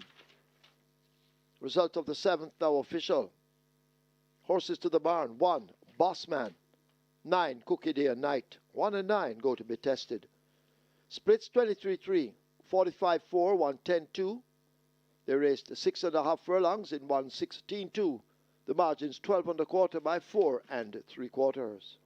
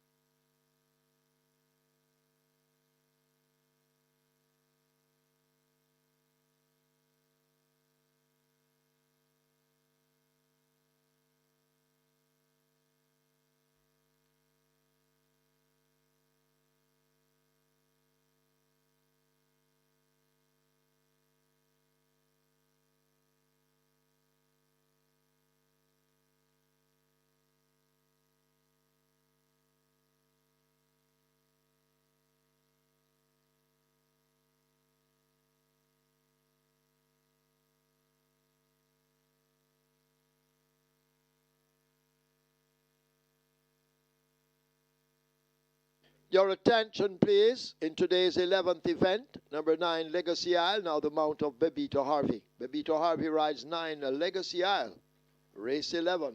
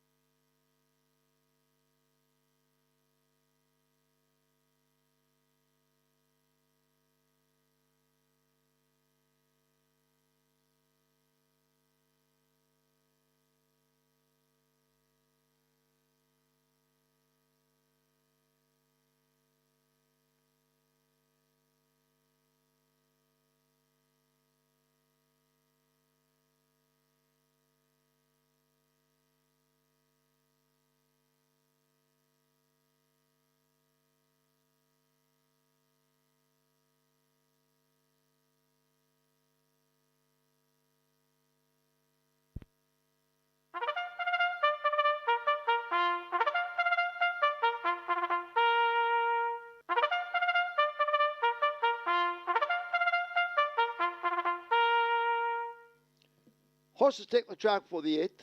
It's the Seeking My Dream, the winner in 2015 and again in 2016. It's a restricted allowance 5 for native bred 4-year-olds and up, non-winners of 2, and imported 4-year-olds and up, maidens, the distance 1100 meters or 5.5 furlongs. 6 Modern Monarch, 54 kilos or 119 pounds. 7 Candy Girl, 49 or 108. 10 Newspaper of Record, 55 or 121. 11 Money Mission, 54 or 119, the rider Dane Dawkins. 12 Alive, 52.5 or 116. Wagering offered on double event. Exacta Quinella, Trifecta, Superfecta, High 5, Rolling Triple. This is where the Strike 4 begins with a single winner bonus in excess of $2.4 million. A Rolling Triple heading for 400,000. A Strike 4, 800,000. Get your wagers on.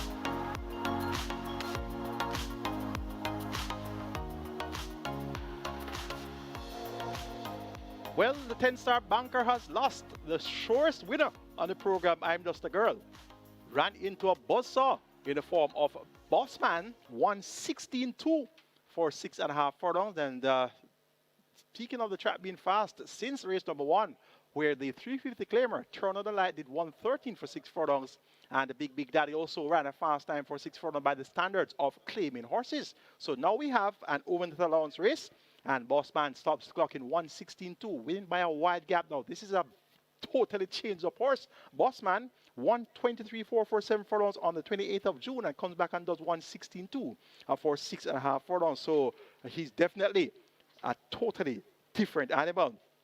26 tickets are going on the Catch 9, 9.6 million plus in the net pool there, and 346 tickets are going on the Twilight 6 with 6.5 million plus in that net pool. So we had 2 undefeated horses today. Formalist, 3 from 3, finished third, And I'm Just a Girl, 3 from 3.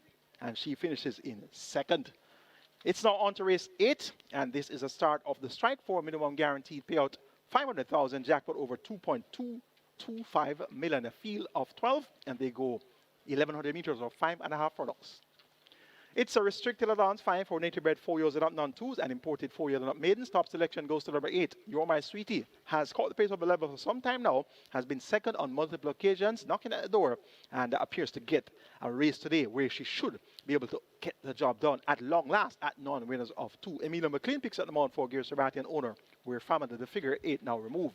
Number 4 is Khaleesi, the favorite at 75. Richie Unstoppable Shakes hasn't won a race yet since losing his bug. So he is hell-bent on getting that first win since losing his bug, and he rides there for trainer Carlton Cunningham. Visor taken off. Khaleesi had a good seasonal debut on the 20th of June at 6 furlongs, finished up third by 5 1/4 after leading by length at the furlong pole, at the quarter pole rather, and was 5 lengths behind You're My Sweetie. So they're in a rematch now. You're getting 2-1 You're My Sweetie and 7-5 Khaleesi. Can Khaleesi turn around that 5-length margin? Number 3, Big LA has pace and speed. Will be forward to place, but continues to hit the proverbial brick wall where it matters most. Daniel Thompson rides for Donwell Dawes. And my other horse of interest is number 6, Modern Monarch. Finally got it right on his 24th attempt.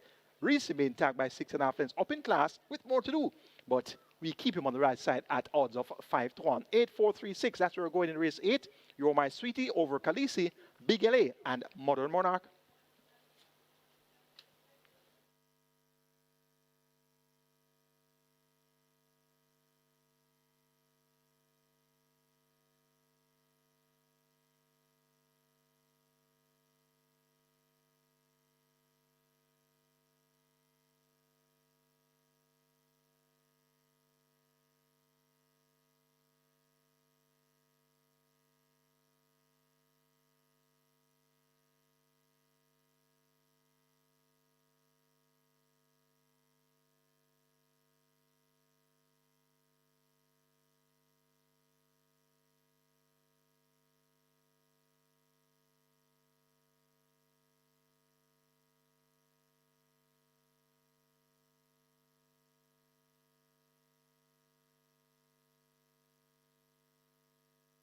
So the runners have arrived at the start and they've closed up the front of the gate. So loading up is about to start as the high five pool approaching nearly 200,000 wagered in your high five pool. A nice strike 4 pool that's approaching 1.7 million. And the rolling triple approaching 500,000. Rolling triple approaching 500,000. Get your bets on. They're gonna start loading up shortly. Hurry and place your wagers.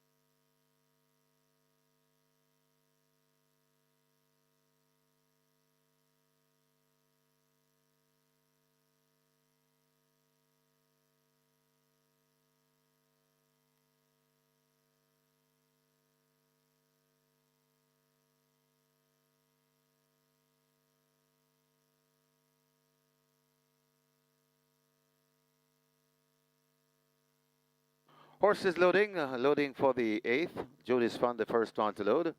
Modern Monarch follows in gate 6. So the loading up has started. Modern Monarch backing out of gate 6. Now goes in. Candy Girl, the next one, gate 7. Candy Girl goes in. Even money on the 4, that's the favorite. Khaleesi. You're My Sweetie. A 2-1, that's the second choice, loading at 8. Newspaper of record, Phil Parchment. He's seeking a double on the card.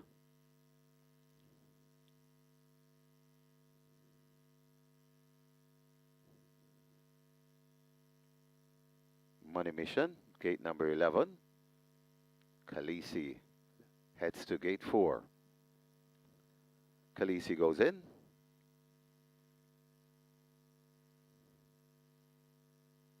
Waiting on Baby Gray, Big LA, Alive, and My Eclipse. And also, Life is Light.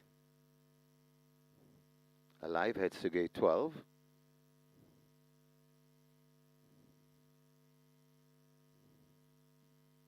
Massive strike for pool this. Alive goes in. We still have 4 to load.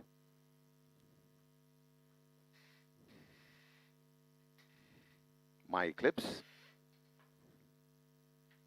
Being led to gate number 1.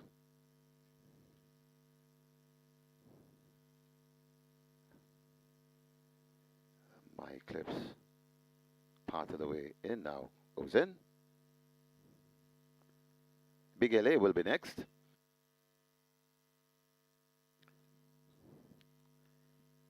Big LA. Gate 3 filled. Baby Gray. Gate 5. And Life is Light to complete the line. 5.5 furlong day trip. Life is Life. Coming up to gate number 9. Life is Life. Light is Life goes in. Or Life is Light goes in, I should say. And starter Denzel Miller is ready to let them go. Often Racing, newspaper of record, does himself no favors and is racing at the back of the field. Big LA wants a piece of the action. So Big LA on that lead along with Khaleesi. Big LA, Khaleesi rushing down on the outside, that's Money Mission. Then comes My Eclipse just on the outside of those, that's Modern Monarch. Tracked all the while on the outside by Alive. Then comes Jody's Fun just behind them. You're My Sweetie. You're My Sweetie. Then comes just behind You're My Sweetie, that's Life is Light, and racing at the back of the field.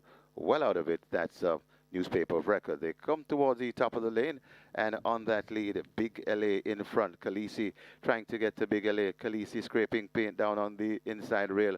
Also trying to come on, that's My Eclipse, but it's Big LA still in front. Khaleesi eating into the margin. Also coming on the inside, that's Modern Monarch. It's still Big LA. Khaleesi trying to get to Big LA. Big LA fending off Khaleesi. Big LA in front. Khaleesi trying to get to Big LA, but Khaleesi won't get to Big LA. Big LA begins to pull away. Big LA sprinting clear and winning easily. Khaleesi second, then comes Modern Monarch. My Eclipse back in fifth, that's Baby Gray.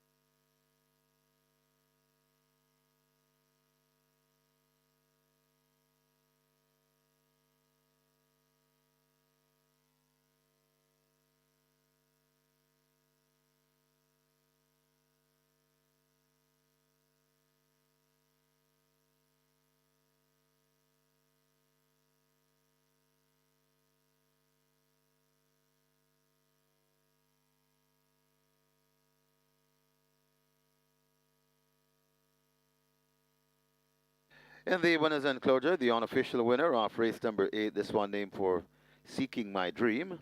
Number 3, Big LA, 4-year-old chestnut colt by Shackleville. Princess Shamika by Traditional. Brett Gart Samuels, owned Michael Mattis. Train Donwell Dawes. Winning rider Daniel Thompson, the groom Aston Bent. Second, number 4, Khaleesi. Third, number 6, Modern Monarch. Fourth, number 1, My Eclipse. And the fifth, number 5, Baby Gray. Final time for 5.5 furlongs, 106 and 3.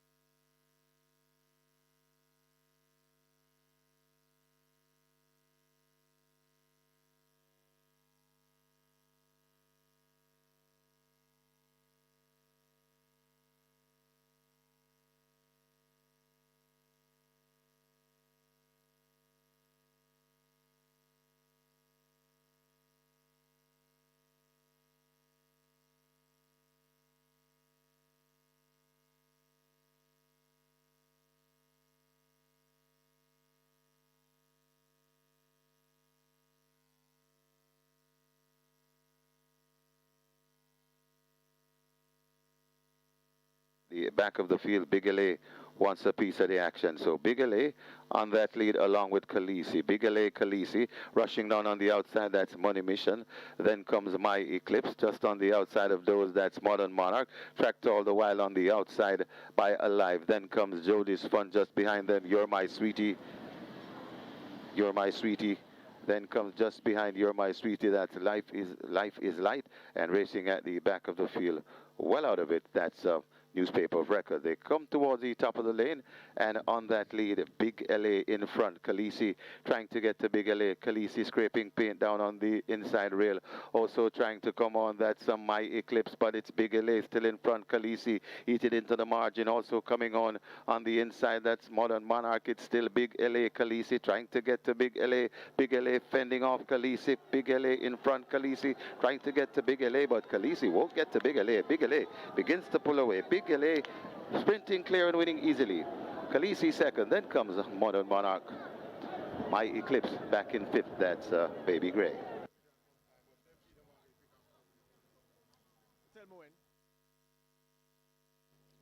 Result of the 8th official. Horses to the barn. 3, Big LA. 6, Modern Monarch. 3 and 6 go to the testing barn. Splits 24-47-1. They raced 5.5 furlongs in 106.3. The margin 3.5 by 3 3/4.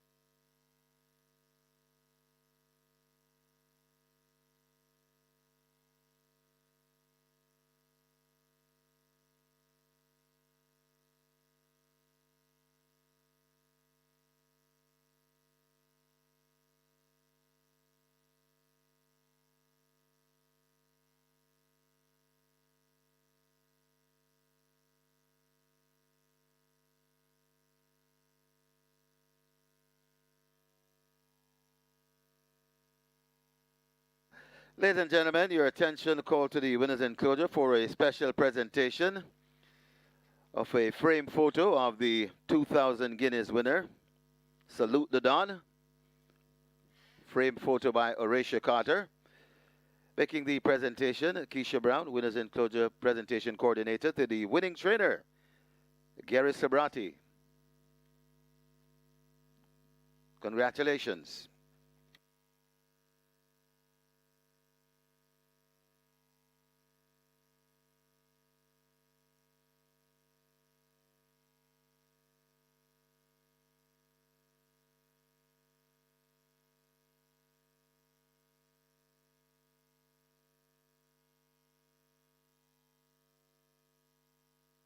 So, Lance Whitaker, Michael Caine, and Peter Yellow sat together and they chopped up the Diamond Mile, looking at the possibilities, looking at the permutations, looking at what you should bet on, where you should put your money insofar as the outcome of the race is concerned. And I'm sure you'd like to listen and watch what they had to say. Here we go.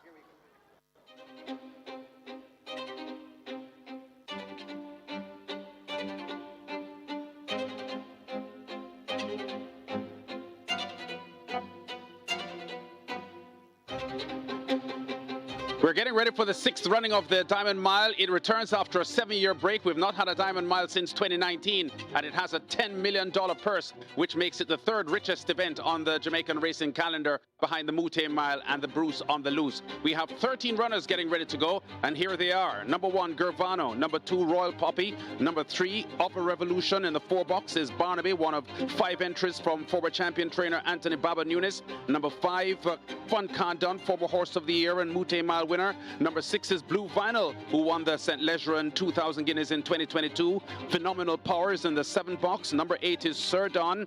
In the 9 box is Legacy Isle, the new track record holder for 7 furlongs. I should tell you that Phenomenal Power is a new track record for 7.5 furlongs. That's the number 7 horse. Number 10, Pack Plays. Number 11, Neo Star. In the 12 box is Nautical Star. And in post position 13, Ride All Day, the reigning Horse of the Year and Mute Mile champion, and for many, a favorite to win the Diamond Mile. The brilliant Michael Caine is with me. I'm not sure who his tips will be.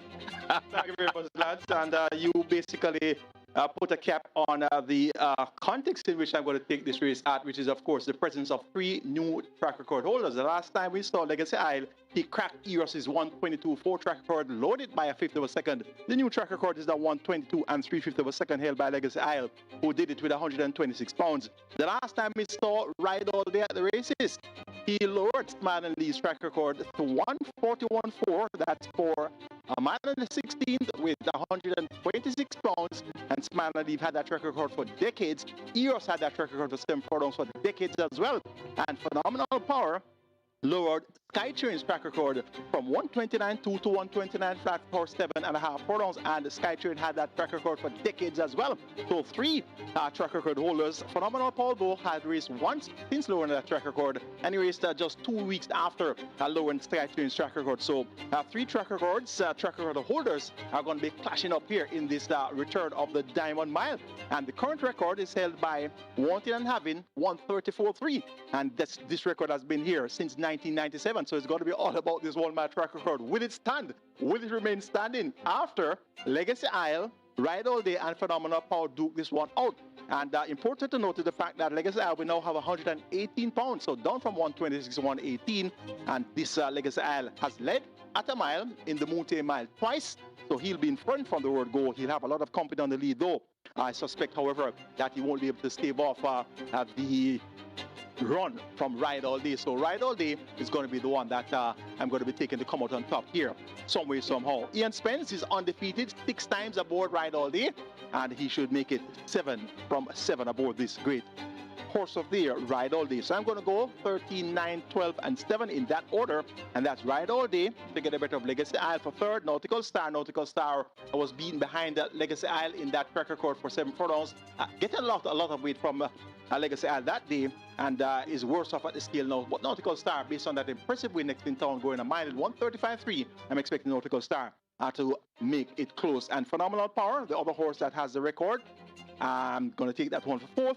And of the others, Gervano, who disappointed last time out, should be able to run on to a very strong pace here. So 13, 9, 12, 7 for me in the return of the Diamond Mile. Ride All Day over Legacy Isle, Nautical Star, and Phenomenal Power. Yeah, well, Mike, I have some pretty similar selections. I will start, though, by saying that I'm going to pay some respect to the entries 3, 7, and 8 of Revolution and Sir Don, who have had Grade 1 victories and Phenomenal Power coming off the magnificent track record recently in the Clovis Metcalf. The ones I like here are Fun Can't Done, Legacy Isle, Nautical Star, and Ride All Day. Fun Can't Done, when he won the Alexander Hamilton Trophy in March, trainer Jason DaCosta said at his best, he is as good as any horse in Jamaica at the moment, and I've got to respect the views of the champion trainer. Fun Can't Done, the 2024 Mute Mile and Horse of the Year, definitely one of the most courageous horses in local racing, and his big race jockey Robert Halladine, one of only 3 riders to win the Diamond Mile, the others being Dane Nelson and Omar Walker. Fun Can't Done has a good shot here. Number 9, Legacy Isle, the island's best sprinter for sure, smashed the 7 furlong track record early in June and has 1 win from 3 tries over 8 furlongs so far at Caymanas Park. But don't for a minute think that this horse is uncomfortable going 8 furlongs. He won 2-mile races at Florida's Gulfstream Park earlier in his career, and if properly ridden, I think he's potent going a mile. To my mind, Ride All Day is the only horse capable of beating him in this Diamond Mile. Number 12, Nautical Star, this US-bred 6-year-old, seems now to be in the best shape since he has arrived from Florida. Ahead of the Mute Mile last year. Of course, he was a disappointing 9th in the Mute Mile as a 2-to-1 favorite, and he was a top 3 finisher in 3 stakes races in the United States earlier in his career. His only loss this year at Caymanas Park from 4 tries came in the victory by Legacy Isle in that track record win last month, and that was in the Eros Stakes, and I don't think we should take Nautical Star lightly. And number 13, Ride All Day, the undisputed horse of the year in 2025, and in his only run so far this year, broke the 8.5 furlong track record in mid-April in the Ian Levy Cup.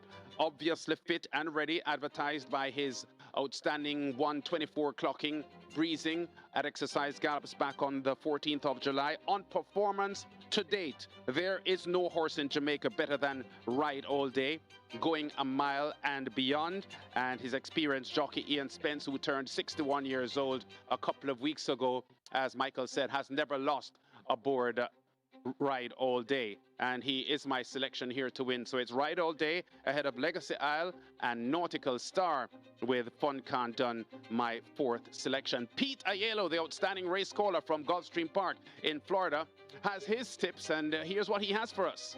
Thanks very much, Lance. Glad to join you here for the Diamond Mile from Caymanas Park, one of the highlights of the summer racing season. One could argue it's the summertime version of the Mute Mile. All right, gentlemen, I see you're going with the same horses, Ride All Day over Legacy Isle. You even have the 3rd horse the same. Changing it up in the 4th position, Lance. I like the pick there, Fun Can Done. His best stuff is good enough to land a blow in here. Michael, of course, going with Phenomenal Power. Nothing wrong with the way Phenomenal Power's been racing in Jamaica. He does have some phenomenal power, so I understand that. It's a star-studded lineup, but if I came on the air and gave you and told you that water was wet, you'd say, what in the world are you bringing this guy on here for? So, yeah, sure. Ride All Day's the best horse on the island. He's been the best horse on the island, arguably since he got to the island from Ocala for the team, but I'm not going to ever come on and tell you to bet a horse that is a huge, huge favorite. So I'm not doing that. I will, however, tell you that you should bet on a horse like Legacy Isle for trainer Rohan Crichton. Here's the thing about this race, guys, and you guys are boots on the ground. You know you know what I don't know as far as being there. But what I know from old school handicapping is that horses can't stay at their peak performance race after race after race after race. And it sure seems like Ride All Day is due to have a bad day. He's going to be the big favorite. He's the horse to beat. But if he has a bad day, who is the likely horse to step up? Who's the horse rising to the right form cycle? And for me, that's Legacy Isle. I know that that he's been unproven really at a mile since he got to the island. I know that. But on his best stuff, he's plenty capable of it. He's got hooked in a couple of bad speed duels in the Mute Mile last year, and as well as a couple of other races. So, yeah, I get that. But here's the thing about it is that if he draws well in post 9, for Team Crichton, and his fastball is good enough to land a blow here. So I'm not going to come on and tell you that 1 + 1 is 2. I'm not going to come on and tell you that Caymanas is the best racing in the Caribbean. We know that already. So I'm not going to come on here and tell you that to bet on Ride All Day. Should he win? Absolutely. But that's why we run the races. I'll go with Legacy Isle on top for Team Crichton. I also think that you always should account for Jason DaCosta. Jason handicaps the races months and months in advance. These are campaigns that are prepped out long in advance. He has a team of Gervano and Fun Can Done. Fun Can Done, of course, won the Mute Mile 2 years ago. If his best stuff is brought to the table today, he's got a big chance to win the race. He's going to be completely forgot about on the tote board, as is the other horse for the Crichton Shed Row and Gervano. Gervano seems to run a good race every time he goes to post. He draws bad. I get that. He's going to have to get shuffled way, way back with the inside draw. Ride All Day is the horse to beat. I grant you that. But I'm going for the upset. I'm going for Legacy Isle over Ride All Day with the DaCosta pair to spice up your life in Fun Can Done and Gervano. An outstanding star-studded edition of the Diamond Mile. Good luck to everyone. Yeah, so Pete, some similar selections, a few differences, but Mike, this is a really, really big event. And while we think what Ride All Day will be the winner here, it is a field that is really classy, and we're expecting a bumper event. Most definitely. I'm going to be having a look at the clock all the way through to the finish. And I'm going to make a bold prediction here. We'll be having a new track record for the 1 mile distance after the running of this Diamond Mile. Well, the track has been running very, very fast in recent weeks, and I wouldn't be surprised if that happens. The Diamond Mile ahead.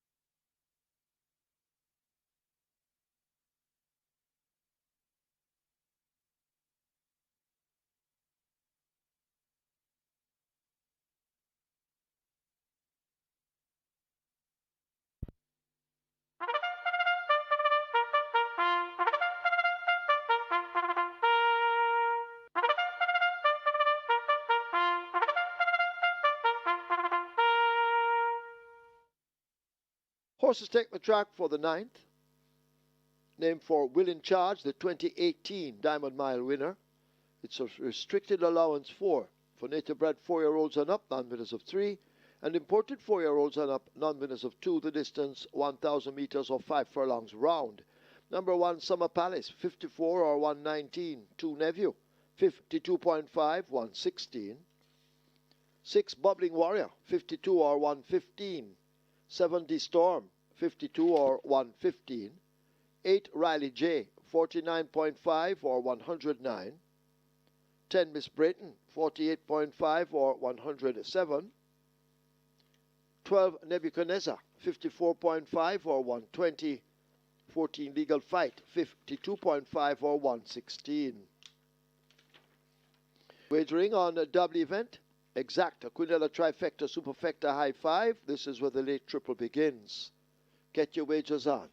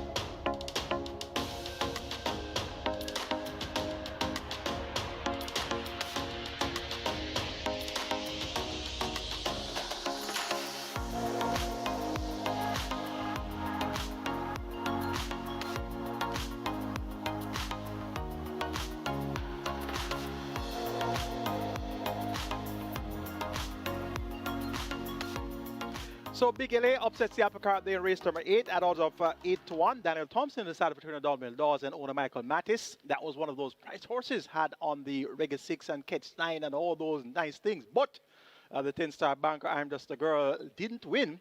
So it really defeats the purpose there. The banker loses, but we had this Big LA in the calculations there at odds of 8-1. 8 tickets are still live on the mandatory period catch dance, so into some big bucks already. $9.6 million is in the net pool there, and the Twilight 6 count now down to 86 with over 6.5 million in that net pool. So big dividends will be in the offing, whatever happens for the next 3 races. On to race number 9, start of the lead triple. Special minimum guaranteed payout for the Jamaica Racing Commission Diamond Mile Day. $1 million in the late triple minimum guaranteed payout. And we have a field of 14. They go 1,000 meters round or 5 furlongs round. It's a restricted allowance for native bred 4 years and up, non-3s, and imported 4 years and up. Nuns of 2, the purse 1.1 million. Top choice is number 1, Summer Palace. Tevin Foster rides for Jason Acosta and Ian Kong. Second last time out behind Duchess going 6 furlongs. Jordan on the inside has speed, has pace. From a level break, I'm expecting Summer Palace to go to the lead and maintain the advantage all the way around. The course number 11 is confidence is high, and certainly Peter Dunn-Brassard, having had a triple so far on the card, his confidence must be high. The Dawkins picks at Lamont, second time latest about confidence is high, and this one was an easy win on debut. Hamilton 4/5 in the over the straight course, beating stablemate Never Despair, Secret Sensation was second, so this confidence is high. Can be anything, could very well be better than these, so it's due the word of respect at 7-5. And number 8, Riley J, sent off at 2-1 last time out, but unable to justify the support. 6 miles 7 lengths to Duchess, Summer Palace, and Margarita. Tajay Saku riding extremely well, and he rides there for Gary Crawford and owner Kevin Witter. 4-1, still strong silver confidence there in the chances of Riley J. And Nephew should be thereabouts as well. Second last time out to Balmore, and he is an imported colt. Demar Williams ride for Owen Sharp. Make it 1-11-2-8 in race number 9. Summer Palace over confidence is high. Nephew and Riley J.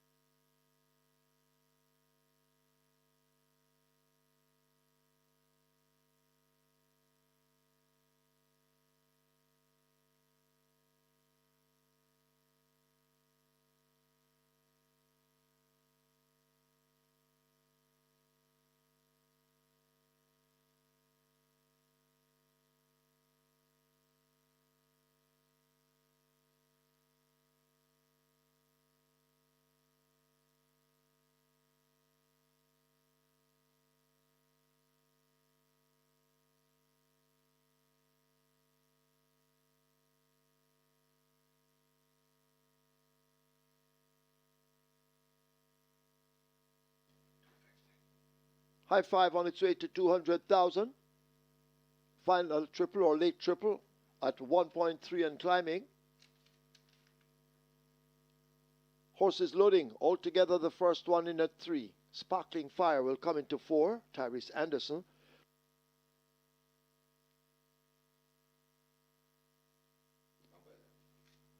So horses loading. Bubbling Warrior they try with. Lauren's Secret in at 5.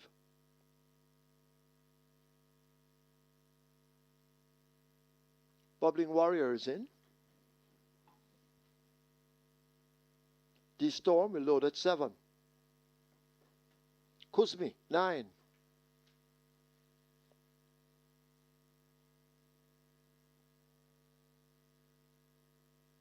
Confidence is High, the favorite, being led to 11. Confidence is High is in. Peter John Passad already has 3 wins. He's looking for 4 with Confidence is High. And Mastilis joins them.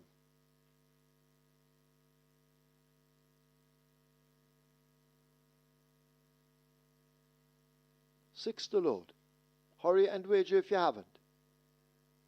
Rider off Miss Brayton being led to 10. Neville walking to 2.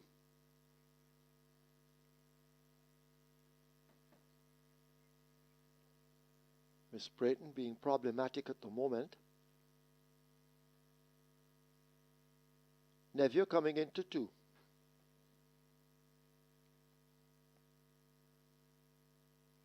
Rider off Summer Palace.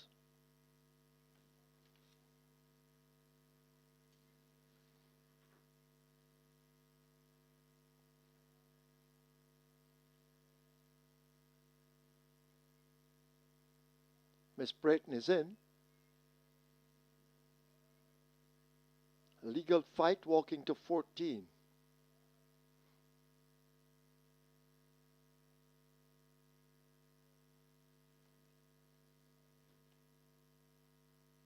Legal Fight is in. We wait on Riley J, Summer Palace Riderless, and Nebuchadnezzar. Hurry, get your wagers on. You're running out of time.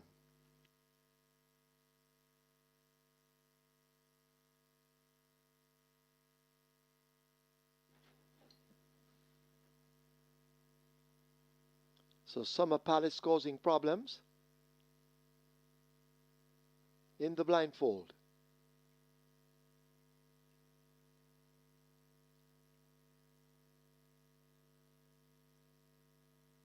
Summer Palace running to gate 1. Now goes in. Tevin Foster looking for 2. He'll climb aboard. We wait on Riley J and Nebuchadnezzar.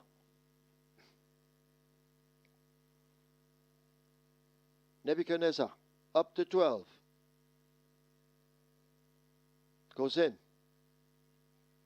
Riley J will be the final one at 8. Riley J moving forward to gate 8. Goes in. Field in line. 5 furlongs round. They're off. A Legal Fight misses it along with the Storm. Kuzmi has a setback and is racing toward the back of the field. Summer Palace and Neville, they mix it up on that lead as they arrive at the half mile. Summer Palace going on from Neville. Altogether is 3.5 to 4 lengths in behind them. Sparkling Fire and Bubbling Warrior run as a team. Miss Brayton races next, possibly a dozen lengths off that lead. Almastilis and O'Reilly J. Confidence is High. The favorite has a mountain to climb from there along with the others. Nebuchadnezzar and Lauren's Secret follow up. Then the Storm Legal Fight at Kuzmi at the back of the field. They're coming now toward the top of the lane, and Summer Palace and Neville continue their war up front. Summer Palace on the rail. Neville on the outside now sticks the nose in front. Here on the inside, that's Bubbling Warrior further back with Miss Brayton. Confidence is High, making late ground against the fence, but Neville and Summer Palace continue their war up front. Neville just the leader under Demar Williams. Summer Palace and Tevin Foster, and it is Neville and Demar Williams getting the better of Summer Palace. Confidence is High. The favorite runs on for third. Then Lauren's Secret could be Miss Brayton over Bubbling Warrior.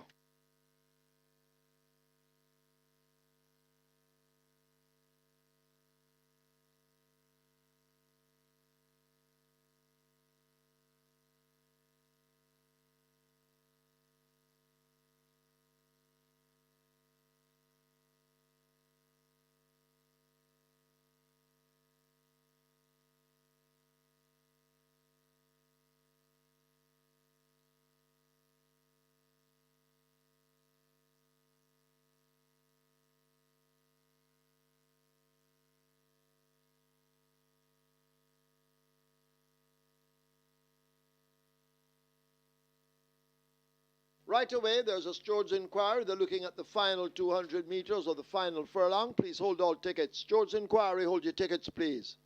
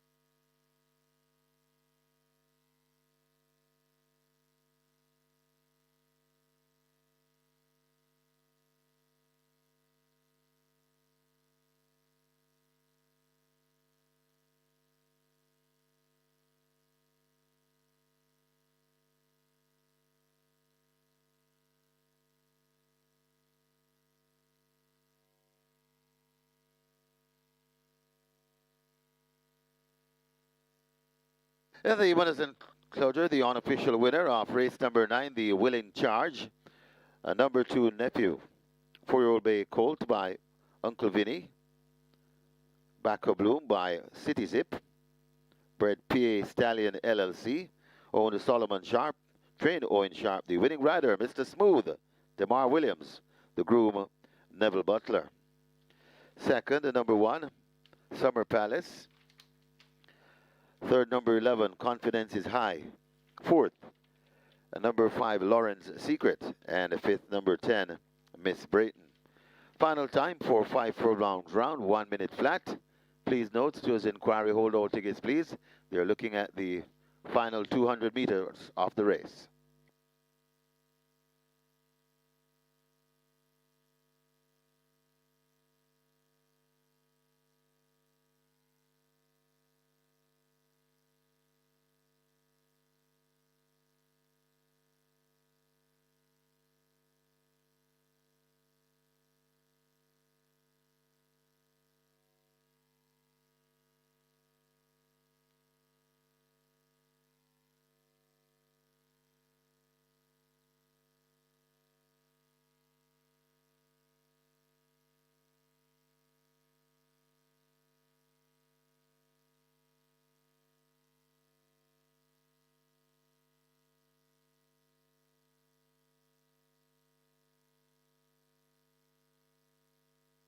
So as well as this George inquiry, we now have a jockey's objection. Second past the post, Tevin Foster and Summer Palace objecting against first past the post, Demar Williams and Nephew.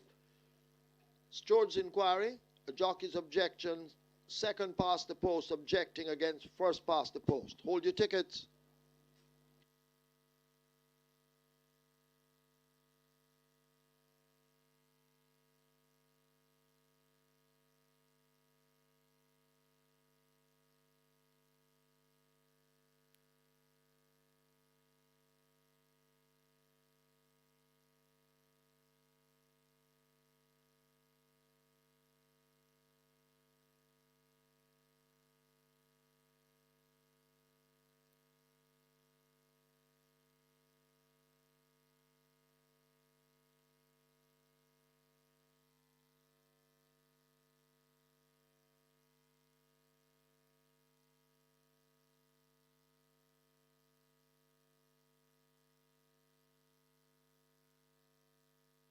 They're off.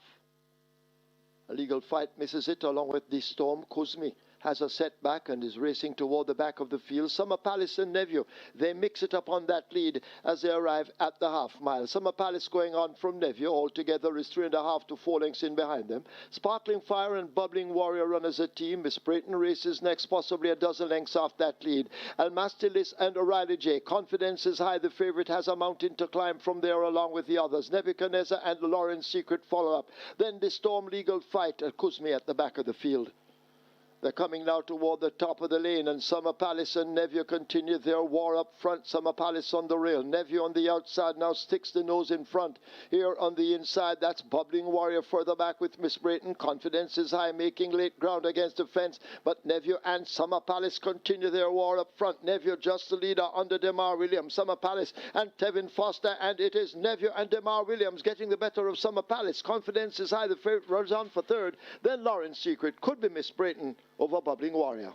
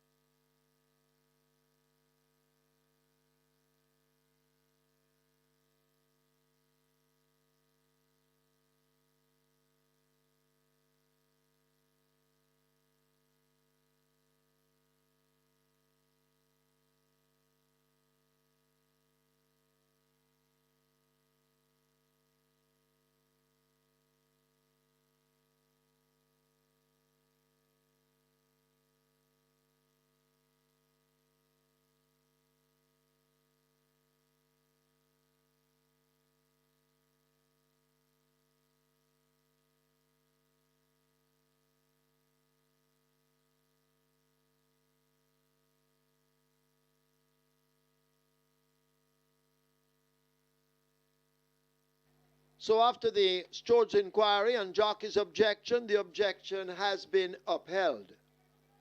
First past the post, number 2, Nephew, disqualified and placed behind horse number 1, Summer Palace, for continuous intimidation and interference from the 300 meter to the finish. The new placings: first, number 1, Summer Palace; second, number 2, Nephew. The rest remain as is. Have a look at your monitors. for a replay of the incident.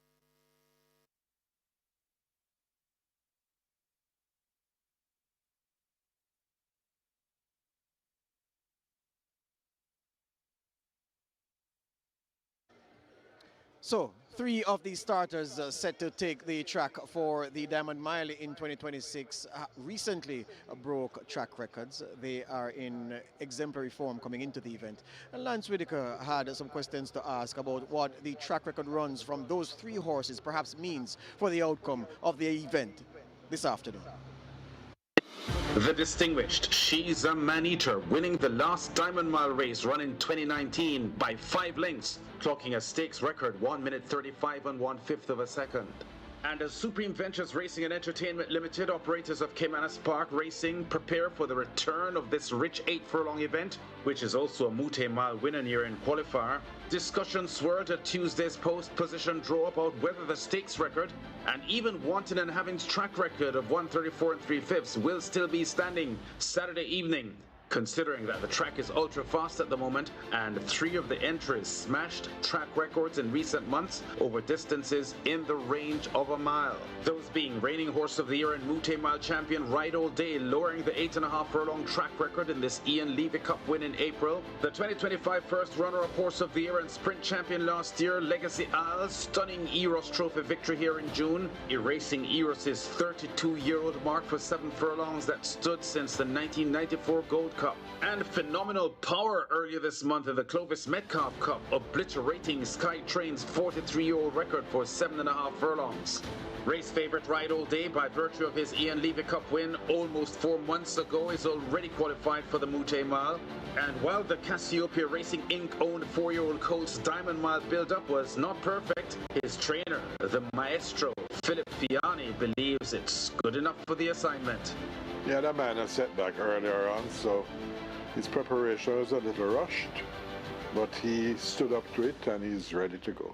He has had a good steady preparation and he's at the point I want him to be for this race. Ride All Day has only raced once so far this year, but in the past week he breezed impressive exercise gallops. 124 for 7 furlongs and 59 and 3/5 for 5 furlongs. Clear signs for Fiani and his veteran rider Ian Spence that the colt is ready. It's always a concern when you're not what you would call race fit, but he's the type of horse that doesn't need races to get fit. He's good. He's 100% ready. Preparation is pleasing, comfortable, just as we wanted. At 61 years old, Spence has buckets of experience at Caymanas Park, and he pours disdain on any debate questioning whether Ride All Day is the nation's best horse. I don't have to tell you if he's the best horse. I'm sure you say he's the best horse in the country.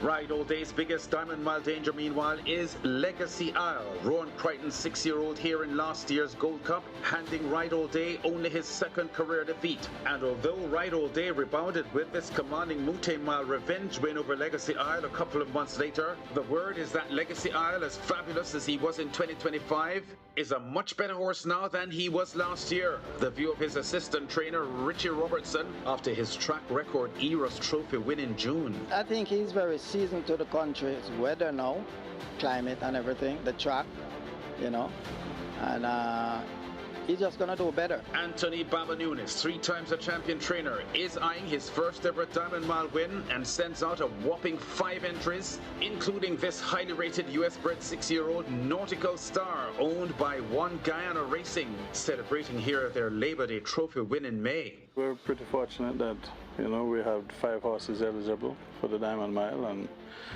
you know, each of them have their different characteristics, and I expect them to run their best race. Everything has gone smooth. I have no complaints up to this point. A top 3 finisher in 3 stakes races in the USA, Nautical Star is considered the best entry for Nunes, who had 3 runner-up finishes in the Diamond Mile with Big Daddy Cool. Nunes, though, left Nautical Star at home when he swept the Viceroy Trophy, with other Diamond Mile entries just over a month ago. The 3-year-old colt Sir Don scoring ahead of Over Revolution and Neo Star.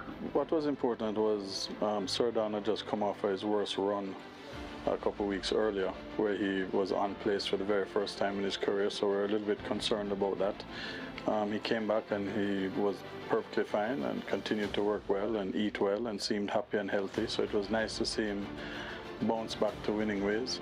Of Revolution was coming off of a little layoff, so he just got a little tired at the end, and Sir Don ran him down and beat him. And what can we say about the 2024 Horse of the Year and Mute Mile winner? Not a popular pick, Fun Can't Done going in, but his astute champion trainer, Jason DaCosta, no.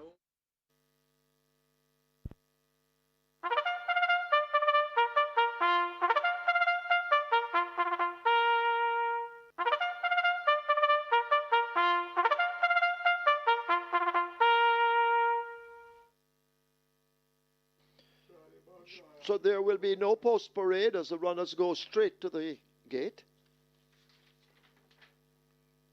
This is the Shiza Manita, winning in 2017 and again in 2019. It's for 3-year-olds and up. It's a claiming event, 1.5 million to 1.2 million. The distance 1,500 meters or 7.5 furlongs. Number 1, Brenda Boy, 54.5 or 120 pounds. 2, Shooting Star, 52.5 or 116. 3, The Soul Warrior, 55 or 121. 5, Taurus Boy, 55 or 121. 6, Rani Bangala, 52 or 115. 7, Wayne's Princess, 52 or 115. 10, Unruly Dawn, make the rider Chaje Suku. 11, Crown Chaser, of 54.5 or 120. Reminding you, the claiming tag for all of those being claimed, those that did not get the waiver, $1.5 million. Wagering on double event, this is the late double. Exacta, Quinella, Trifecta, Superfecta, High Five. The late double on its way to 600,000. Get your wagers on.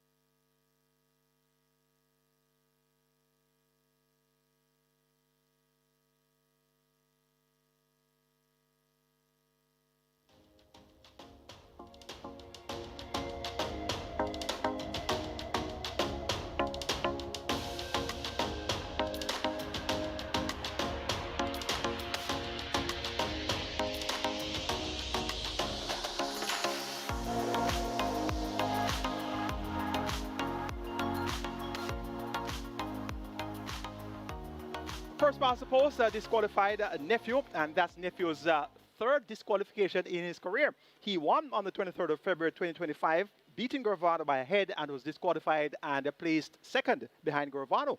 And he raced on the 7th of May, rather the 7th of March, on his seasonal debut. He was second by 7 lengths behind Balmore and disqualified from second and placed fourth. And today he wins. And rightfully, of course, disqualified for causing interference to Summer Palace. So that's the third disqualification of Nephew so far in now 8 career starts. And Tevin Foster aboard Summer Palace got a flying start and rode a good race there. And was awarded first place. Live ticket count on the catch line down to 2 with 9.6 million plus in the net pool. 206 live ticket count, 56 with 6.5 million plus in that net pool. Front of the gate being closed for race number 10. So I'll quickly tell you, it's 9, 8, 12, and 1. Inform Sonity and Chippy over WizKid, the head cornerstone, and the Brenda Boy.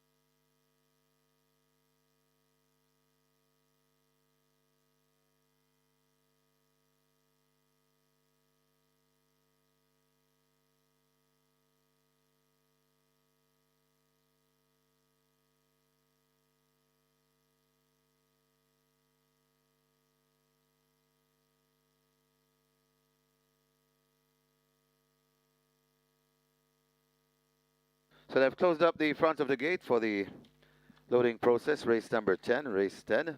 This one named for She's a Man Eater, 2017 and 2019. As the loading up about to start, Shooting Star the first one in. Horses loading for the 10th. Shooting Star is in at 2. The Soul Warrior comes to gate 3. Soul Warrior is in. They've opened gate 5. That's for Taurus Boy.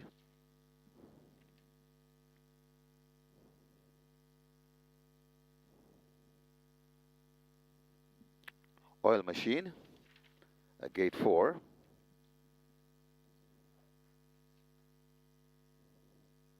Wayne's Princess, gate 7. Rani Bangala, gate 6. Wizkid comes into gate number 8.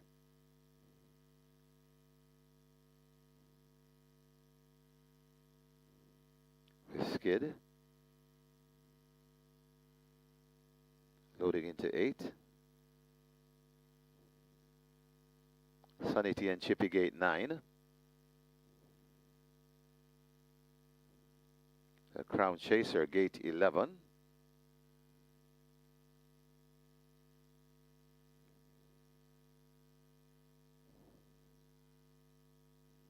Unruly Dawn, gate 10.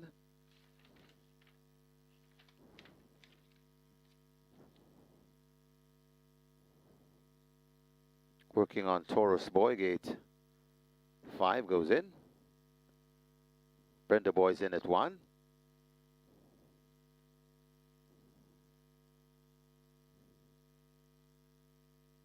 So the final one, the head cornerstone, to complete the line. 7.5 furlong the trip. The head cornerstone goes in, and we're ready for race number 10. Often racing. Brenda Boy misses it, and racing at the back of the field as there's a mad scramble going for the lead. As coming on the outside, that's the head cornerstone clearing them. So the head cornerstone on that lead from Shooting Star Racing back there in the second. Right there in third, that's Barani Bangala. Right against the rail, that's the Soul Warrior. Then comes Wayne's Princess back there in about fifth. Overtaking Wayne's Princess and going down into it, that's Sunny T and Chippy. Crown Chaser also in the mix on Rule It On. Right against the rail, that's Oil Machine. Wayne's Princess backing out of it and caught and overtaken by Taurus Boy. Then comes the Brenda Boy, and racing at the back of the field, that's Wizkid. They go past the 4 and head toward the 3. And on that lead and making the running, it is the head cornerstone trying to make the intention clear. The head cornerstone clearing them by about 4 lengths. Shooting Star still chasing in earnest, also trying to come on. That Rani Bangala, the head cornerstone, is first into the lane with just about less than 2 furlongs to travel. The head cornerstone in front. Shooting Star is still there, pestering all the while, coming to the furlong pole. The head cornerstone, Shooting Star left back into second. Rani Bangala gets going now. The head cornerstone keeping on from Shooting Star and Rani Bangala. The head cornerstone, a half a furlong to travel. The head cornerstone begins to go away, and it's 4 on the day for Peter John Passad. What a feat. And Ren Lewis, 3 on the day for Ren Lewis. Second, Shooting Star. Then comes Rani Bangala, Sunny T and Chippy. Back in 5th, that's Oil Machine.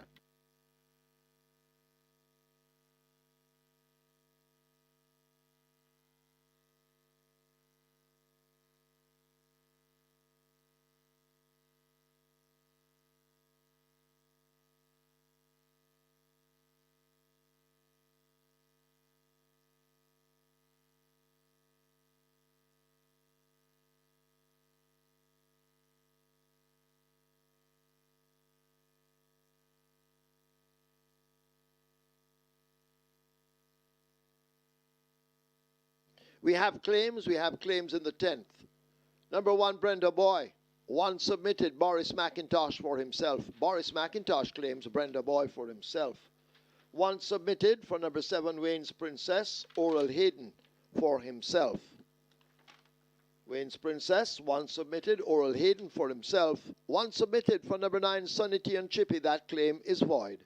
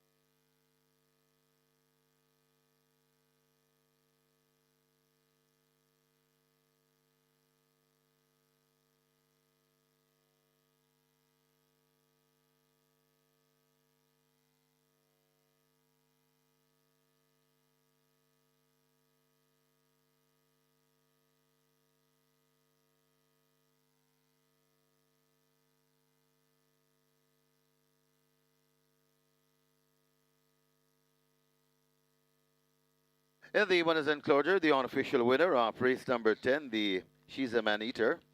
Number 12, the Head Cornerstone, a 7-year-old bay horse by Burn Identity. Soul of the Heart by Perfect Soul. Bred Alfred Matthew, own New Money Racing. It's 4 on the day for the chosen one. Well done, Peter John Passad, winning trainer. And the winning rider, 3 on the day for Action Pack, Ryan Lewis. Well done, Ryan. And of course, he's powered by True Shake Nutrition Shake. The groom, Kobe Anthony. Second, number 2, Shooting Star. Third, number 6, Rani Bangala. Fourth, number 9, Sunny T and a Chippy. And fifth, number 4, Oil Machine. Final time for 7.5 furlongs, 1:30 and 4.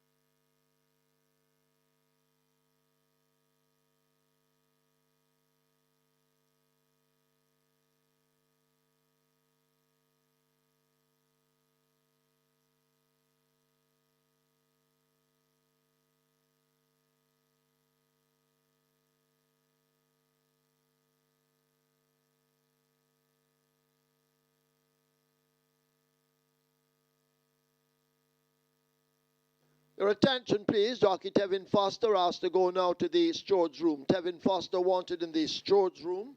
Result of the 10th official. Horses to the barn, 9, Sunny T and Chippy, 12, the Head Cornerstone. 9 and 12 go to be tested. Splits, 23-4, 45-4, 110-4. 7.5 furlongs raced in 1:30 and 4. The margins 2.5 by 1 1/4.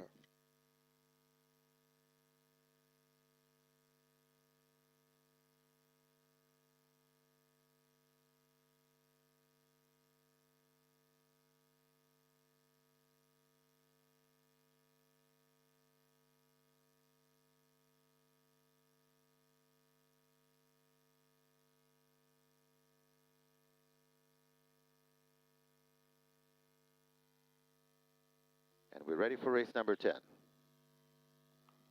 Often racing. Brenda Boy misses it and racing at the back of the field as there's a mad scramble going for the lead as coming on the outside, that's the Head Cornerstone clearing them. So the Head Cornerstone on that lead from Shooting Star Racing back there in the second. Right there in third, that's Barani Bangala. Right against the rail, that's the Soul Warrior. Then comes Wayne's Princess back there in about fifth. Overtaking Wayne's Princess and going down into it, that's Sunny T and Chippy. Crown Chaser also in the mix on Rule It On. Right against the rail, that's Oil Machine. Wayne's Princess backing out of it and caught and overtaken by Taurus Boy. Then comes the Brenda Boy and racing at the back of the field, that's Whiskey. They go past the 4 and head toward the 3. And on that lead and making the running, it is the Head Cornerstone trying to make the intention clear. The Head Cornerstone clearing them by about 4 lengths. Shooting Star still chasing in earnest, also trying to come on. That's Rani Bangala. The Head Cornerstone is first into the lane with just about less than 2 furlongs to travel. The Head Cornerstone in front. Shooting Star is still there, pestering all the while, coming to the furlong pole. The Head Cornerstone, Shooting Star left back into second. Rani Bangala gets going now. The Head Cornerstone keeping on from Shooting Star and Rani Bangala. The Head Cornerstone, a half a furlong to travel. The Head Cornerstone begins to go away, and it's 4 on the day for Peter John Passad. What a feat. And Ren Lewis, 3 on the day for Ren Lewis. Second, Shooting Star. Then comes Ronnie Bangala, Sonny T, and Chippy. Back in 5th, that's Oil Machine.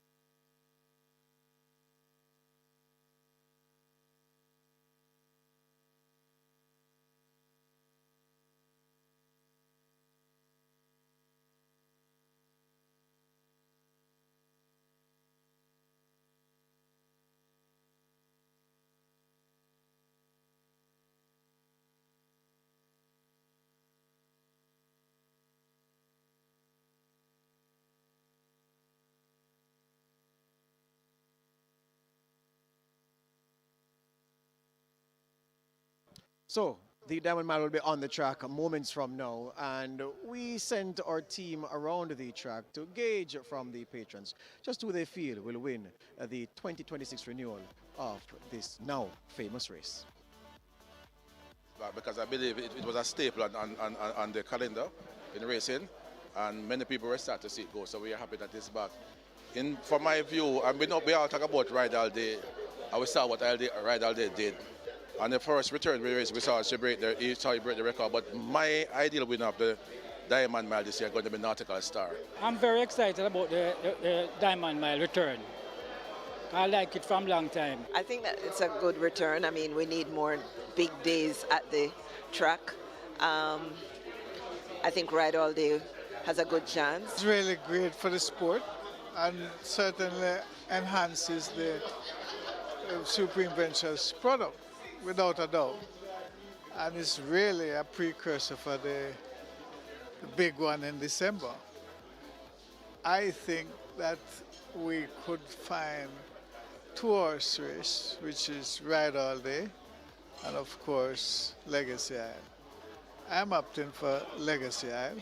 Nice to be return of the Diamond Mile, but Ride All Day is the better horse.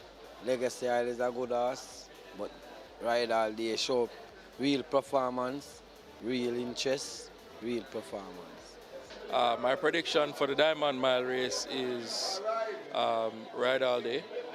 I have always been a fan of Legacy Isle, so I'm hoping with a suitable jockey that on return, he'll give Ronaldo a run for his money.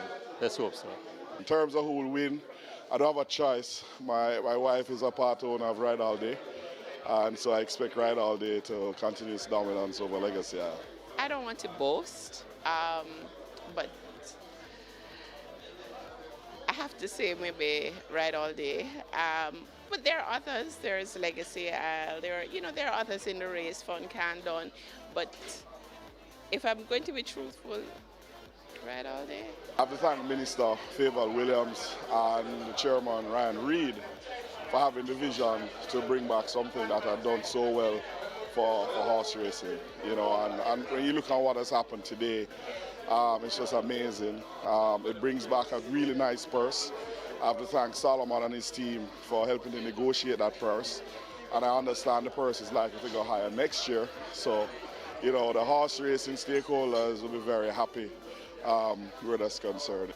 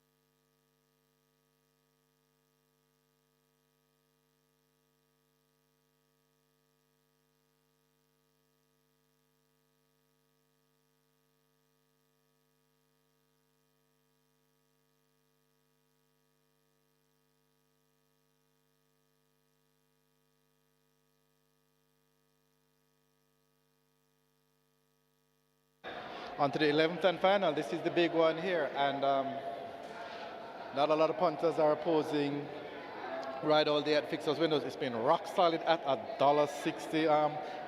There are Legacy Isle 320, a little bit of support away, so little, very little. It's really Ride All Day. They're all over it at $1.60. They're not really interested in much else. It's raw, Ride All Day at Fixers Windows. So good bet you can do.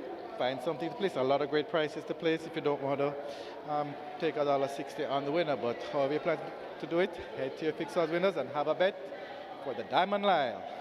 Good luck for race 11.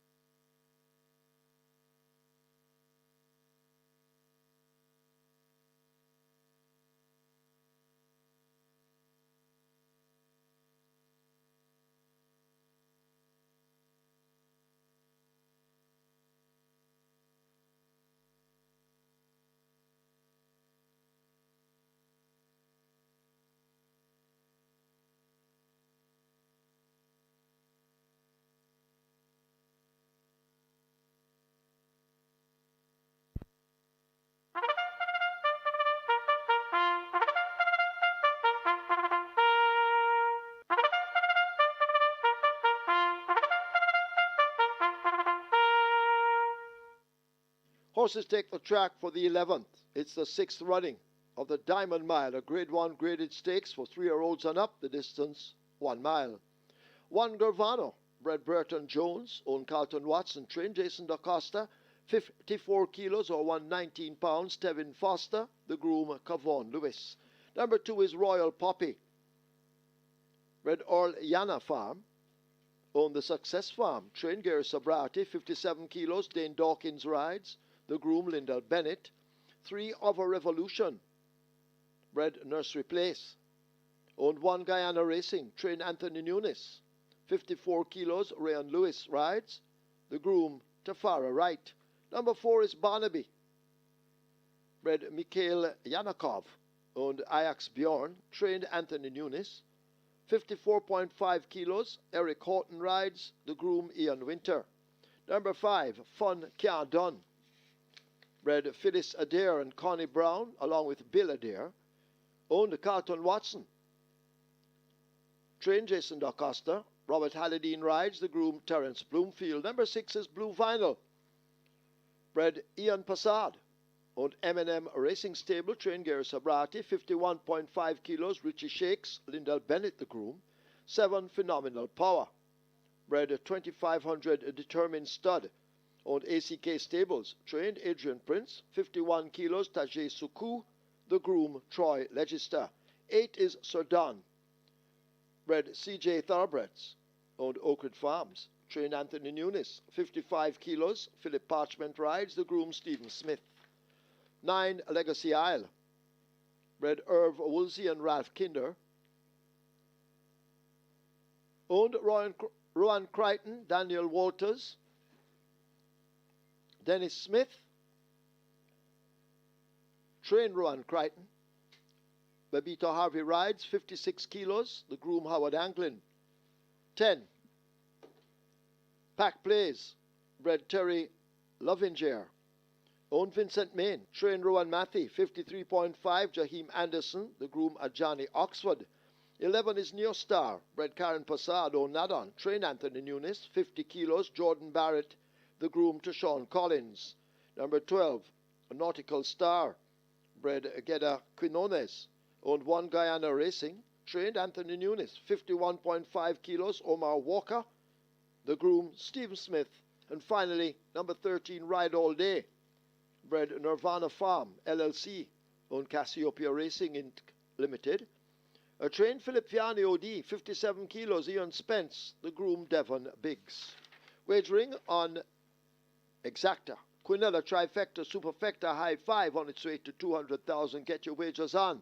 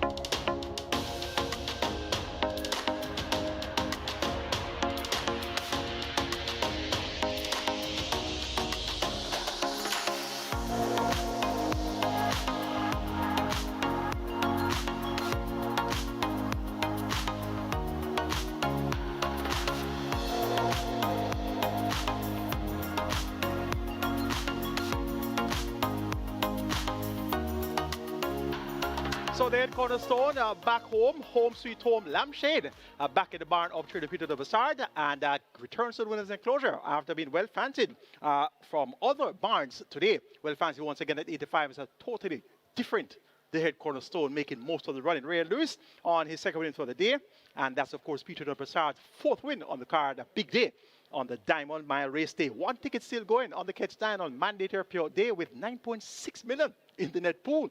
And we're on to the big race of the day, the sixth running of the Jamaica Racing Commission Diamond Mile. And after getting on to the total at 641 with 6.5 million plus in that net pool. So you're into some big dividends already, whatever happens here in the 11th and final, the sixth running of the Jamaica Racing Commission Diamond Mile. $10 million in purse money. 13 horses on the way to the gate. Let's take a look. Top choice is the favorite, number 13, Ride All Day, reigning horse of the year. Had his seasonal debut on the 6th of April, won in a new track record for 8.5 furlongs, 1:40.14. Lowering Smile and leaves long-standing track record and won over Supernatural Power. And Barnaby has been setting the exercise track ablaze, won 24 flat for 7 furlongs on the 14th of July, and went easy 5.5 furlongs on the 20th of July, 106 and a fifth by 59.3. His favorite rider, Ian Dolly Baby Spence, picks up the mount, and he's aboard for the 7th occasion. He's 6 from 6 aboard Ride All Day, and he could very well make it 7 from 7 in the Jamaica Racing Commission Diamond Mile. Number 9, Legacy Isle, chance ride for Babita Harvey. He replaces the injured Radish Roman. We wish Radish Roman a speedy recovery.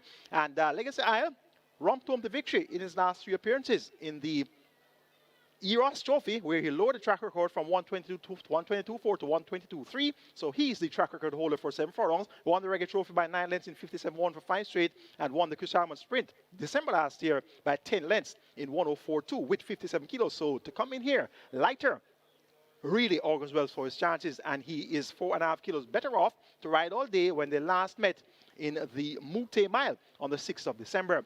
Number 12 is Nautical Star. 6-time champion jockey Omar Walker rides for Anthony Nunes. This one was sent off the favorite at 2-1 in his local debut in the Mute Mile. So definitely do a world of respect. Won by 6 lengths last time out, 135.3 at a mile, beating Barnaby. But prior to that was getting some 10.5 kilos from Legacy Isle and was only able to muster third. So worse off at the scale with Legacy Isle is Nautical Star, but a big run is expected. At number 7, Phenomenal Power, the other track record holder, 7.5 furlong track record, lowered by Phenomenal Power from 129.2 to 129 flat. That record held for many decades by Skytrain. So Phenomenal Power with 51 kilos, Antaje Sekou, riding extremely well, could very well give them a run for their money. It's the 6th running of the Jamaica Racing Commission Diamond Mile. I'm going 13, 9, 12, and 7. Ride All Day over Legacy Isle, Nautical Star, and Phenomenal Power.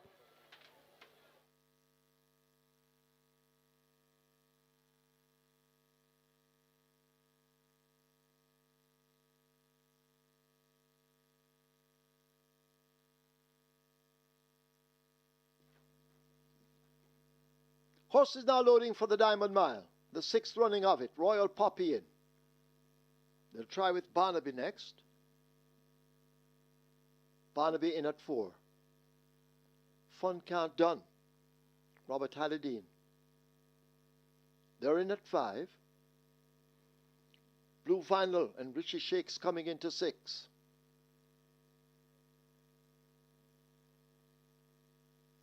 Blue Vinyl coming into 6. Blue Vinyl is in.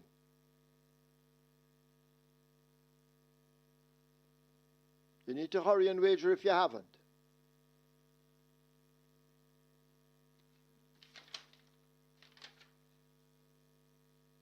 Neo Star loads at 11. The rider will climb up.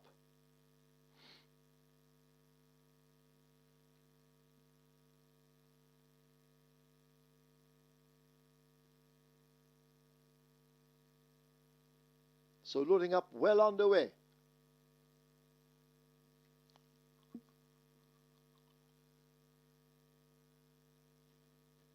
Phenomenal Power will load at 7. 9-1 in the wagering, this Phenomenal Power. So done.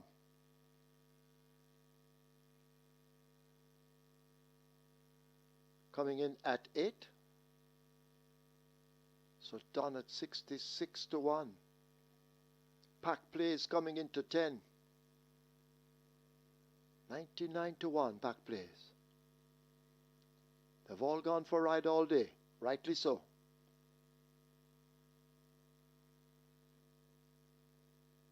Legacy Isle being led to 9. Pepito Harvey getting a chance ride. Radish Roman injured and out. So Legacy Isle backs away. They'll try again. Legacy Isle is in. Of a Revolution we wait on. Ride All Day not yet in. Nautical Star not yet in. Gravana was loaded at 1. So we wait on Nautical Star and Ride All Day. Nautical Star well supported at 3-1. Ride All Day the favorite at 4-5 as expected. Winner of the Mute Mile. This Ride All Day.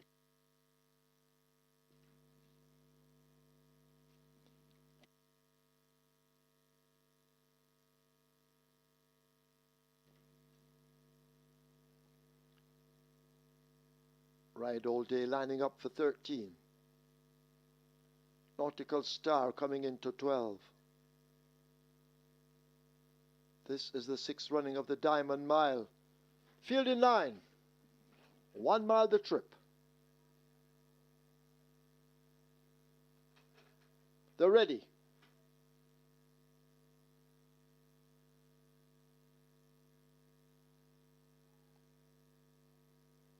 Waiting on the starter to send them off.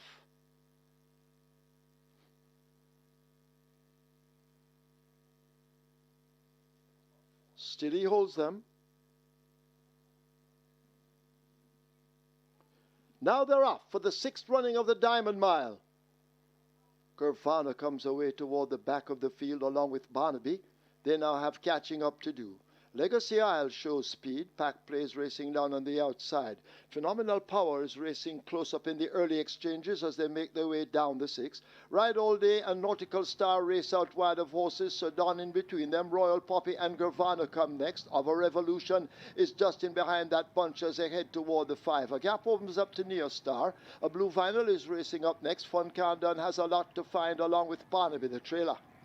The field make their way toward the half mile in the Diamond Mile, and the tempo now beginning to increase, and a Phenomenal Power has now taken it up. Legacy Isle a half a length down, these two pressing hard. Pack Plays has faded 3 lengths in behind the leaders. Nautical Star is wound up for run as they arrive at the 3/8 pole. In behind them, that's Gravana. Ride All Day has a lot to find and now asked to do so. In behind them, that's Of a Revolution, then Sedan. Royal Poppy races next. A gap opens up to Neo Star and the rest of the field, but Phenomenal Power brings them into the lane. Legacy Isle is traveling on the outside. Phenomenal Power holding the lead. Legacy Isle drifting out to the right under pressure. Gravana trying to close up, but it is Phenomenal Power inside the final furlong. Phenomenal Power opening up daylight here now with a run. That is Gravana. Phenomenal Power by 2.5 lengths. It's diminishing as they drive to the line. Phenomenal Power beats Gravana in the Diamond Mile. Barnaby flies for 3rd. Royal Poppy is 4th. Ride All Day Disappointing is 5th.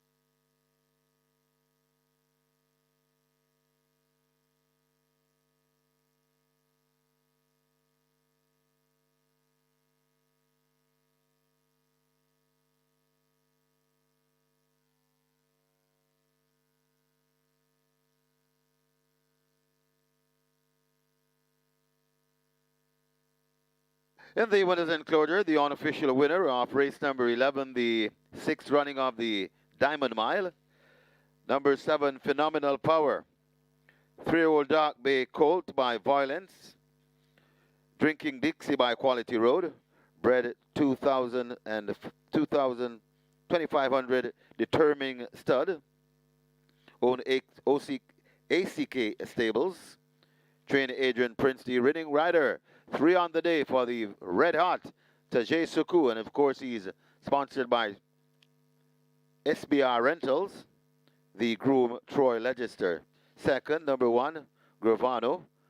Third, number 4, Barnaby. Fourth, number 2, Royal Poppy. And fifth, number 13, Ride All Day. Final time for 8 furlongs, 1 mile, 1:34 and 4.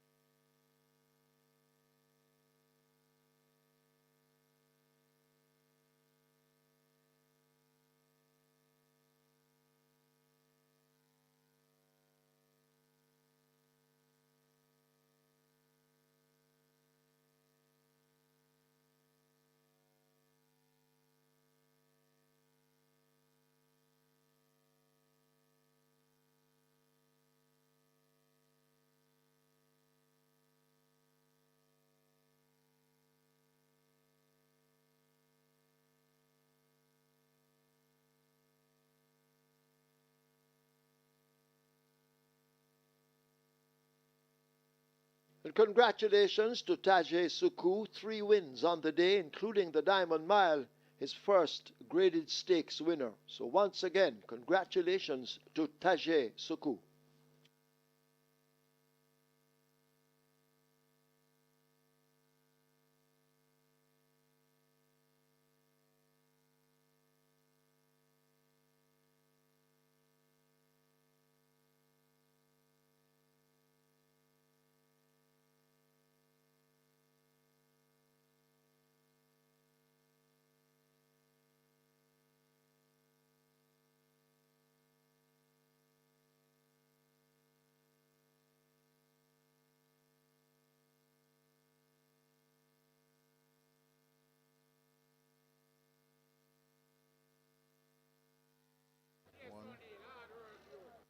The young rider, Tajay Suku, has had a phenomenal day on this Diamond Mile race day, and he booted on phenomenal power to win the Diamond Mile. Congratulations, sir.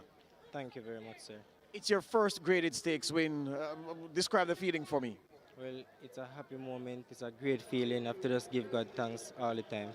Take me from the gate.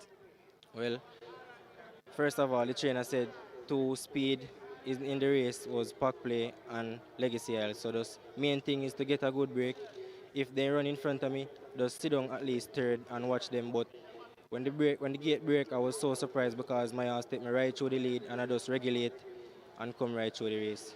I have to ask how much fuel you used to maintain the lead. Did you get a soft lead or did you have to ask him to hold that lead? Well, I didn't ask him that much because his potential, he take me right to the lead and I said I just bridle up and let him pace. At what point did you know you had the race won? Well, when the half mile called, because I realized the horse who was beside of me was Legacy Isle and I hear him asking his horse and I was just sitting. Coming up the lane, were you concerned that there was anything that would run you down or you were going so well you were confident you would hold it? Well, I was confident, yes, but I know that right all day in the race, which is a hard closer, so I was just trying to move as fast as I can from the quarter to try to finish the race. Anything you want to say to your fans today after this big performance from Phenomenal Power and yourself? Well, I want to congratulate myself for such a ride and all my fans that come out and support. It's a great feeling and a great day. Congratulations again. All right, thank you very much. Tajay Suku, the winning rider, Phenomenal Power, winning the Diamond Mile. The trainer walks into the shot. Trainer, congratulations. Thanks, Mr. Davis. Second generation, your father Tyrone Prince knows these parts and you are making your way and making an impression. Looking at the horses on the overnight, did you fancy your chances looking at the competition or were you scared of anybody? Tell me the truth. Well, honestly, I give myself a great chance based on the handicap and how the horse progressing out the last race.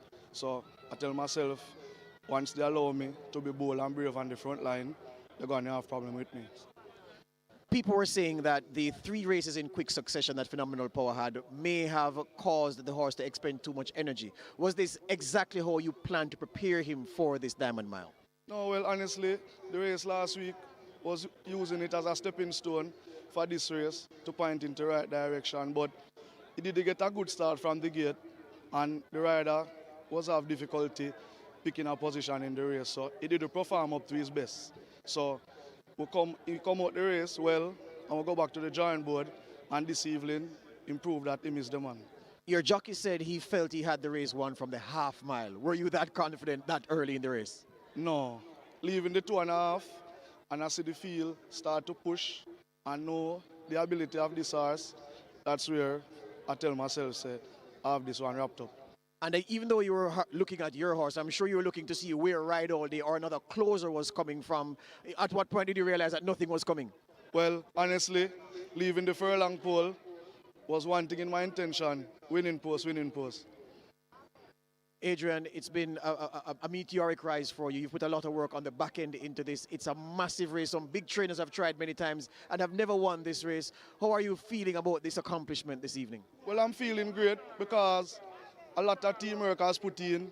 Mr. Hines, Everton Russell, we're up early in the morning and putting in the work, and it could have done without a teamwork this afternoon. So I give God thanks. And you send a message to all the other owners that this proves that if you get a good horse, you know what to do with them. Very, very sure. Congratulations again, man. Thanks, Mr. Davis. Adrian Prince there, the trainer of Phenomenal Power. An absolutely smashing performance in the Diamond Mile for 2026. The big favorites nowhere to be seen. Phenomenal Power under Tajay Suku running away, a rightful winner. Now they're off for the 6th running of the Diamond Mile. Gervana comes away toward the back of the field along with Barnaby. They now have catching up to do. Legacy Isle shows speed. Pack plays racing down on the outside.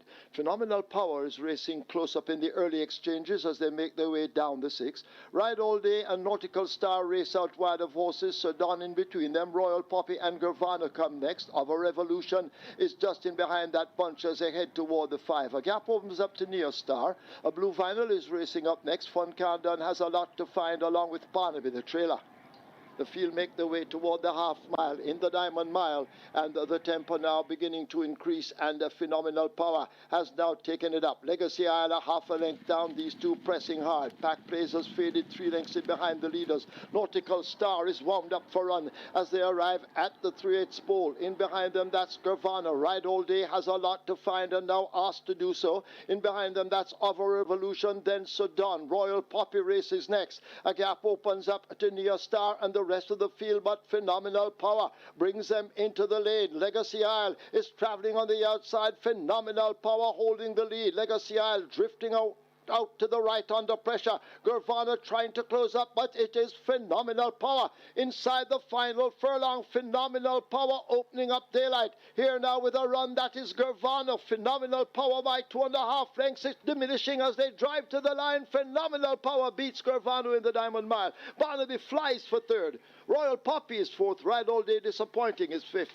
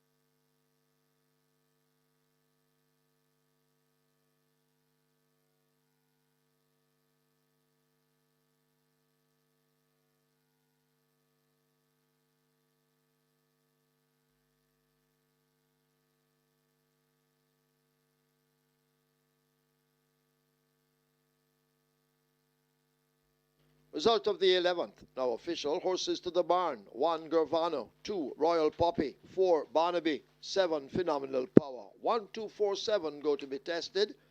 Splits 23-2, 45-1, 109. A mile raced in 1/5 off the track record. 134.4. The margins are 1 by 2.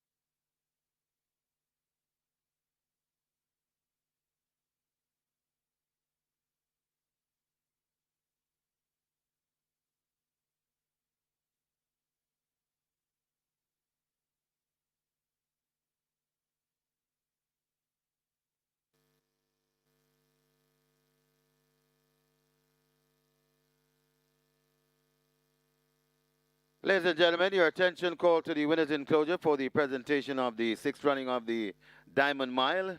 Making the presentations, Ryan Reed, chairman, and for BGLC and JRC. Firstly to the for the winning owner, represented by Shauna Isaacs and Rowan Daly, collecting for ACK.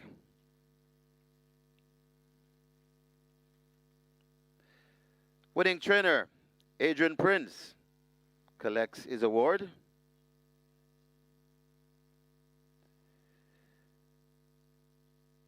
Mr. Reed will also present to the winning rider, Tajay Suku, 3 wins on the day. The very hot apprentice, Tajay, doing very well, winning his first graded stakes race. Congratulations. Mr. Reed will also present to the winning groom, Troy Legister, represented by, well, first to the winning breeder, represented by Tashai Rose.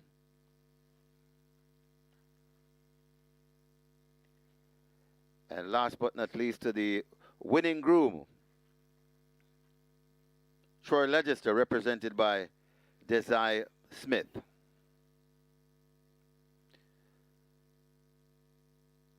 Congratulations to the winning connections. Race number 11, the 6th running of the Diamond Mile.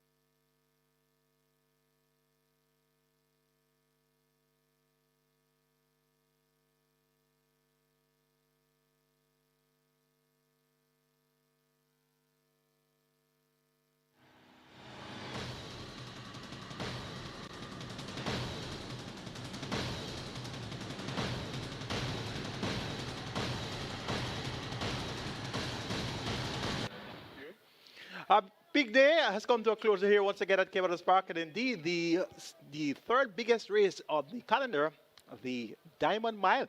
A purse of $10 million up for grabs today, and that was the big feature, the 11th and final event. Just before we get to that replay, though, the leading lights on the car, Teresa Koo, started the show with a hat-trick. He's riding extremely well, and Tevin Foss had a double, and so did Ray and Lewis. So 3 riders were responsible for 7 of the 11 winners ridden today. Triple Saku, double Foster, and double for Ray and Lewis. And in the trainer section, Peter Dunn-Passard started the show with a 4-timer. So a big day there for trainer Peter Dunn-Passard. We have the 11th and final, the 6th running of the Jamaica Racing Commission Diamond Mile to replay.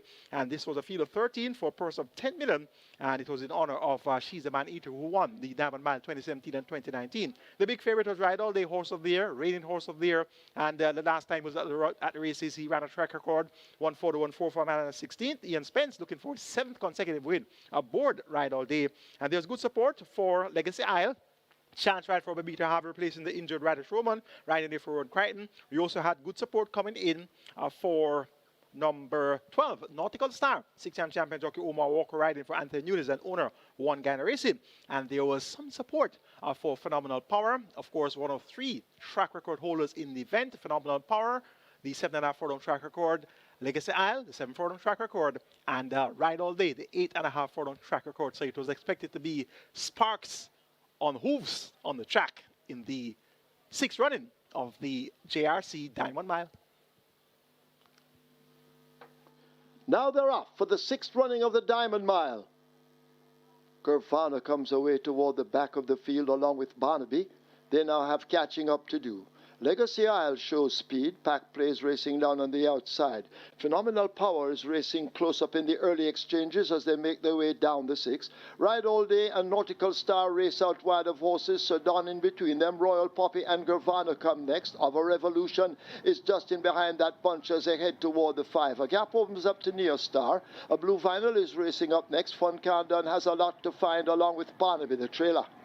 The field make their way toward the half mile in the Diamond Mile, and the tempo now beginning to increase, and a Phenomenal Power has now taken it up. Legacy Isle a half a length down, these two pressing hard. Pack Plays has faded 3 lengths in behind the leaders. Nautical Star is wound up for run as they arrive at the 3/8 pole. In behind them, that's Gervana. Ride All Day has a lot to find and now asked to do so. In behind them, that's Of a Revolution, then Sedan. Royal Poppy races next. A gap opens up to Neo Star and the rest of the field, but Phenomenal Power brings them into the lane. Legacy Isle is traveling on the outside. Phenomenal Power holding the lead. Legacy Isle drifting out to the right under pressure. Gervana trying to close up, but it is Phenomenal Power inside the final furlong. Phenomenal Power opening up daylight here now with a run. That is Gervana. Phenomenal Power by 2.5 lengths. It's diminishing as they drive to the line. Phenomenal Power beats Gervana in the Diamond Mile. Barnaby flies for 3rd.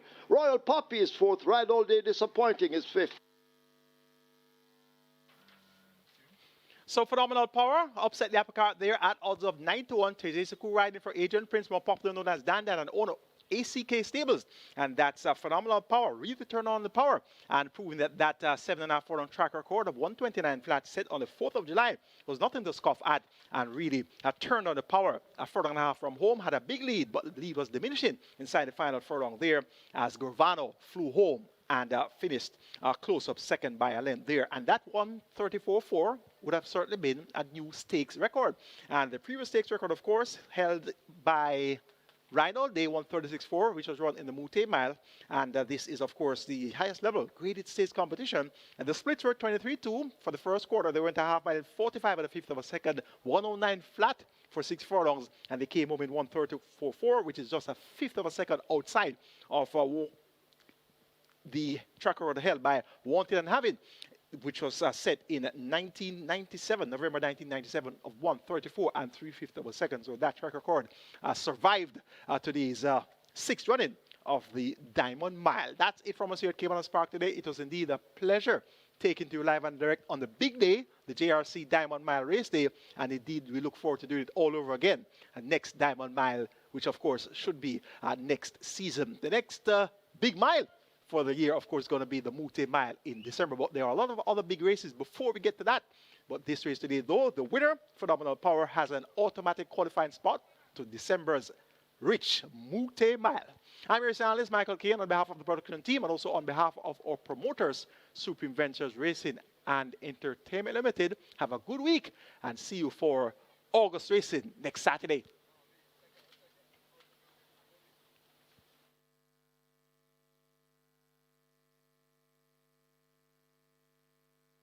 Thank you.